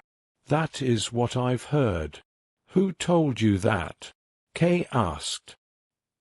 He felt her body against his chest and looked down at her dark, tightly bound hair. "I've said too much already," she replied. "Please, don't ask for names. But you must stop being so stubborn. You cannot defend yourself against this court. You have to confess. Confess the first chance you get. Only then will they let you go. You'll need help from the outside, of course, but don't worry. I want to help you myself." "You seem to know a lot about this court's tricks," Kay said. He lifted her onto his lap. "That's better," she said, smoothing her skirt and adjusting her blouse. She draped her arms around his neck, leaned back, and looked at him. "If I don't confess, could you still help me?" Kay asked, testing her. He thought to himself, "I am collecting women to help me. First Miss Burstner, then the usher's wife, and now this girl who seemed to have an inexplicable need for him." "No," Lenny said, shaking her head slowly. "I couldn't help you then. But you don't want my help anyway. It means nothing to you. You are too stubborn to be persuaded." After a moment, she asked, "Do you have a lover?" "No," Kay said. "Oh, you must." "I do, actually," Kay admitted. "I've even betrayed her just now, though I carry her photograph with me." Lenny insisted on seeing the picture. She studied the photo of Elsa closely. It showed her in the middle of a wild dance, her skirt swirling, her hands on her hips, laughing at someone off camera. "She is very tightly laced," Lenny said, pointing at the photo. "I don't like her. She's crude. But perhaps she is gentle with you. Big, strong girls like that often are. Would she be capable of sacrificing herself for you?" "No," Kay said. "She isn't especially gentle, and she wouldn't sacrifice herself. But I've never asked her to. I've never even looked at this picture as closely as you are now." "Then you can't think much of her," Lenny said. "You wouldn't miss her if you exchanged her for someone else. Someone like me." "That is conceivable," Kay said with a smile. "But she has one advantage over you. She knows nothing of my trial. She would never try to persuade me to give in." "That is no advantage," Lenny retorted. "Does she have any bodily defects?" "Bodily defects? Yes. I have one. Look." She spread the middle fingers of her right hand. A flap of skin connected them, reaching almost to the top joint. In the darkness, Kay couldn't see it, so she guided his hand to it. "A freak of nature," Kay said. He looked at her hand again. "What a pretty little claw." Lenny looked on with pride as Kay opened and closed her fingers in amazement. Finally, he kissed them and let go. "You kissed me," she cried. She scrambled up his lap, her breath smelling of sharp pepper. She grasped his head, kissing and biting his neck. "I've taken her place," she whispered. "Look at me. You've taken me instead of her." Her knee slipped, and she nearly fell to the floor. Kay caught her, and they were pulled down together onto the carpet. "Now you are mine," she said. As he finally prepared to leave, her last words were, "Here is the key to the door. Come whenever you want." She planted a hurried kiss on his back. Outside, a light rain was falling. Kay stepped into the street, hoping to catch one last glimpse of Lenny at the window. Suddenly, his uncle leapt out of a waiting car. He seized Kay by the arms and shoved him against the door. "Young man," the uncle shouted, "how could you do such a thing? Things were going well, and now you have caused terrible damage. You slip off with some girl, the lawyer's mistress, no less, and stay away for hours. You didn't even try to hide it. You were quite open about running off with her." The uncle's voice trembled with rage. "And meanwhile we were sitting there. Your uncle, who is working so hard for you, the lawyer, who needs to be won over, and the office director, a man who commands your entire affair at this stage. We wanted to discuss how to help you. I had to handle them both so carefully, and you weren't there to give me a shred of support." He shook Kay. "Eventually, we couldn't keep up the pretense any longer. They are polite men, so they said nothing to spare my feelings, but they eventually fell silent. We sat there for minutes, listening for your return. It was all in vain. Finally, the director stood up and left. I was glad to see him go. I'd been holding my breath the whole time." The uncle glared at him. "This has likely caused the lawyer a total collapse. You have brought the very man you depend on closer to his grave. And me. You leave your own uncle out here in the rain for hours, sick with worry. Just feel this. I am wet straight through." Chapter 7. Lawyer, manufacturer, painter. One winter morning, as snow fell in the dull light outside, Kay sat in his office. He was already exhausted, despite the early hour. To ensure he would not be disturbed, he had told the attendant he was engaged in a major task and that no junior staff were to be admitted. But instead of working, he simply turned in his chair. He moved various items slowly around his desk. Then, without realizing it, he stretched his arm across the desktop and sat motionless, his head sunk low against his chest. He could no longer push the thought of the trial from his mind. He had often wondered if it might be wise to compose a written defense and submit it to the court. This document would provide a short account of his life. It would explain his actions at every significant turn, whether he now judged those actions as right or wrong, and his reasons for each. Kay saw clear advantages in a written defense over relying on his lawyer, who was not without his faults. Kay had no idea what actions the lawyer was actually taking. It had been more than a month since he had even been summoned. None of their previous discussions gave Kay the impression that this man could do much for him. Most importantly, the lawyer hardly asked him any questions. And there were so many questions to be asked. In Kay's mind, asking questions was the most vital task, and he felt he could ask all the necessary questions himself. The lawyer, by contrast, did not ask questions. He did all the talking himself or sat in silence. He would lean forward over the desk, perhaps because he was hard of hearing, pull at a strand of beard and stare at the carpet. Now and then he would offer Kay vague warnings, the kind one might give to a child. His speeches were as pointless as they were tedious. Kay decided then that when the final bill arrived, he would not pay a single penny for them. Once the lawyer felt he had humiliated Kay sufficiently, he would usually try to raise his spirits. He would claim he had won many such cases, which, while perhaps not as difficult as this one, had seemed even less hopeful on the surface. He would tap on his desk drawers, claiming to have a list of these successes hidden away, but he could not show them to Kay as they dealt with official secrets. Still, he insisted that the vast experience he had gained would benefit Kay. He claimed to have begun work immediately and was nearly ready to submit the first documents. These, he said, were crucial, as the first impression of the defense often determines the entire course of the proceedings. However, the lawyer also found it necessary to point out that these first documents were sometimes not even read by the court. They were simply filed away. The officials would claim that, for the time being, questioning the accused was far more important than anything written.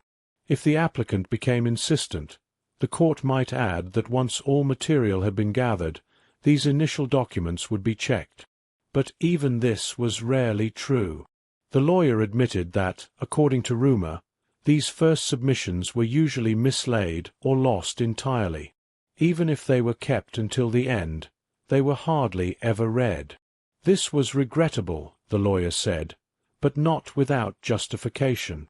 Kay was told to remember that the trial would not be public. The court could choose to make it public, but no law required it. Consequently, the accused and his defense had no access to the court records, especially the indictment. This meant they generally did not know what the defense needed to address. Any relevant information included was usually the result of lucky coincidence. Only if charges became clear during questioning could the defense work out documents that presented real proof.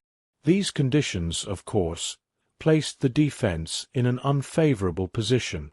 But that was the intent. In truth, a formal defense was not really allowed by the law.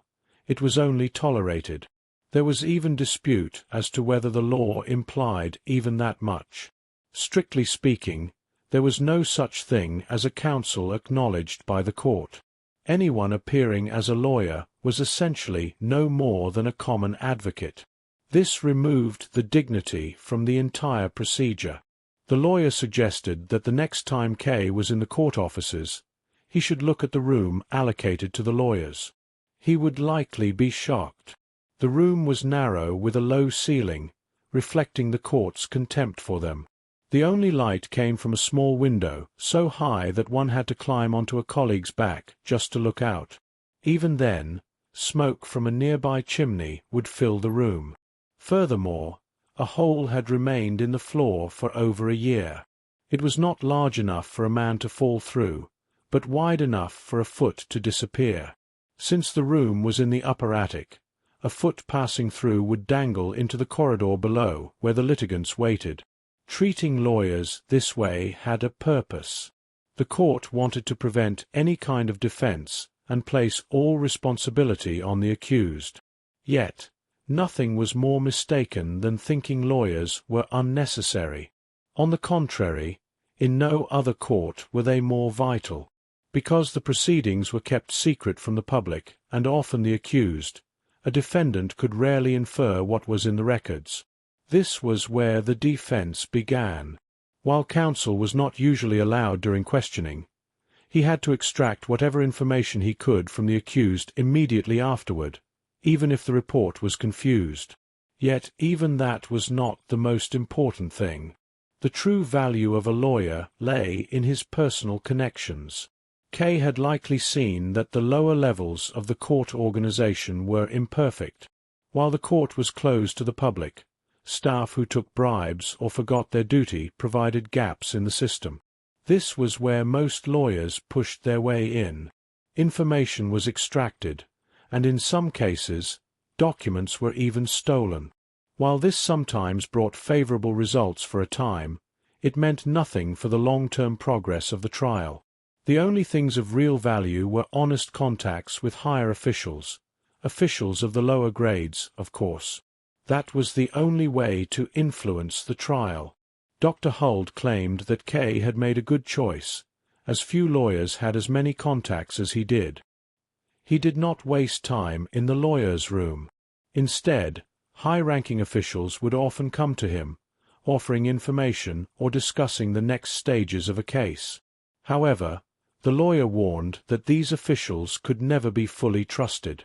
They might express a favorable view in private, then return to their offices and write a report that said the exact opposite. There was no way to defend against this. A private conversation could not be used in public. The officials did not involve themselves with the defense out of friendship. In many ways, they were forced into it. Because the court proceedings were private, officials in difficult cases often felt lost. They spent all their time with laws and lacked a feel for human relationships. In such moments, they would come to the lawyer for advice, their servants following with the secret documents. One could often see these distinguished gentlemen staring out the lawyer's window in despair while he studied their papers to offer guidance. The hierarchies of the court were endless. Even for junior officials, the proceedings were often a mystery. They dealt only with the specific part of the trial assigned to them by law. They often knew less about the results of their work than the defense did, as the defense remained in contact with the accused until the end. Given this, it was no surprise that officials were often irritated and spoke of the litigants in unflattering ways. All officials were on edge, even when they appeared calm. This created great difficulties for the junior advocates. There was a story of an older official, a peaceful man, who had been studying a confused matter for 24 hours without a break. Exhausted and frustrated, he went to the entrance at dawn and threw every lawyer who tried to enter down the steps. The lawyers gathered at the bottom to discuss what to do. They had no legal right to be in the building, so they could not complain. Yet every day lost was a day of work gone. They eventually decided to tire the old man out. One by one, they ran up the steps to be thrown down again, offering only passive resistance. This continued for an hour until the official was too exhausted to continue and retreated to his office. The lawyers didn't dare complain. It was not their job to improve the system. Even the simplest defendant would begin to suggest improvements as soon as their trial started, but this was a waste of energy. The only right thing to do was to deal with the situation as it was. Improving any detail was a superstitious nonsense. At best, it would only attract the negative attention of vengeful officials. The rule was simple: never attract attention. Stay calm. Try to understand that the court is an enormous organism in a state of suspension. If you alter something in one place, you may lose your footing, while the organism simply provides a substitute for itself elsewhere. Everything is connected. Everything will continue without change, or perhaps become even more strict and malevolent.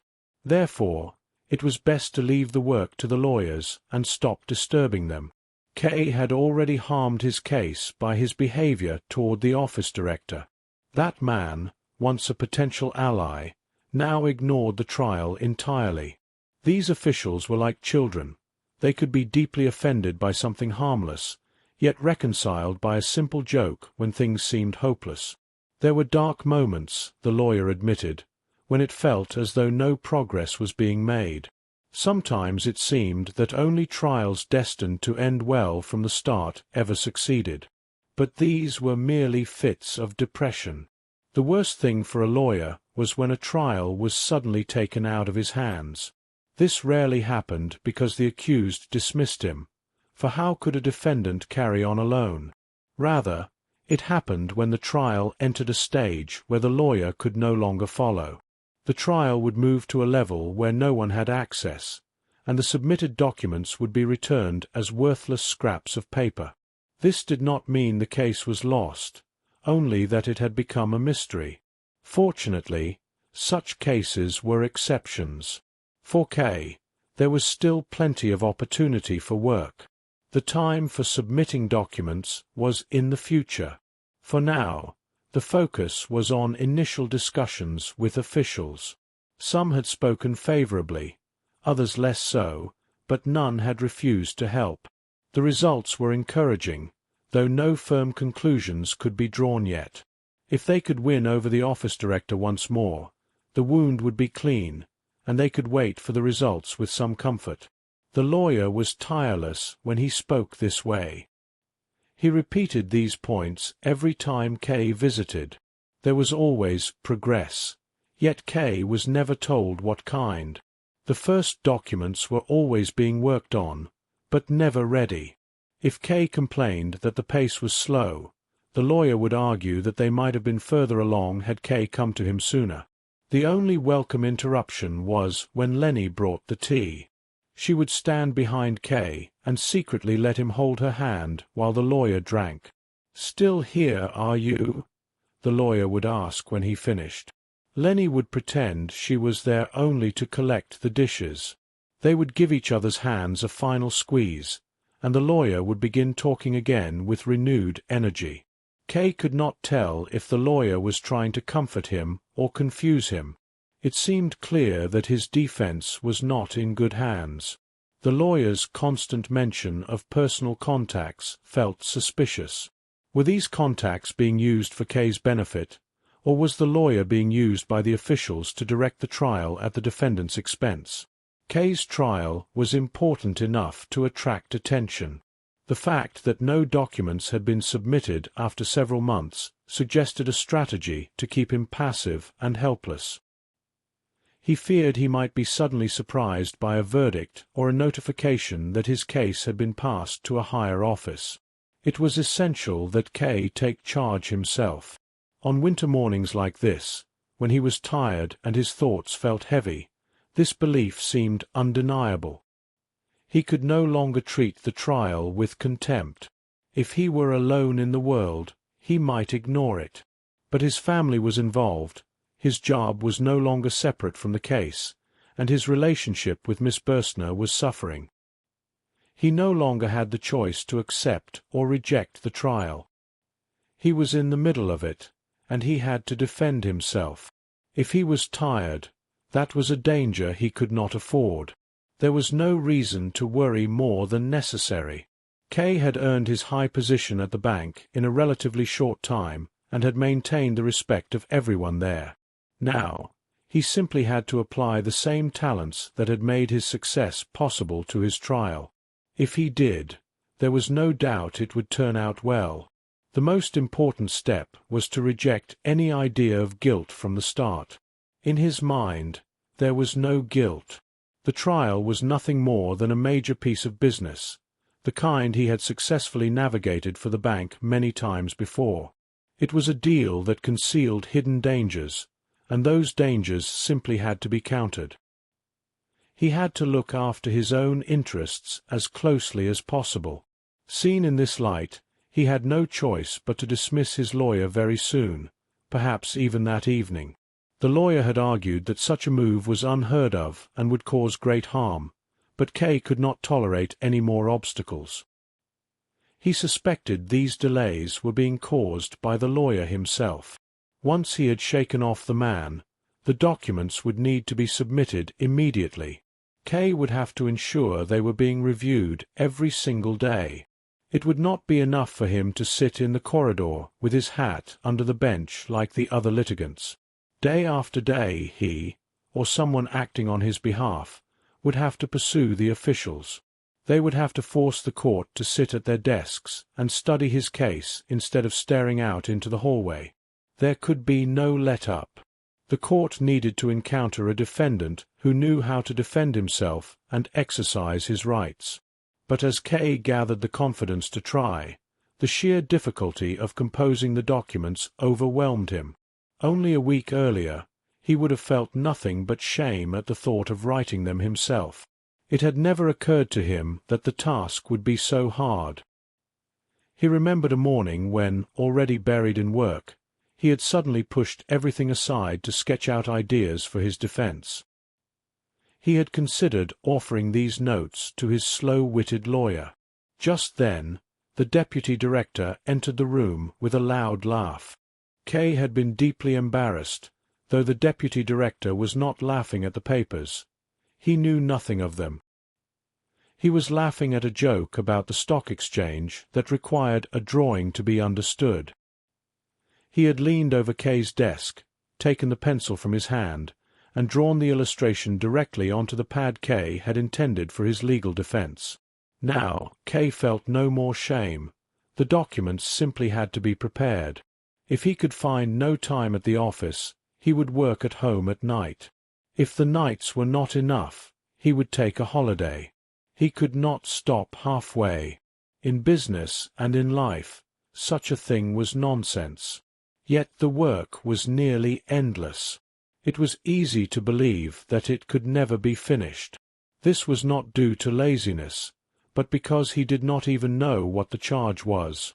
Without a specific accusation, he had to recall every tiny action and event of his entire life, examining them from every possible angle. It was a disheartening task, the kind of work better suited for a long retirement. But now, just as he was rising at the bank and posing a threat to the deputy director, he had to spend his costly hours on this. He felt a surge of resentment. Almost involuntarily, he pressed the electric bell for the attendant.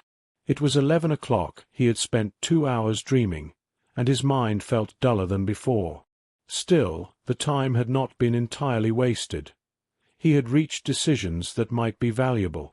The attendant brought in the cards of 2 gentlemen who had been waiting for him. They were important clients who should never have been kept waiting. Kay stood up to receive the first of them, feeling tired both from the morning's thoughts and in anticipation of what was to come. The visitor was a short, jolly manufacturer whom Kay knew well. He apologized for the delay, but his words were so mechanical that the man would surely have noticed had he not been so preoccupied with his own affairs. The manufacturer hurried to spread calculations and tables across the desk. Kay tried to follow the details, aware of how important the deal was, but his focus soon slipped. He began to nod at every exclamation, eventually doing nothing more than staring at the man's bald head, wondering when he would finally stop talking. When the manufacturer paused, Kay realized he was expected to continue the discussion. He bent his head and moved his pencil slowly over the papers. "It is difficult," Kay said, pursing his lips. He felt lost without the documents, which the manufacturer had now covered with his hand. When the door to the manager's office opened, Kay looked up weakly to see the deputy director. The effect was immediate. The manufacturer jumped up to greet the other man. Kay watched as the 2 gentlemen shook hands and moved back toward his desk. The manufacturer complained that the chief clerk seemed little inclined to do business today. As they leaned over him, Kay felt as if they were physically growing in size, their negotiations looming over him. He slowly raised one of his papers toward them, acting as if he were presenting a completed defense that would remove his entire burden. The deputy director barely glanced at it. "Thank you, I'm already familiar with everything," he said, laying it back on the desk. He laughed, joked with the manufacturer, and eventually invited him into his own office to conclude the matter. "The chief clerk will be glad to have us take this off his hands," the deputy director said, though he spoke only to the guest. "He seems overburdened today. There are even people waiting outside who have been there for hours." Kay managed a stiff smile for the manufacturer, but said nothing. He watched as the two men took the papers and disappeared into the manager's office. At last, Kay was alone. He did not call for the next client. He went to the window and looked out at the falling snow. He sat there for a long time, startled by every noise from the outer room.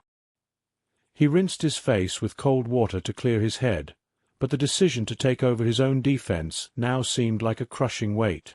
While the lawyer had been in charge, the trial had seemed distant. Now, Kay would have to devote himself entirely to the court. Success would mean liberation, but it required walking through far greater danger. How could he maintain his life at the bank while this trial trundled on?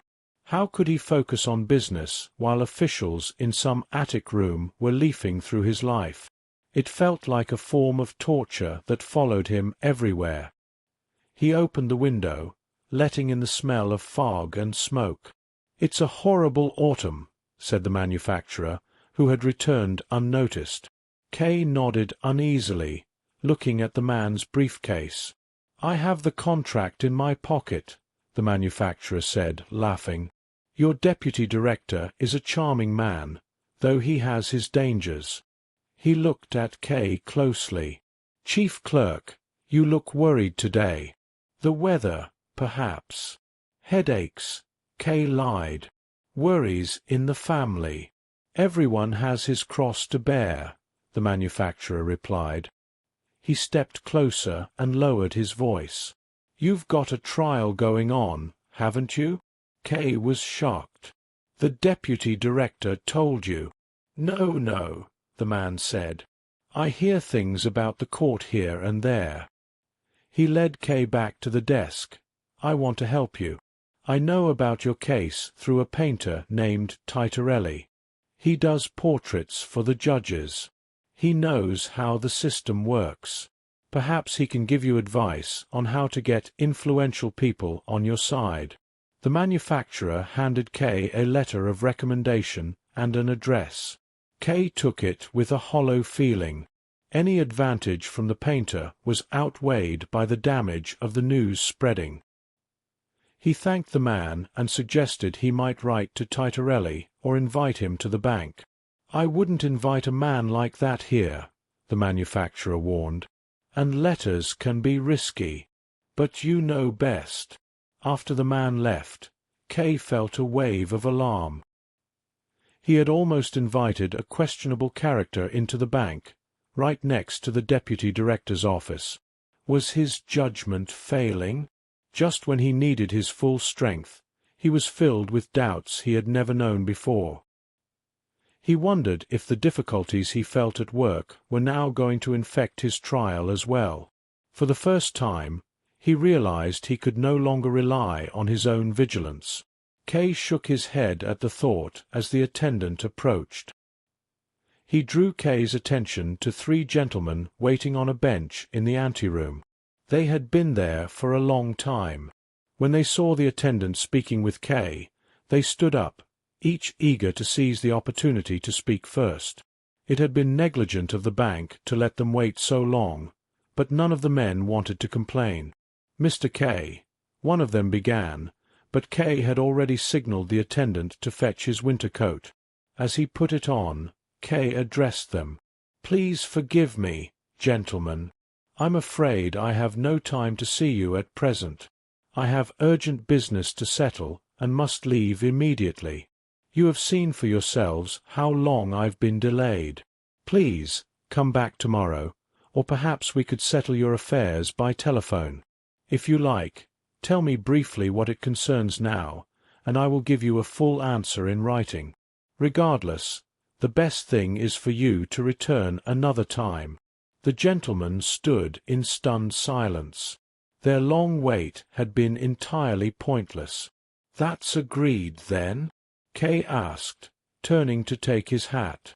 Outside, the snowfall had become much heavier. Kay turned up his collar and buttoned his coat high under his chin. Just then, the deputy director stepped out of the adjoining room. He smiled as he saw Kay in his winter gear, negotiating with the clients. "Are you heading out?" he asked. "Yes," Kay said, straightening his posture. "I have to go out on a business matter." The deputy director turned toward the gentleman. "And what about these guests? I believe they've been waiting quite a while." "We've already come to an understanding," Kay replied. But the gentlemen could no longer be held back. They surrounded Kay, explaining that they would not have waited for hours if their business was not vital. It needed to be discussed now, at length and in private. The deputy director listened for a moment. He glanced at Kay, who stood cleaning the dust off his hat. "Gentlemen," the deputy director said, "there is a simple way to solve this. If you prefer, I will be happy to take over these negotiations in the chief clerk's place. Your business must be discussed without delay. We are businessmen like yourselves and know the value of your time. Would you like to come this way?" He opened the door to his own office. The deputy director seemed far too eager to appropriate everything Kay was forced to give up. Kay wondered if he was surrendering more than he needed to. By running off to some unknown painter with so little hope of benefit, his reputation at the bank was suffering.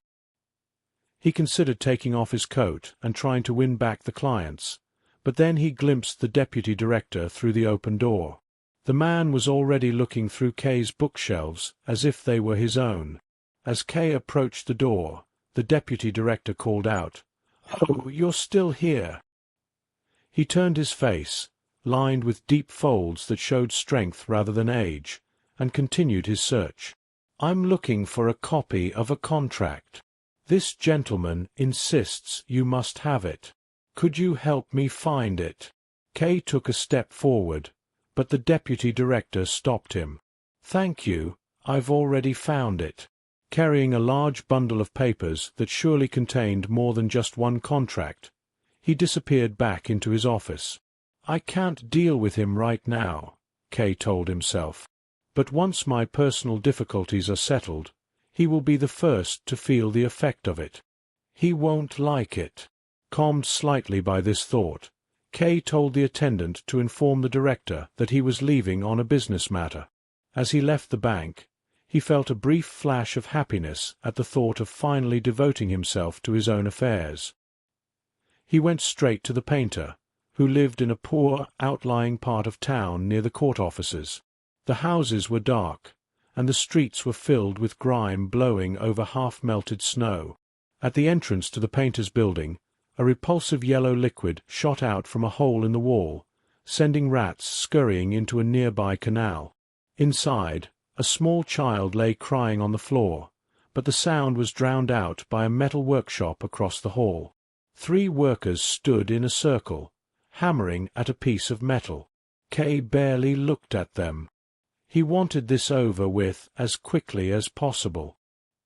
He climbed toward the attic, his breath coming in gasps as the stairs grew steeper and the air more oppressive. On the 3rd floor, a group of young girls ran out of a flat and rushed up the stairs ahead of him, laughing. Kay followed slowly and caught up with one girl who had stumbled. She was no more than 13 and slightly hunchbacked. She looked at Kay with sharp, unervingly mature eyes. "Does a painter named Titorelli live here?" Kay asked. The girl jabbed him with her elbow. "What do you want with him?" "I want him to paint my portrait," Kay replied, hoping to learn more about the man. The girl opened her mouth wide and hit Kay playfully. She lifted her short skirt and ran after the others. At the next turn, Kay found the girls waiting for him. They formed a sort of guard of honor, pressing against the walls to let him pass. Their faces showed a troubling mixture of childhood and depravity. The hunchbacked girl led the way, pointing Kay toward a narrow, straight flight of stairs that ended at a closed door. The name, Titorelli, was painted on the wood in broad, red strokes. Before Kay reached the top, the door opened a crack. A man appeared, seemingly dressed only in a nightshirt. "Oh!" he cried, seeing the crowd of girls, and vanished. The girls clapped in glee and pushed Kay forward. The painter then pulled the door wide and invited Kay in with a deep bow. He tried to keep the girls out, but the hunchback slipped under his arm. He grabbed her by the skirt, spun her around, and set her back outside. Kay was confused by the scene. They all seemed to be treating it as a game. The girls peered through the door, shouting jests Kay could not understand. The painter finally shut the door and locked it. "Titarelli, painter," he said, offering his hand. "You seem very popular in this building," Kay remarked, pointing toward the whispering voices outside. "Asich, those brats," the painter said, trying to fasten his nightshirt. He was barefoot and wearing nothing but loose linen trousers. "They are a real burden. I painted one of them once, and they've followed me ever since. They even had a key made to my door. Sometimes I come home and find them causing chaos or hiding under my bed. If I didn't get this studio for free, I would have moved long ago." A small voice called through the door. "Titarelli, can we come in now?" "No," the painter shouted. Kay looked around the room. It was a wretched, tiny space, hardly large enough for 2 steps. The floor, walls, and ceiling were all made of unpainted wood. A bed sat against one wall, and an easel stood in the middle of the room, covered by a shirt. The air was thick and stifling, though the iron stove in the corner was cold. Kay handed over the manufacturer's letter. Titarelli glanced at it and tossed it onto the bed. He seemed not to recognize the name, or perhaps he was simply indifferent. "Do you want to buy a picture?" the painter asked. "Or do you want a portrait?" Kay realized he had been too rash in coming here. He looked at the easel to hide his embarrassment. "Are you working on something now?" The painter pulled the shirt off the easel. "It's a portrait. Not quite finished yet." The painting showed a judge, remarkably similar to the one Kay had seen in his lawyer's office. This judge was a heavy man with a bushy black beard. He sat on a high throne, gripping the armrests as if he were about to stand and deliver an omen. In the background, a figure was carved into the back of the throne. "That is Justice," the painter explained. "I see," Kay said. "The blindfold and the scales. But why are there wings on her heels? Is she moving?" "That was the contract," the painter said. "She is Justice and the goddess of victory combined." "That is a poor combination," Kay said with a smile. "Justice must remain still, or the scales will never be balanced." "I only paint what the client wants," Titarelli replied. He picked up a pastel crayon and began adding a reddish shadow around the judge's head. As he worked, the figure of Justice began to look less like a goddess and more like a god of the hunt. "What is this judge's name?" Kay asked. "I'm not allowed to tell you," the painter said, now fully absorbed in his work. Kay grew irritated by the delay. "I take it you are a trustee of the court?" The painter stopped, rubbed his hands together, and smiled. "Straight to the truth, then. You want to learn about the court, as your letter says, but you talk about my art to win me over. I don't mind. And yes, you are right. I am a trustee." The girls began shouting through the door again. Kay asked, "Is that an official position?" "No," the painter said curtly. "Often," Kay suggested, "unofficial positions have the most influence." "That is true in my case," Titarelli nodded. "I spoke of your case with the manufacturer yesterday. I told him you could come see me. I am glad you are here so soon. Please, take off your coat." The heat in the room was becoming unbearable. The air felt as though it hadn't changed in years. As Kay took off his overcoat, the painter pushed him down into the bedclothes to make him comfortable. Then he asked a question that made Kay forget the stuffiness of the room. "You're innocent, are you?" "Yes," Kay said. It felt wonderful to say it so clearly to someone who wasn't an official. "I am totally innocent." "Well," the painter said, leaning back, "if you're innocent, it's all very simple." Kay scowled.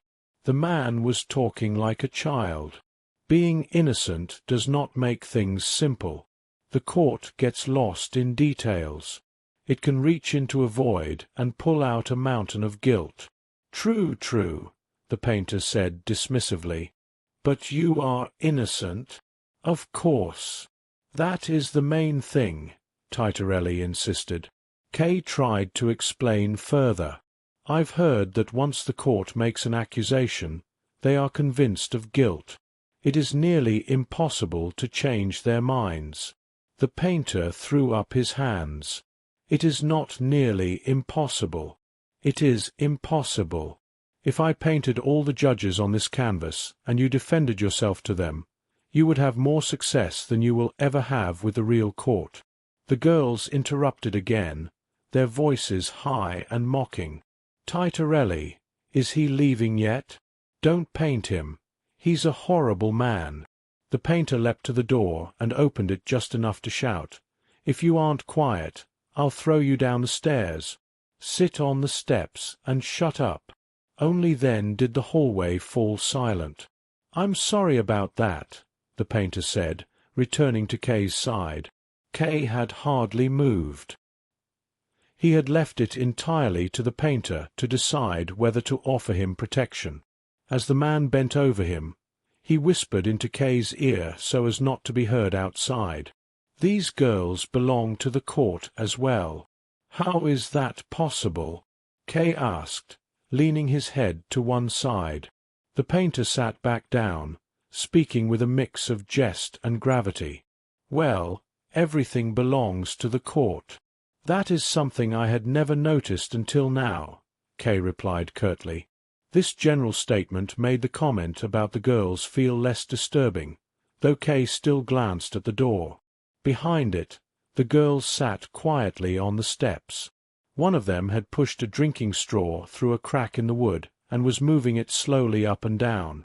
"You still don't seem to have a clear idea of what the court is about," the painter said, tapping his foot loudly on the floor. "But since you are innocent, you won't need it anyway. I will get you out of this myself." "How do you intend to do that?" Kay asked. "You said to yourself that it is impossible to approach the court with reasons and proof." The painter raised a finger, as if Kay had missed a fine distinction. "That is only true for the reasons and proof you take to the public court. It is a different matter entirely if you work behind the scenes, in the consultation rooms, the corridors, or right here in my studio." Kay began to find this far easier to believe. It aligned with what others had told him. In fact, it was quite promising. If judges could be influenced through personal contacts, then the painter's connections were invaluable. Kay began to see the painter as another assistant to be managed. At the bank, he was known for his talent in organizing. Here, he would test that talent to its limits. The painter observed Kay's reaction. With a touch of unease, he said, "Does it not sound as if I am speaking like a lawyer? Incessant contact with the gentlemen of the court has that influence on me. I gain a lot from it, of course, but artistically I lose a great deal." "How did you first come into contact with the judges?" Kay asked, wanting to gain the man's trust. "I inherited these contacts," the painter explained. "My father was the court painter before me. It is a position that is always passed down. They cannot use new people for it. The rules governing how the various grades of officials must be painted are secret. No one outside of certain families even knows them.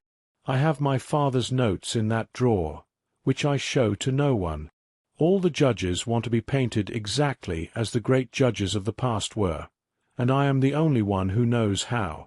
You are to be envied, Kay said, thinking of his own position at the bank. Your place here is unassailable? Quite unassailable, the painter said with pride. That is why I can afford to help a poor man facing trial now and then. And how do you do that? Kay asked, ignoring the slight of being called a poor man. The painter pulled his seat closer to the bed and lowered his voice. In your case, since you are totally innocent, this is what I will do. But first I must ask, what sort of acquittal do you want? There are 3 possibilities: absolute acquittal, apparent acquittal, and deferment. Absolute acquittal is the best, of course, he continued, but there is nothing I could do to achieve it. I don't think anyone can. The only thing that leads to an absolute acquittal is the actual innocence of the accused. Since you are innocent, you could depend on your innocence alone. In that case, you wouldn't need me or any other help. Kay was struck by this orderly explanation. I think you are contradicting yourself, he said quietly. How so? The painter asked patiently. Earlier, you said the court cannot be approached with proof. Then you said this only applied to the public court.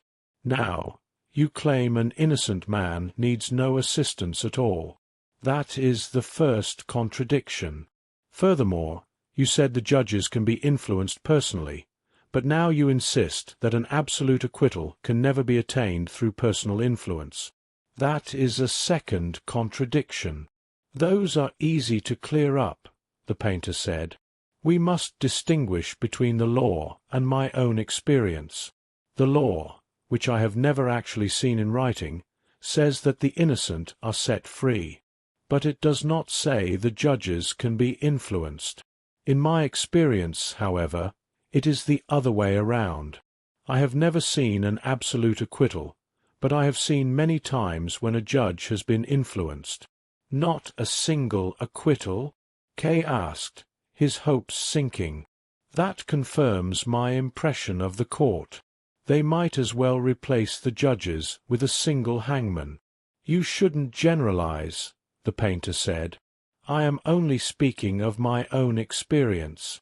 There are legends of acquittals from earlier times, but they cannot be proven.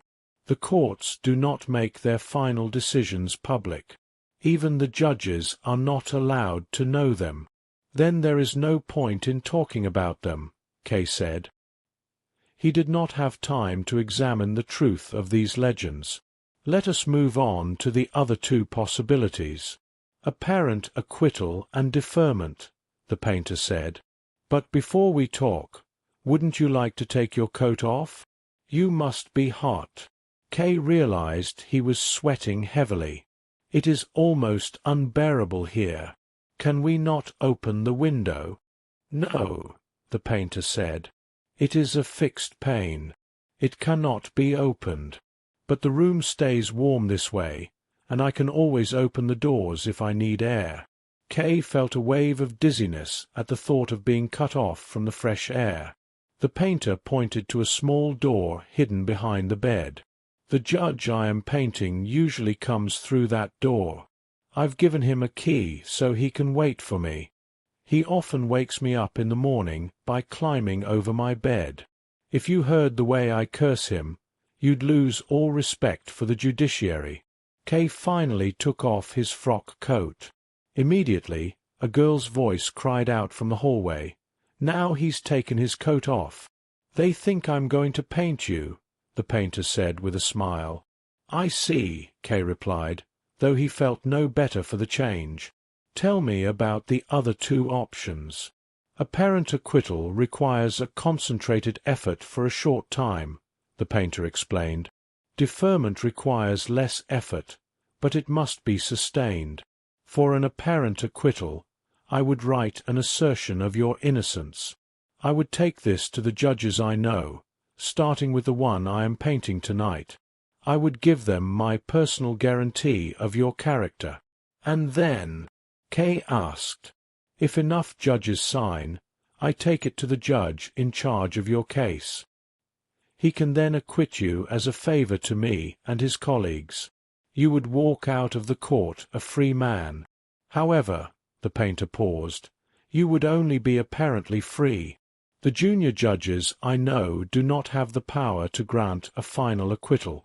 Only the highest court can do that, and they are out of reach for all of us. So the charge remains? Exactly. The charge is withdrawn for the time being, but it still hangs over your head. The court forgets nothing. One day, a judge might pick up your file and order your immediate arrest. Your life as a free man would end instantly. And does the trial start all over again? Always. You would have to muster your strength for a second apparent acquittal, then a third, and so on. That is what apparent means. Kay was silent. You don't seem to like that option, the painter noted. Perhaps deferment would suit you better. Deferment consists of keeping the proceedings permanently in their earliest stages. To do this, the painter continued, you must remain in constant personal contact with the court. You must never let the trial out of your sight. You must visit the judge regularly and stay on friendly terms with him. As long as you do this, the trial will not progress. You avoid conviction, but you are never truly free. The trial is artificially held in a tiny circle, the painter explained. It must be continuously spun around. This means you must obey various injunctions, attend brief interrogations, and report to the judge from time to time. But it prevents the shock of a sudden arrest. Kay stood up and draped his coat over his arm. He's standing up now, the girls screamed from the hallway. Are you leaving? The painter asked. I'm sorry the air is so poor. I've put everything briefly, but I hope it was clear. It was, Kay said, his head aching from the effort of listening. Both options prevent a conviction, the painter summarized. But both also prevent a proper acquittal, Kay added quietly. You've understood the essence of it, the painter said. He advised Kay not to decide immediately, as there was only a hair's breadth of difference between the two paths. As Kay hurried toward the door, he found the handle held tight by the girls on the other side. Use the other way, the painter suggested, pointing to the door behind the bed. Before Kay could leave, the painter crawled under the bed and pulled out a stack of dusty, unframed canvases. He blew the dust off the top one, nearly choking Kay. A moorland landscape, he said. It showed 2 sickly trees in dark grass against a multicolored sunset. I'll buy it, Kay said, desperate to leave. The painter pulled out a second, identical canvas. This is a counterpart. I'll take that too, Kay replied. The painter produced a third, which was exactly the same as the first 2. I have many of these. Most people find them too gloomy, but I can see you love a gloomy theme. Wrap them all up, Kay commanded.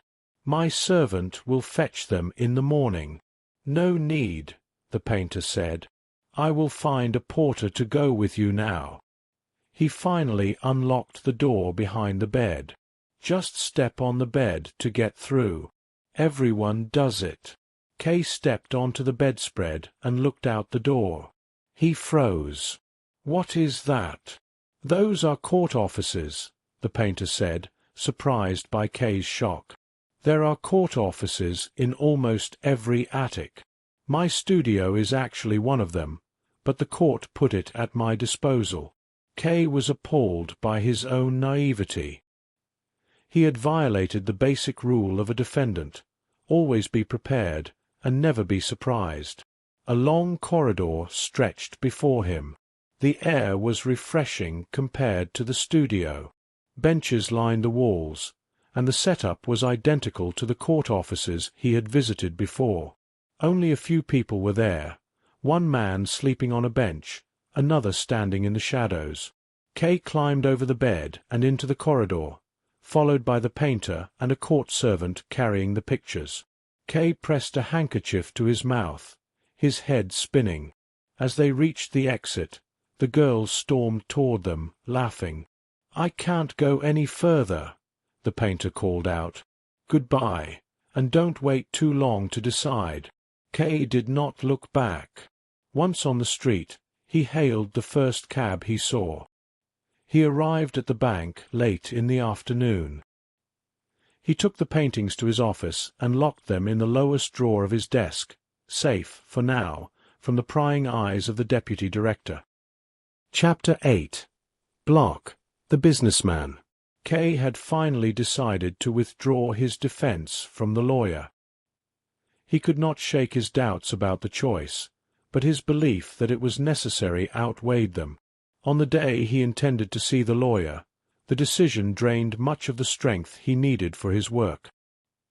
He moved exceptionally slowly and had to stay in his office quite late. It was already past 10 o'clock when he finally stood before the lawyer's front door. Even before he rang the bell, he considered whether it might be better to give notice by letter or telephone. A personal conversation would certainly be difficult. Nonetheless, Kay did not want to avoid it. If he gave notice by any other means, it would be received in silence or with a few formal words. Unless Lenny discovered something, Kay would never learn how the lawyer had taken his dismissal or what the consequences might be. But sitting in front of him, Kay could catch the lawyer by surprise. He would be able to read everything he needed from the man's face and behavior, even if the lawyer said very little. It was even possible that Kay might be persuaded to change his mind and leave his defense in the lawyer's hands after all. As usual, there was no response at first to Kay's ring. He thought Lenny could be a bit quicker, but he was glad no one else was interfering, neither the man in the nightshirt nor anyone else who might bother him. As Kay pressed the button a second time, he looked back at the other door, but this time it remained closed. At last, two eyes appeared at the spy hatch in the lawyer's door. They were not Lenny's eyes. Someone unlocked the door but kept themselves pressed against it, calling back inside, "It's him." Only then did he open the door properly. Kay pushed inside just as he heard a key hurriedly turn in the lock of the neighboring flat. He stormed into the hallway. Through the corridor, he saw Lenny running away in her nightshirt. The warning cry had clearly been for her. Kay looked at her for a moment and then turned to the person who had opened the door. It was a small, wizened man with a full beard, holding a candle. Kay asked if he worked there. The man explained that he didn't belong there at all. The lawyer was representing him, and he was there on legal business. Kay indicated the man's lack of a coat. "Without your coat?" The man apologized and looked at himself in the candlelight as if he hadn't realized his appearance until then. Kay asked curtly if Lenny was his lover. He stood with his legs apart, his hands holding his hat behind his back. Clad in a thick overcoat, he felt a clear advantage over this thin little man. The man was shocked, raising a hand in defense. "Oh God, no! What are you thinking?" Kay smiled and told him he looked honest enough, then gestured for the man to lead the way. He asked the man's name. "Block. I'm a businessman," the small man said, twisting around to introduce himself, though Kay kept him moving. Kay asked if that was his real name. The man was surprised that Kay would doubt it. Kay admitted he thought the man might have a reason to keep his name secret. In that moment, Kay felt the kind of liberty one only feels in foreign lands, the freedom to speak with people of lower standing while keeping everything about himself private. He could raise the man up or let him drop at will. Kay stopped at the door of the lawyer's office and told the businessman to bring the light. He thought Lenny might be hiding inside and had the businessman search every corner, but the room was empty. In front of a portrait of a judge, Kay grabbed the businessman's suspenders to stop him. He pointed to the picture and asked if the man knew him. The businessman lifted the candle and blinked. "It's a judge. An important judge?" Kay asked, standing to the side to observe the man's reaction. The businessman looked up in admiration. "He is an important judge." Kay told him he lacked insight, claiming the man was actually the lowest of the examining judges. The businessman lowered the candle and said he remembered being told that before. Kay pushed him toward the door, asking if he knew where Lenny was hidden. The businessman suggested she might be in the kitchen cooking soup for the lawyer. Kay demanded to be taken there immediately. The kitchen was surprisingly large and well-equipped. The stove alone was 3 times larger than normal, though the room was dim, lit only by a small lamp near the entrance. Lenny stood at the stove in a white apron, breaking eggs into a pot. She greeted Kay with a sideways glance. Kay pointed to a chair in the corner for the businessman to sit on.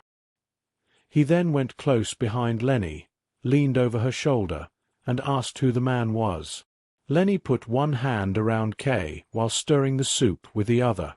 She drew him forward and called the man a pitiful character, a poor businessman named Block. They both looked back at him. The businessman was sitting where he had been told, extinguishing his candle and pinching the wick to stop the smoke. Kay noted that she had been in her nightshirt. She remained silent. When Kay asked if Block was her lover, she reached for the pot, but Kay took both her hands and demanded an answer. She told him to come to the office so she could explain, but Kay insisted she explain it there. She tried to kiss him, but Kay pushed her away. Lenny looked at him imploringly and asked if he was truly jealous of Mr. Block. She called the businessman for help, but Kay just smiled. Lenny laughed, took the opportunity to embrace him, and whispered for him to leave the man alone. She explained she was only helping him because he was an important client. She then told Kay that the lawyer was unwell, but she would tell him Kay was there. She urged him not to neglect his case and helped him off with his coat and hat. Kay was in a bad mood. He had intended to have a detailed discussion with Lenny about dismissing the lawyer, but he no longer wanted to do so in front of the businessman. He felt his affairs were too important for such a man to witness. He initially told Lenny to inform the lawyer he was there, but then changed his mind, telling her to bring the lawyer his soup first so the man would have the strength for their discussion. The businessman quietly asked if Kay was also a client, but Kay snapped at him. Lenny told the man to be quiet and poured the soup into a dish. She worried the lawyer might fall asleep after eating, but Kay insisted his news would keep him awake. He wanted Lenny to ask for more details, but she simply followed his order. As she left, she brushed against Kay and promised to announce him as soon as the lawyer finished his meal. Kay watched her go. The decision was made. The lawyer was to be dismissed. It was probably better that he hadn't discussed it with Lenny first. She would have advised him against it and likely left him in a state of doubt. The sooner it was done, the better. Kay turned back to the businessman, who was about to stand up. Kay told him to stay put and pulled up a chair. He asked how long the man had been a client. Block explained that the lawyer had handled his business affairs for 20 years, but his current trial had been going on for over 5. He even had a briefcase full of notes because it was so hard to remember all the details. Kay moved closer.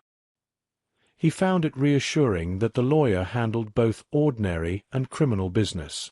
The businessman whispered that the lawyer was said to be even more efficient in legal theory than in other matters, but he immediately begged Kay not to betray him. Kay reassured him, and the businessman explained that the lawyer could be quite vindictive.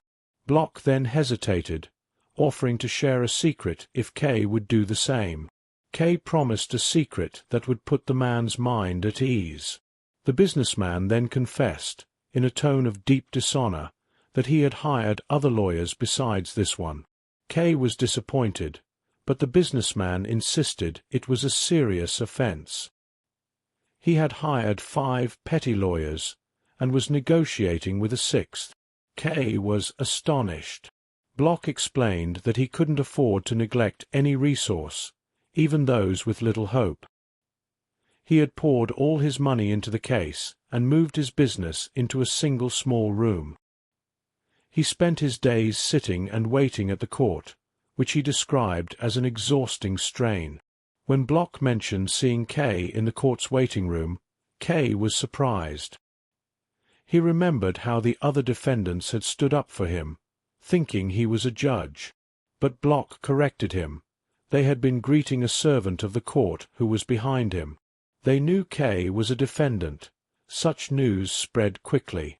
Block explained that defendants often relied on superstition because the legal process was so difficult to understand through reason alone. One superstition was that a defendant's face, specifically the shape of his lips, could predict the outcome of a case. People believed Kay would be found guilty soon because of his lips.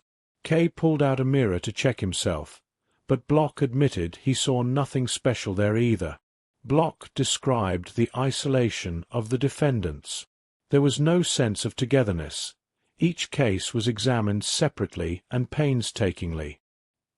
He explained that having multiple lawyers meant he had to be even more involved, not less. Kay asked him to speak more slowly, as he was still new to all of this. Block smiled, calling Kay a junior, since his trial was only 6 months old.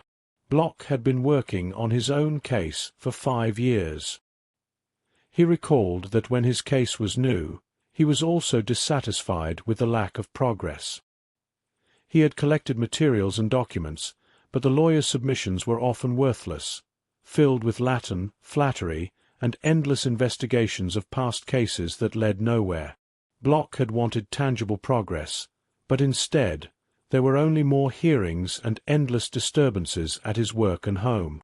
When he complained, the lawyer insisted that no one could influence the speed of the trial. This led Block to seek out petty lawyers. He explained that in the court's hierarchy there were petty lawyers, minor lawyers, and the legendary great lawyers. Kay was intrigued by the idea of great lawyers, but Block warned him that they were impossible to contact. They only defended those they chose, and usually only after a case had passed the lower courts. Dreaming of them only made the work of the other lawyers seem useless. Lenny returned with the empty dish and found them sitting close together. Kay was annoyed by her condescending tone toward the businessman, who he now realized possessed valuable experience. Lenny knelt to scrape wax off Block's trousers, and Kay shoved her hand away. He was impatient to hear more about the petty lawyers, but the businessman fell silent. Kay wondered if the man was reluctant to speak in front of Lenny and stopped pressing him for the moment. Kay asked Lenny if she had told the lawyer he was there. She confirmed that she had and told him he was expecting. She urged him to leave Block alone for now, saying they could speak later. Kay still hesitated. He asked the businessman directly if he would still be there, unwilling to let Lenny speak as if the man were invisible. He felt a growing, secret resentment toward her. Lenny answered for him again, explaining that Block often slept there. Kay was shocked. He had assumed the businessman was merely waiting so they could leave together and speak undisturbed. Lenny noted that not everyone enjoyed Kay's privileges. She pointed out that it was 11 o'clock at night, yet the lawyer was receiving Kay despite his illness. She suggested Kay took the kindness of his friends far too much for granted. Kay thought to himself that he was indeed fond of her, yet he replied that the lawyer received him only because he was a client. He added that if he needed anyone else's help, he would have to beg for it. Lenny remarked to the businessman that Kay was being quite nasty. Kay felt as though he had also become invisible in the room. Block then spoke up, observing that the lawyer had other reasons to see Kay. He explained that Kay's case was far more interesting and was still in its early, more engaging stages. He warned that this would change as time went on. Lenny laughed, telling Kay that the businessman was as talkative as he was sweet, and that his constant chatter was likely why the lawyer couldn't stand him. She explained that the lawyer would sometimes make Block wait for 3 days before seeing him. If Block wasn't there at the exact moment he was called, everything was lost. This was why she let him sleep there. Dr. Huld might decide to see him at any hour of the night. Kay looked at the businessman for confirmation. Block nodded with a sense of shame, admitting that one becomes very dependent on their lawyer over time. Lenny then opened a small door to show Kay where the man slept. It was a low, windowless room, entirely filled by a narrow bed. At the head of the bed sat a candle, ink, a pen, and a bundle of legal papers. Kay realized the man was sleeping in a maid's quarters. Block claimed the arrangement had many advantages. Looking at him, Kay realized his first impression of the man had been incomplete.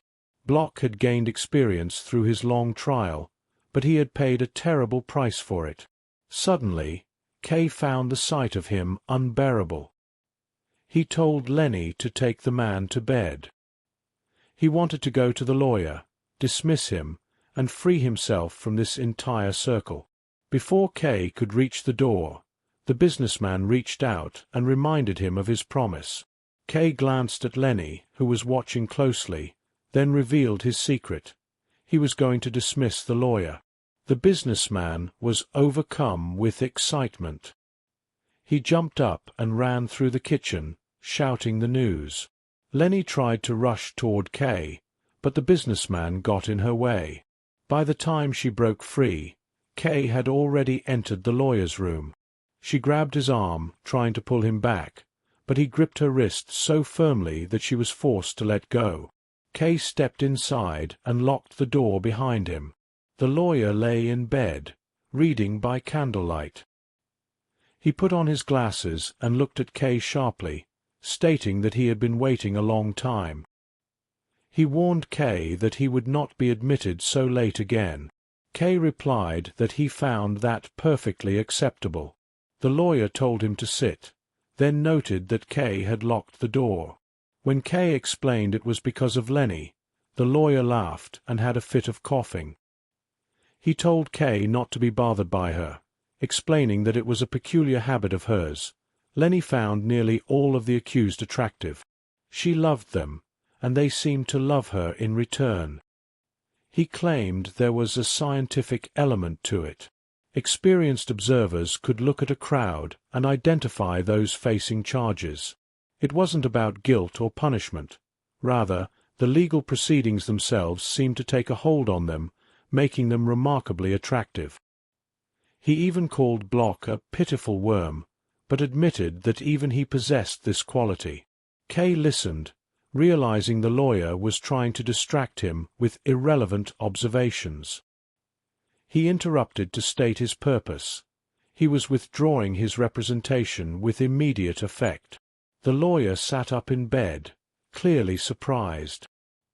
He tried to suggest they discuss the plan, but Kay stood firm, stating the decision was final. The lawyer then asked Kay to pass him a blanket from the couch. He wrapped himself up, shivering, and spoke in a touching tone. He reminded Kay that he was a friend of Kay's uncle and had grown fond of Kay himself. Kay thanked him for his friendliness, but insisted that his trial needed to be approached with more vigor. The lawyer accused Kay of being impatient.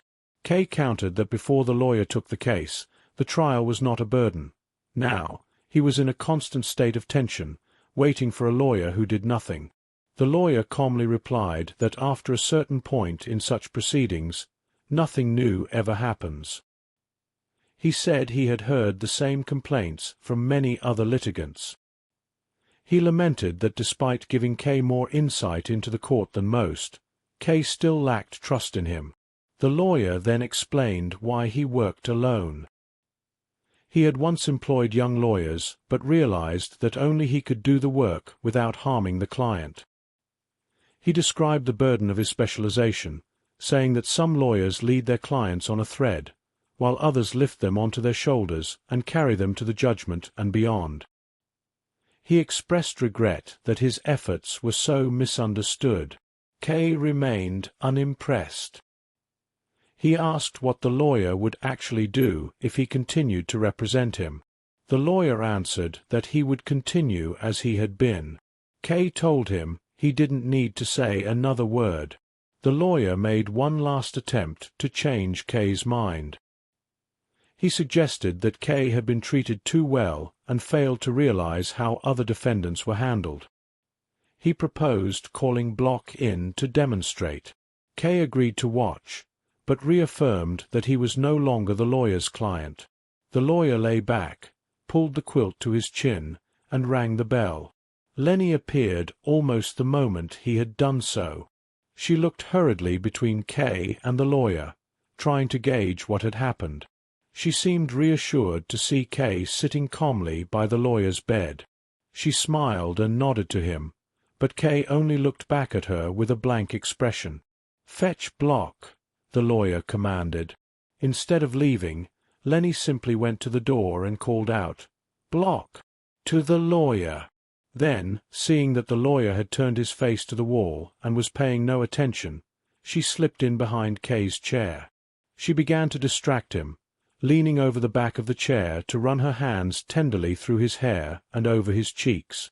K tried to stop her by catching hold of one of her hands. After a brief struggle, Lenny allowed him to keep it. Block arrived as soon as he was called, but he hesitated in the doorway. He stood there, wondering if he should enter. He raised his eyebrows and lowered his head, listening to see if the order would be repeated. K could have encouraged him to come in, but he had already decided to make a final break, not only with the lawyer, but with everything in that house. He remained motionless. Lenny was silent too. Sensing that no one was chasing him away, Block entered the room on tiptoe. His face was tense, his hands clenched behind his back. He left the door open behind him, as if keeping a path for a quick escape. K did not even glance at him. He stared instead at the thick quilt where the lawyer had squeezed himself close to the wall. Then a voice came from the bed. "Is Block here?" Block jumped as if he had been struck in the chest. He stood deeply bowed and whispered, "At your service, sir." "What do you want?" the lawyer asked. "You have come at a bad time. Was I not summoned?" Block asked, speaking more to himself than to the man in the bed. He held his hands up for protection, ready to run at a moment's notice. "You were summoned," the lawyer said, "but you still come at a bad time." After a pause, he added, "You always come at a bad time." When the lawyer spoke, Block stopped looking at the bed and stared into a corner of the room. He listened intently, as if the lawyer's voice were a light too bright to look at directly. It was difficult to hear him. The lawyer was speaking quickly and quietly into the wall. "Would you like me to go away again, sir?" Block asked. "Well, you are here now," said the lawyer. "Stay." It was as if the lawyer had threatened him with a stick rather than granted a request. Block began to shake. "Yesterday," the lawyer continued, "I saw the third judge, a friend of mine. I slowly brought the conversation around to you. Do you want to know what he said?" "Oh, yes, please," Block replied. The lawyer did not answer immediately. Block repeated his request, lowering his head as if he were about to kneel. Suddenly, K shouted at him, "What do you think you're doing?" Lenny tried to quiet K, but he gripped her other hand tightly. It was not love that made him hold her so firmly. She sighed and tried to pull away. Block, however, bore the brunt of the lawyer's irritation at the outburst. "Who is your lawyer?" the doctor asked. "You are, sir," said Block. "And who else, besides me?" "No one else, sir," Block insisted. "Then let there be no one else," the lawyer warned. Block understood the threat. He glowered at K, shaking his head violently. Had his thoughts been words, they would have been insults. Kay realized then how foolish he had been to discuss his own case with a man like this. "I won't disturb you any more," Kay said, leaning back. "You can kneel or creep on all fours, whatever you like. I won't bother with you again." But Block still had a sense of pride where Kay was concerned. He stepped toward him with clenched fists, shouting as loudly as he dared in the lawyer's presence. "You shouldn't speak to me like that. Why are you insulting me? We are both only here because of the lawyer's charity. You are no better than I am. You face a charge just as I do. If you consider yourself a gentleman, then I am one as well, and I want to be spoken to as such. There is an old legal saying you should remember. If you are under suspicion, it is better to be moving than still. If you stay still, you might be placed on the scales and weighed along with your sins without even knowing it." Kay said nothing. He watched this distracted, broken man with still eyes. He wondered at the changes he had seen in just a few hours. Was it the trial that threw a man from side to side until he no longer knew friend from foe? Could Block not see that the lawyer was deliberately humiliating him just to show off his power to Kay? Despite his fear, Block was sly enough to lie to the lawyer about his other legal help. Yet he was bold enough to attack Kay, who knew his secret. Block turned back to the bed to complain. "Dr. Huld, sir, did you hear how this man spoke to me? His trial is only hours old, yet he wants to tell me what to do. I have been involved in my case for 5 years. He knows nothing, yet he insults me, even though I have made a life study of how to behave before the court." "Don't let anyone bother you," the lawyer said. "Do what seems right." "I will," Block whispered to himself, gathering courage. With a quick glance to the side, he knelt beside the bed. "I am kneeling now, Dr. Huld." The lawyer remained silent. Block carefully stroked the bed cover with one hand. In the quiet, Lenny freed herself from Kay's grip. "You're hurting me," she whispered. "Let go. I'm going over to Block." She sat on the edge of the bed. Block was clearly pleased. He used silent, lively gestures to beg her to intercede for him. He desperately needed information, perhaps only to share it with his other secret lawyers. Lenny knew how to handle the doctor. She pointed to the lawyer's hand and pursed her lips as if to suggest a kiss. Block immediately kissed the lawyer's hand, and at Lenny's urging, he did it twice more. Still, the lawyer said nothing. Lenny leaned over him, her silhouette clear as she stretched out to stroke his long white hair. This finally forced a response. "I am wary of telling him," the lawyer said, his head shaking slightly under Lenny's touch. Block listened with his head lowered, as if even listening were against the rules. "Why are you wary?" Lenny asked. To Kay, it sounded like a rehearsed dialogue, a performance repeated many times. Yet for Block, it clearly never lost its intensity. "How has he behaved today?" the lawyer asked. Lenny looked down at Block. He raised his hands toward her, rubbing them together in a silent plea. Finally, she gave a serious nod. "He has been quiet and industrious," she said. Kay looked at the scene in disbelief. Here was an elderly businessman, a man with a long beard, begging a young girl to speak for him. There was nothing that could reinstate such a man in the eyes of the world. Kay could not understand how the lawyer thought this display would win him over. If anything, it solidified his desire to leave.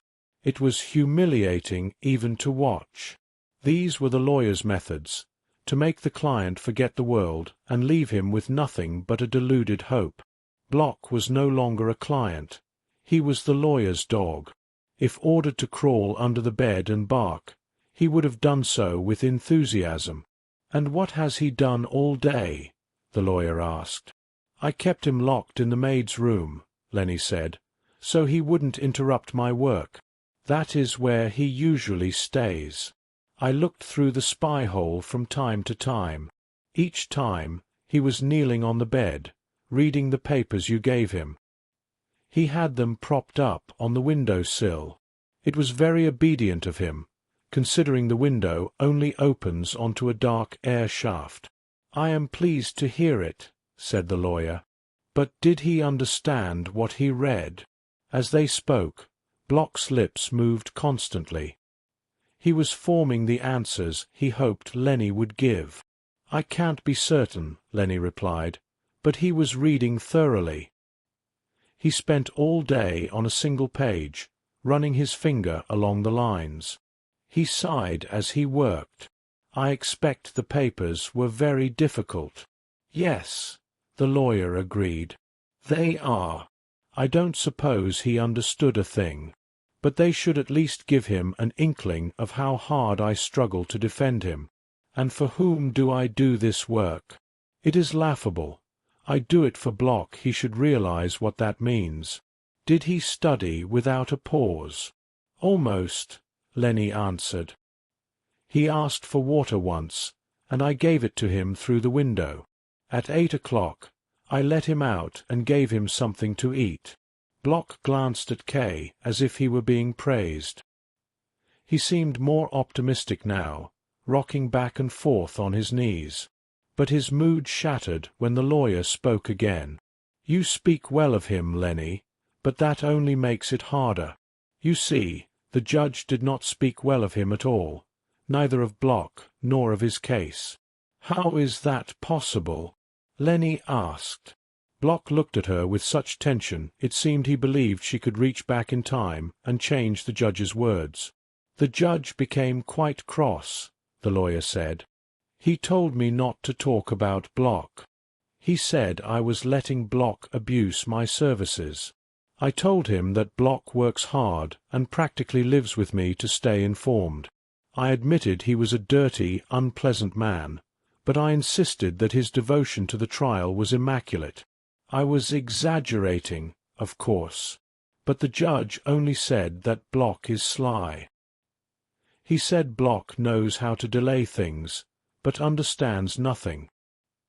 He asked what Block would do if he learned his trial hadn't even truly begun, that they haven't even rung the bell to announce the start of proceedings. Block began to rise on trembling knees, desperate for an explanation. It was the first time the lawyer looked directly at him. Under that tired, blank gaze, Block slowly sank back down. The judge's words have no meaning for you, the lawyer said coldly. Do not be frightened by every word. If you do that again, I will tell you nothing. You should be ashamed, acting this way in front of my other client. You are destroying his trust in me. You are still alive. You are still under my protection. There is no need to worry. The lawyer sighed. You have read somewhere that final judgment can come without warning. In the right circumstances, that is true. But I dislike your fear. I was merely repeating the opinion of one judge. There are so many opinions about the law that they form a pile no one can understand. This judge simply sees the beginning of a trial differently than I do. Tradition says a sign is given by the ringing of a bell. He sees that as the start. I disagree, and there are many reasons for my view, though you wouldn't understand them. Embarrassed, Block ran his fingers through the carpet. His anxiety had made him forget his lowly status for a moment, but now it returned. He turned the judge's words over in his mind, examining them from every side. Block, Lenny said, as if scolding a child. She grabbed his collar and pulled him up. Leave the carpet alone and listen to the lawyer. Chapter 9. In the Cathedral. An important Italian business contact had arrived for his first visit to the city, and Kay was assigned to show him the local sights. At any other time, Kay would have seen this as an honor. Now, however, as he struggled to maintain his position at the bank, he accepted the task with reluctance. Every hour spent away from the office was a cause for concern. He was no longer able to use his working hours as effectively as before. Instead, he spent much of his time merely pretending to work, which only increased his anxiety. He often imagined the deputy director watching him, entering K's office, sitting at his desk, and luring away clients who had become like old friends. He feared the deputy director would discover mistakes, the kind of errors that seemed to threaten K from every direction and which he could no longer avoid. Lately, these external assignments have increased. Whenever he was asked to leave on business, he suspected it was a ruse to get him away from his desk so his work could be scrutinized. He feared they considered him dispensable. Though he wanted to turn these jobs down, he did not dare. To refuse would be to acknowledge his fears. For this reason, he never demurred. Even when asked to go on a grueling 2-day trip in the rainy autumn weather while suffering from a severe chill, he said nothing. He simply could not risk being overlooked. When he returned from that trip with a raging headache, he learned he was to accompany the Italian visitor the very next day. The temptation to refuse was great, especially since the task had nothing to do with bank business. K knew he needed professional successes to secure his position. It would not matter how charming the Italian found him if he failed at his desk. He did not want to be gone for even a single day. Fearing he might not be allowed back, he knew the fear was exaggerated, but it remained. However, finding an excuse was nearly impossible. K's Italian was limited but functional, and his reputation as an art lover had been greatly exaggerated around the bank because the visitor was an art enthusiast. The choice of K as a guide was seen as a matter of course. On a rainy, stormy morning, K arrived at the office at 7 o'clock. He hoped to finish some work before his visitor arrived. He had spent half the night studying Italian grammar and was exhausted. His desk felt uninviting, yet he resisted the urge to stare out the window and sat down to work. Suddenly, an attendant arrived with a message. The director wished to see him in the reception room. The Italian gentleman had already arrived. K put a small dictionary in his pocket, took a city guidebook he had compiled, and hurried to the director's office. He was glad to have arrived early. It showed a level of service no one could have expected. In the reception room, the director introduced him to the Italian, who shook K's hand vigorously and joked about his early start. K replied with a few bland phrases, which the visitor received with a laugh while nervously stroking his bushy, perfumed mustache. As they sat down to talk, K realized with dismay that he could barely understand the man. When the Italian spoke slowly, K followed him, but usually the words gushed out in a southern dialect that K could not grasp. The director, having lived in the South for years, understood him perfectly. K felt the possibility of communication slipping away. Even the man's mustache seemed to conceal the movement of his lips, making it impossible to lip-read. K gave up trying to understand. He watched the exchange mechanically, fighting off a wave of exhaustion. Eventually, the Italian jumped up and prepared to leave. The director, sensing K's confusion, stepped in adroitly to translate. K learned that the visitor had business to settle and little time for sightseeing. He wished only to see the cathedral, and he wanted to do so thoroughly. He asked K to meet him there in 2 hours, at 10 o'clock. Once the visitor left, the director apologized for the assignment, explaining that he had originally intended to go himself but had changed his mind. He assured K that his Italian was sufficient and that it didn't truly matter if every word was understood. K spent his remaining time frantically copying obscure words from a dictionary. It was a frustrating task. Clerks and staff interrupted him constantly, and the deputy director repeatedly wandered in to flick through his dictionary for no apparent reason. Through it all, K struggled to memorize the terms he would need for the cathedral tour. His initial good intentions vanished. He felt a growing rage toward the Italian for causing him such effort, yet he knew he could not stand in the cathedral in total silence. At 9:30, the telephone rang. It was Lenny. When Kay told her he was going to the cathedral, she sounded concerned. "They are harassing you," she said. Kay hated unsolicited pity. He said a brief goodbye and hung up. But as he set the receiver down, he whispered to himself, "Yes, they are harassing me." He took a taxi to the square, clutching an art album he had intended to give the visitor. The rain had slowed to a damp, chilly mist. The square was empty, and the cathedral appeared deserted.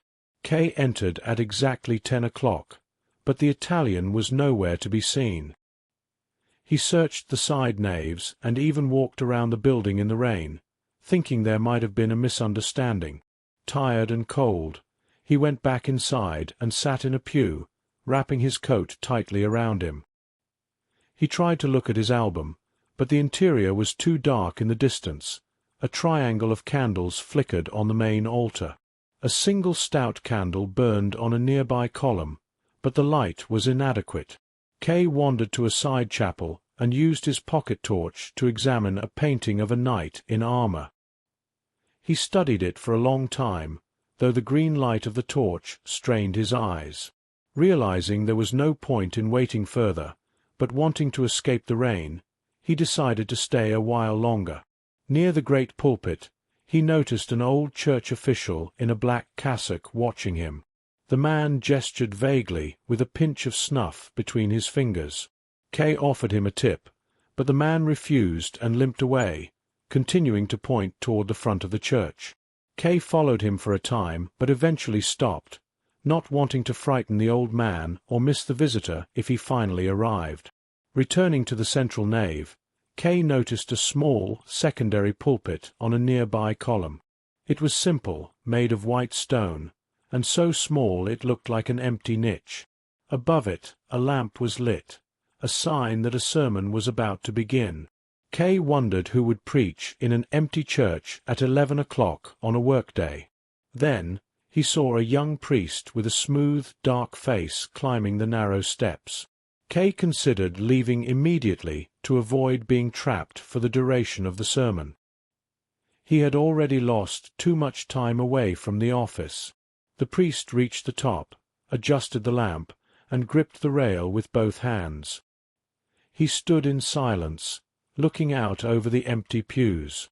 Kay began to move away on tiptoe, his footsteps echoing softly against the stone floor. He reached the area where he had left his album, picked it up, and hurried toward the exit. He was nearly at the open space leading to the door when a voice rang out. It was a powerful, experienced voice that filled the vast reach of the cathedral. The priest was not calling to a congregation.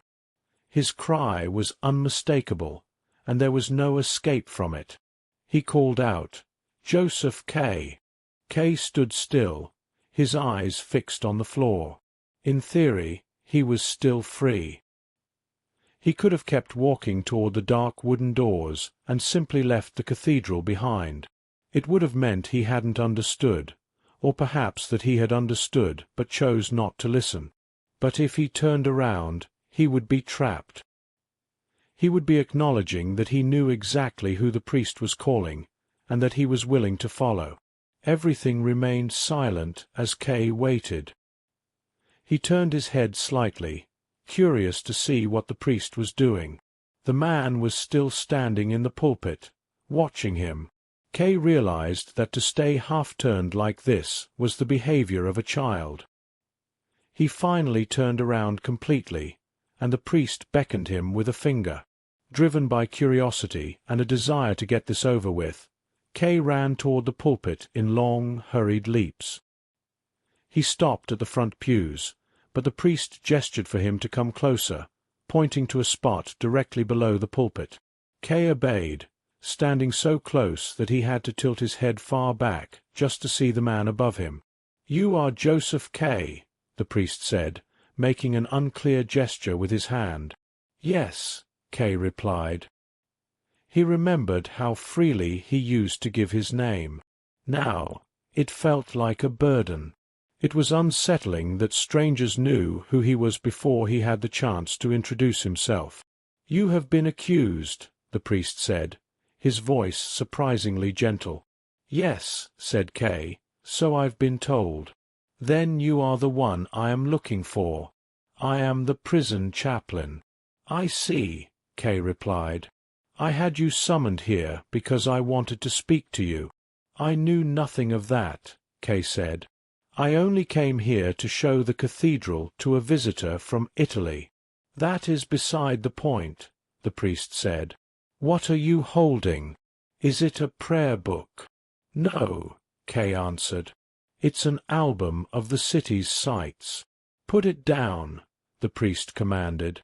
Kay threw the book away with such force that it skidded across the floor, its pages tearing as it rolled. "Do you know your case is going badly?" the priest asked. "It seems that way to me too," Kay admitted. "I've put in a great deal of effort, but with no result. I still have documents to submit, though." "How do you imagine it will end?" "At first I was sure it would end well," Kay said. "Now I have my doubts. I don't know how it will end." "Do you?" "I do not," said the priest. "But I fear the end will be bad. You are considered guilty. Your case may never even leave the lower courts. For now, at least, your guilt is seen as proven." "But I'm not guilty," Kay protested. "It's a mistake. How can anyone be guilty? We are all human beings here, one like the other." "That is true," said the priest. "But that is exactly how the guilty speak." "Do you believe I am guilty, too?" Kay asked. "I make no presumptions," the priest replied. "I thank you for that," Kay said. "But everyone else involved in this case has something against me. They presume I am guilty, and they influence everyone else. My position is becoming harder every day." "You don't understand the facts," the priest said. "The verdict does not come all at once. The proceedings simply transition into the verdict, bit by bit." Kay lowered his head. "What should I do next?" "You look for too much help from strangers," the priest said disapprovingly. "Especially from women. Can't you see that isn't the help you need?" "Sometimes I think you're right," Kay said, "but not always. Women have power. If I could get them to work with me, I could succeed. This court seems to be full of men who are easily swayed by women. Show a judge a woman in the distance, and he'll climb over his desk just to reach her." The priest leaned down over the railing. The small roof of the pulpit seemed to press down on him. Outside, the weather had turned into a deep, unnatural night. Not a flicker of light came through the stained glass. At that moment, the church official began to put out the candles on the main altar, one by one. "Are you angry with me?" Kay asked. "Maybe you don't realize what kind of court you serve." The priest did not answer. "It's just my own experience," Kay added. Still, there was only silence from above. "I didn't mean to insult you." Suddenly, the priest screamed down at him. "Can you not see 2 steps in front of you?" It was a shout of pure anger, but also the cry of someone who sees another person falling and screams out of sheer shock. The 2 men were silent for a long time. In the gathering darkness, the priest could not have seen Kay clearly, though Kay could see the priest by the light of the small lamp. Kay wondered why the man didn't come down. The priest seemed to mean well. Perhaps if they spoke face to face, he could give Kay advice on how to break free of the proceedings entirely, how to live outside of them. "Would you come down here?" Kay asked. "If you aren't going to preach, come down and walk with me." "I can come down now," the priest said. He seemed to regret his earlier outburst. As he took the lamp from its hook, he added, "I had to speak to you from a distance at first. Otherwise, I am too easily influenced, and I forget my duty." K waited at the foot of the steps. As the priest descended, he reached out to shake K's hand. "Can you spare me some time?" K asked. "As much as you need," the priest replied, handing K the lamp to carry. Even up close, the priest maintained a solemn air. "You are very friendly to me," K said as they walked together through the dark side nave. "You're an exception. I feel I can trust you more than anyone else at the court." "Don't fool yourself," the priest said. "How am I fooling myself?" "You deceive yourself about the court," the priest explained. "There is a story about this self-deception in the opening paragraphs of the law." The priest began his story. Before the law stands a doorkeeper. A man from the country comes to this doorkeeper and asks for entry. But the doorkeeper says he cannot grant him entry at this moment. The man thinks this over and asks if he might be allowed in later. "It is possible," says the doorkeeper, "but not now." The gate to the law stands open, as it always does. The doorkeeper steps aside, and the man leans forward to peer into the interior. The doorkeeper laughs. "If you are so tempted," he says, "try to go in despite my prohibition. But be warned, I am powerful, and I am only the lowliest of the doormen. In every hall there is another doorkeeper, each more powerful than the last. Even I cannot bear to look upon the third." The man from the country had not expected such difficulties. The law, he thought, should be accessible to everyone at all times. But as he looks at the doorkeeper in his fur coat, with his sharp nose and long, thin beard, he decides it is better to wait. The doorkeeper gives him a stool and lets him sit by the side of the door. There he sits for days, and for years. He makes many attempts to be let in, wearying the doorkeeper with his requests. The doorkeeper occasionally questions him, asking about his home and his life, but these are the indifferent questions of a great man. Always the conversation ends with the same statement: he cannot yet be let in. The man had brought many valuables for his journey, and he used them all to bribe the doorkeeper. The doorkeeper accepts every gift, but as he takes them, he says, "I only take this so you don't feel you have failed to do everything you could." Over the years, the man watches the doorkeeper almost constantly. He forgets the other doormen and comes to believe this one man is the only thing standing between him and the law. In the early years, he curses his fate loudly. As he grows old, he only grumbles to himself. He becomes childish, having studied the doorkeeper for so long. He even asks the fleas in the man's fur collar to help change his mind. Finally, his eyes grow dim. He doesn't know if the world is truly darkening or if his eyes are failing, but in the darkness he sees a radiant, inextinguishable light shining from the doorway of the law. He knows he is near death. He gathers all his strength to ask one last question. He beckons to the doorkeeper, for he can no longer stand. The doorkeeper has to lean down low, for the man has shrunken with age. "What do you want to know now?" the doorkeeper asks. "You are insatiable. Everyone strives to reach the law," says the man. "How is it, then, that in all these years no one but me has asked for entry?" The doorkeeper sees that the man is at his end. To reach his fading hearing, the doorkeeper bellows into his ear, "No one else could gain admittance here, for this entrance was meant only for you. And now I am going to shut it." "So the doorkeeper cheated the man," Kay said immediately. "Do not be too quick," the priest warned. "I told you the story exactly as it is written. There is nothing in it about cheating." "But it's clear," Kay insisted. "He only gave the man the information that could save him when it was too late to use it. The man didn't ask before then," the priest countered. "And remember, the doorkeeper was only doing his duty." They argued for a long time about the nature of the story, whether the doorkeeper was a deceiver, or whether he was himself a servant of the law, bound by his own limitations. The priest explained that some believed the doorkeeper was the one who was truly deceived, for he was bound to the door while the man from the country was free to come and go as he pleased. Kay listened as the priest laid out the various interpretations. It was exhausting. The simple story had become a complex web of logic. "I can't say I agree with everything," Kay said, shaking his head, "because if you accept that interpretation, you have to believe that everything the doorkeeper says is true.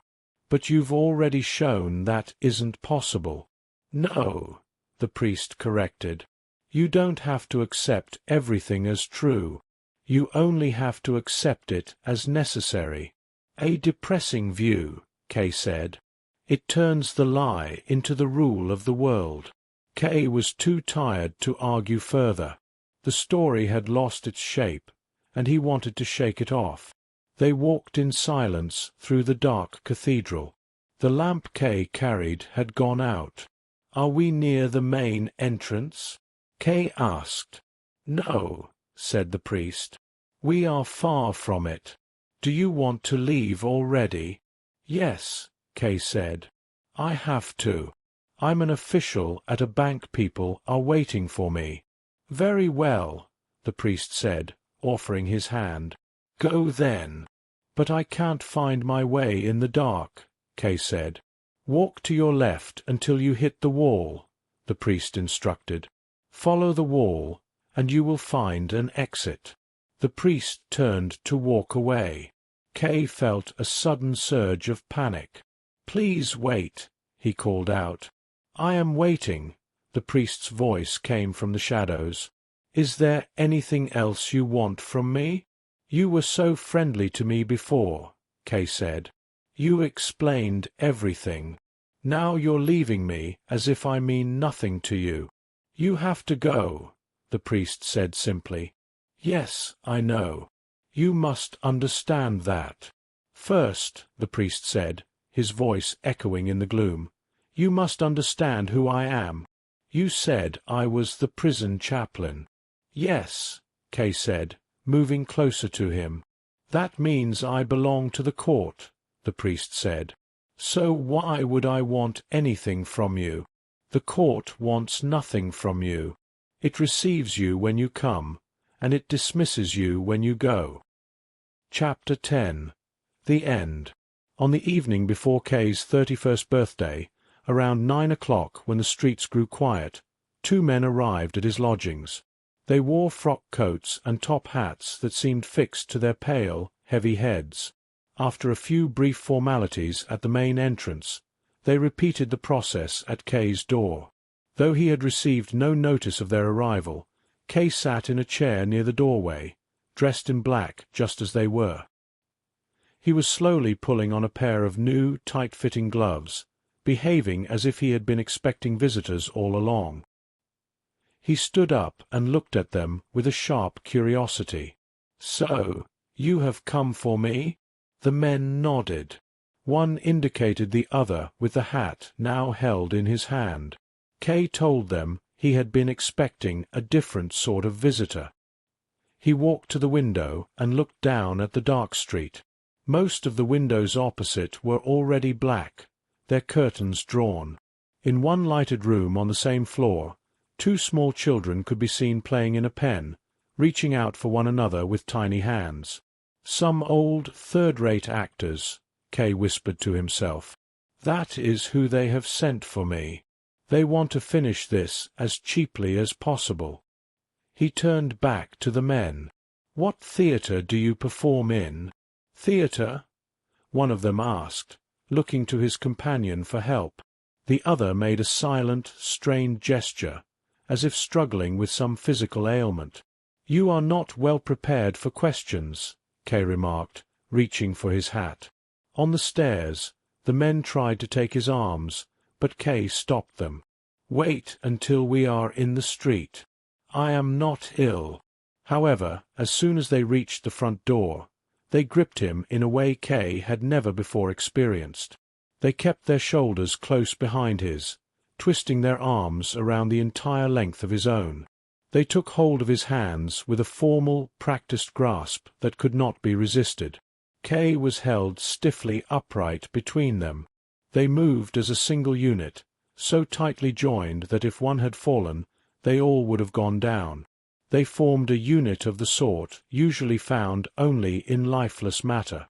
Whenever they passed beneath a street lamp, K tried to see his companions more clearly.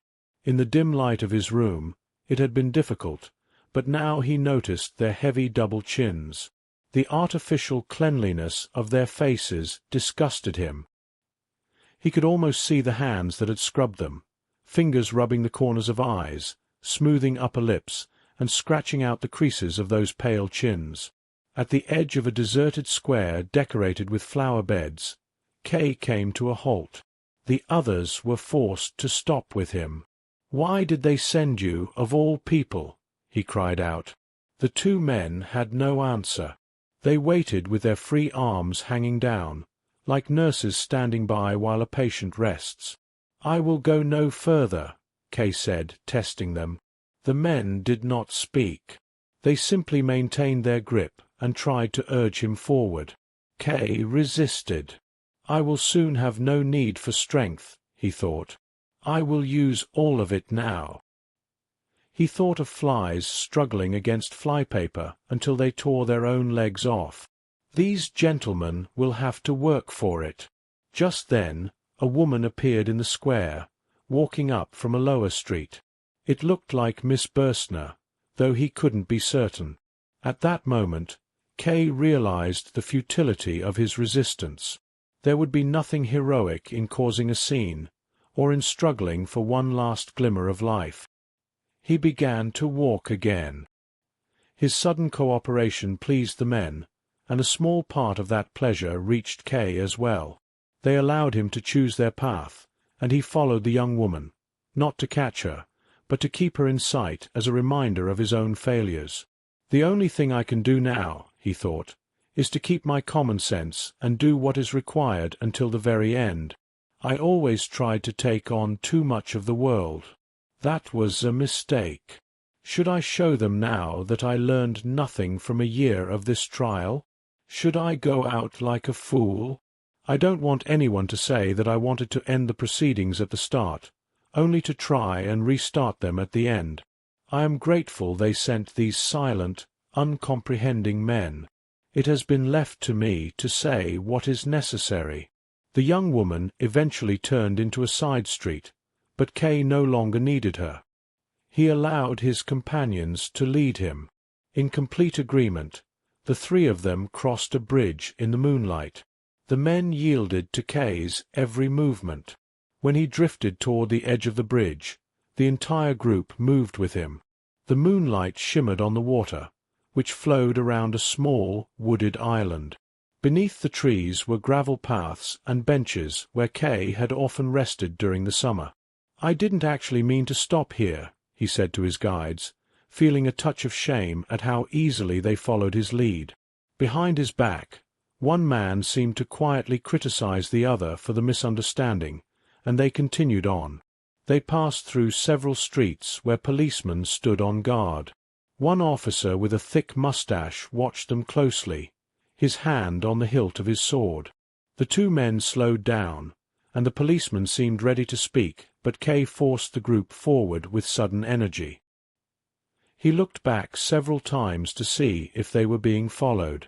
Once they turned a corner, K began to run, and the two men, though gasping for breath, were forced to run with him. They soon left the buildings behind and entered the open fields at the edge of town.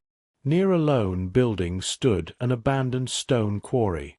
The men stopped here, either because they had reached their destination or because they were too exhausted to go any further.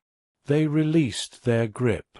K waited in silence while the men removed their top hats and wiped the sweat from their brows with handkerchiefs. The moonlight lay over the quarry with a peace found in no other light. The men began a series of polite exchanges about who would perform the next task. One of them approached K and removed his coat, his waistcoat, and finally his shirt. K shivered involuntarily. The man gave him a gentle, reassuring tap on the back. He folded the clothes carefully, as if they would be needed again in the distant future. To keep Kay from catching a chill in the night air, the man took him by the arm and walked him back and forth while the other searched for a suitable spot. He signaled when he found a large stone that had broken loose from the rock face. They sat Kay down on the ground, leaning him against the stone and resting his head upon it. Despite their efforts and Kay's cooperation, the position felt forced and unnatural. One man tried to adjust Kay further, but it was no better. Eventually, they left him as he was. One of the men opened his coat and drew a long, thin, double-edged butcher's knife from a sheath on his belt. He held it up, checking its sharpness in the moonlight. Then the repulsive courtesies began again. One man passed the knife across Kay to the other, who then passed it back. Kay realized then that it was his duty to take the knife as it passed above him and finish the task himself. But he did not. Instead, he twisted his neck and looked around. He could not do their work for them. He lacked the final strength required, and he felt the fault lay with whoever had denied it to him.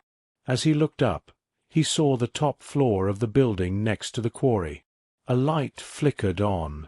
A window opened, and a figure, made thin and frail by the distance, leaned far out and stretched its arms even further. Who was it? A friend? Someone who cared? Was it one person, or was it everyone? Was there still help to be had? Were there objections that had been forgotten? There must have been. Logic is unshakable, but it cannot withstand a man who wants to live. Where was the judge he had never seen? Where was the high court he had never reached? Kay raised both hands and spread his fingers wide. But the hands of one man were already at Kay's throat, while the other pushed the knife deep into his heart and twisted it there, twice. As his vision failed, Kay saw the two men leaning over him, cheek to cheek, watching the end. "Like a dog," he whispered. It felt as if the shame of it would outlive him.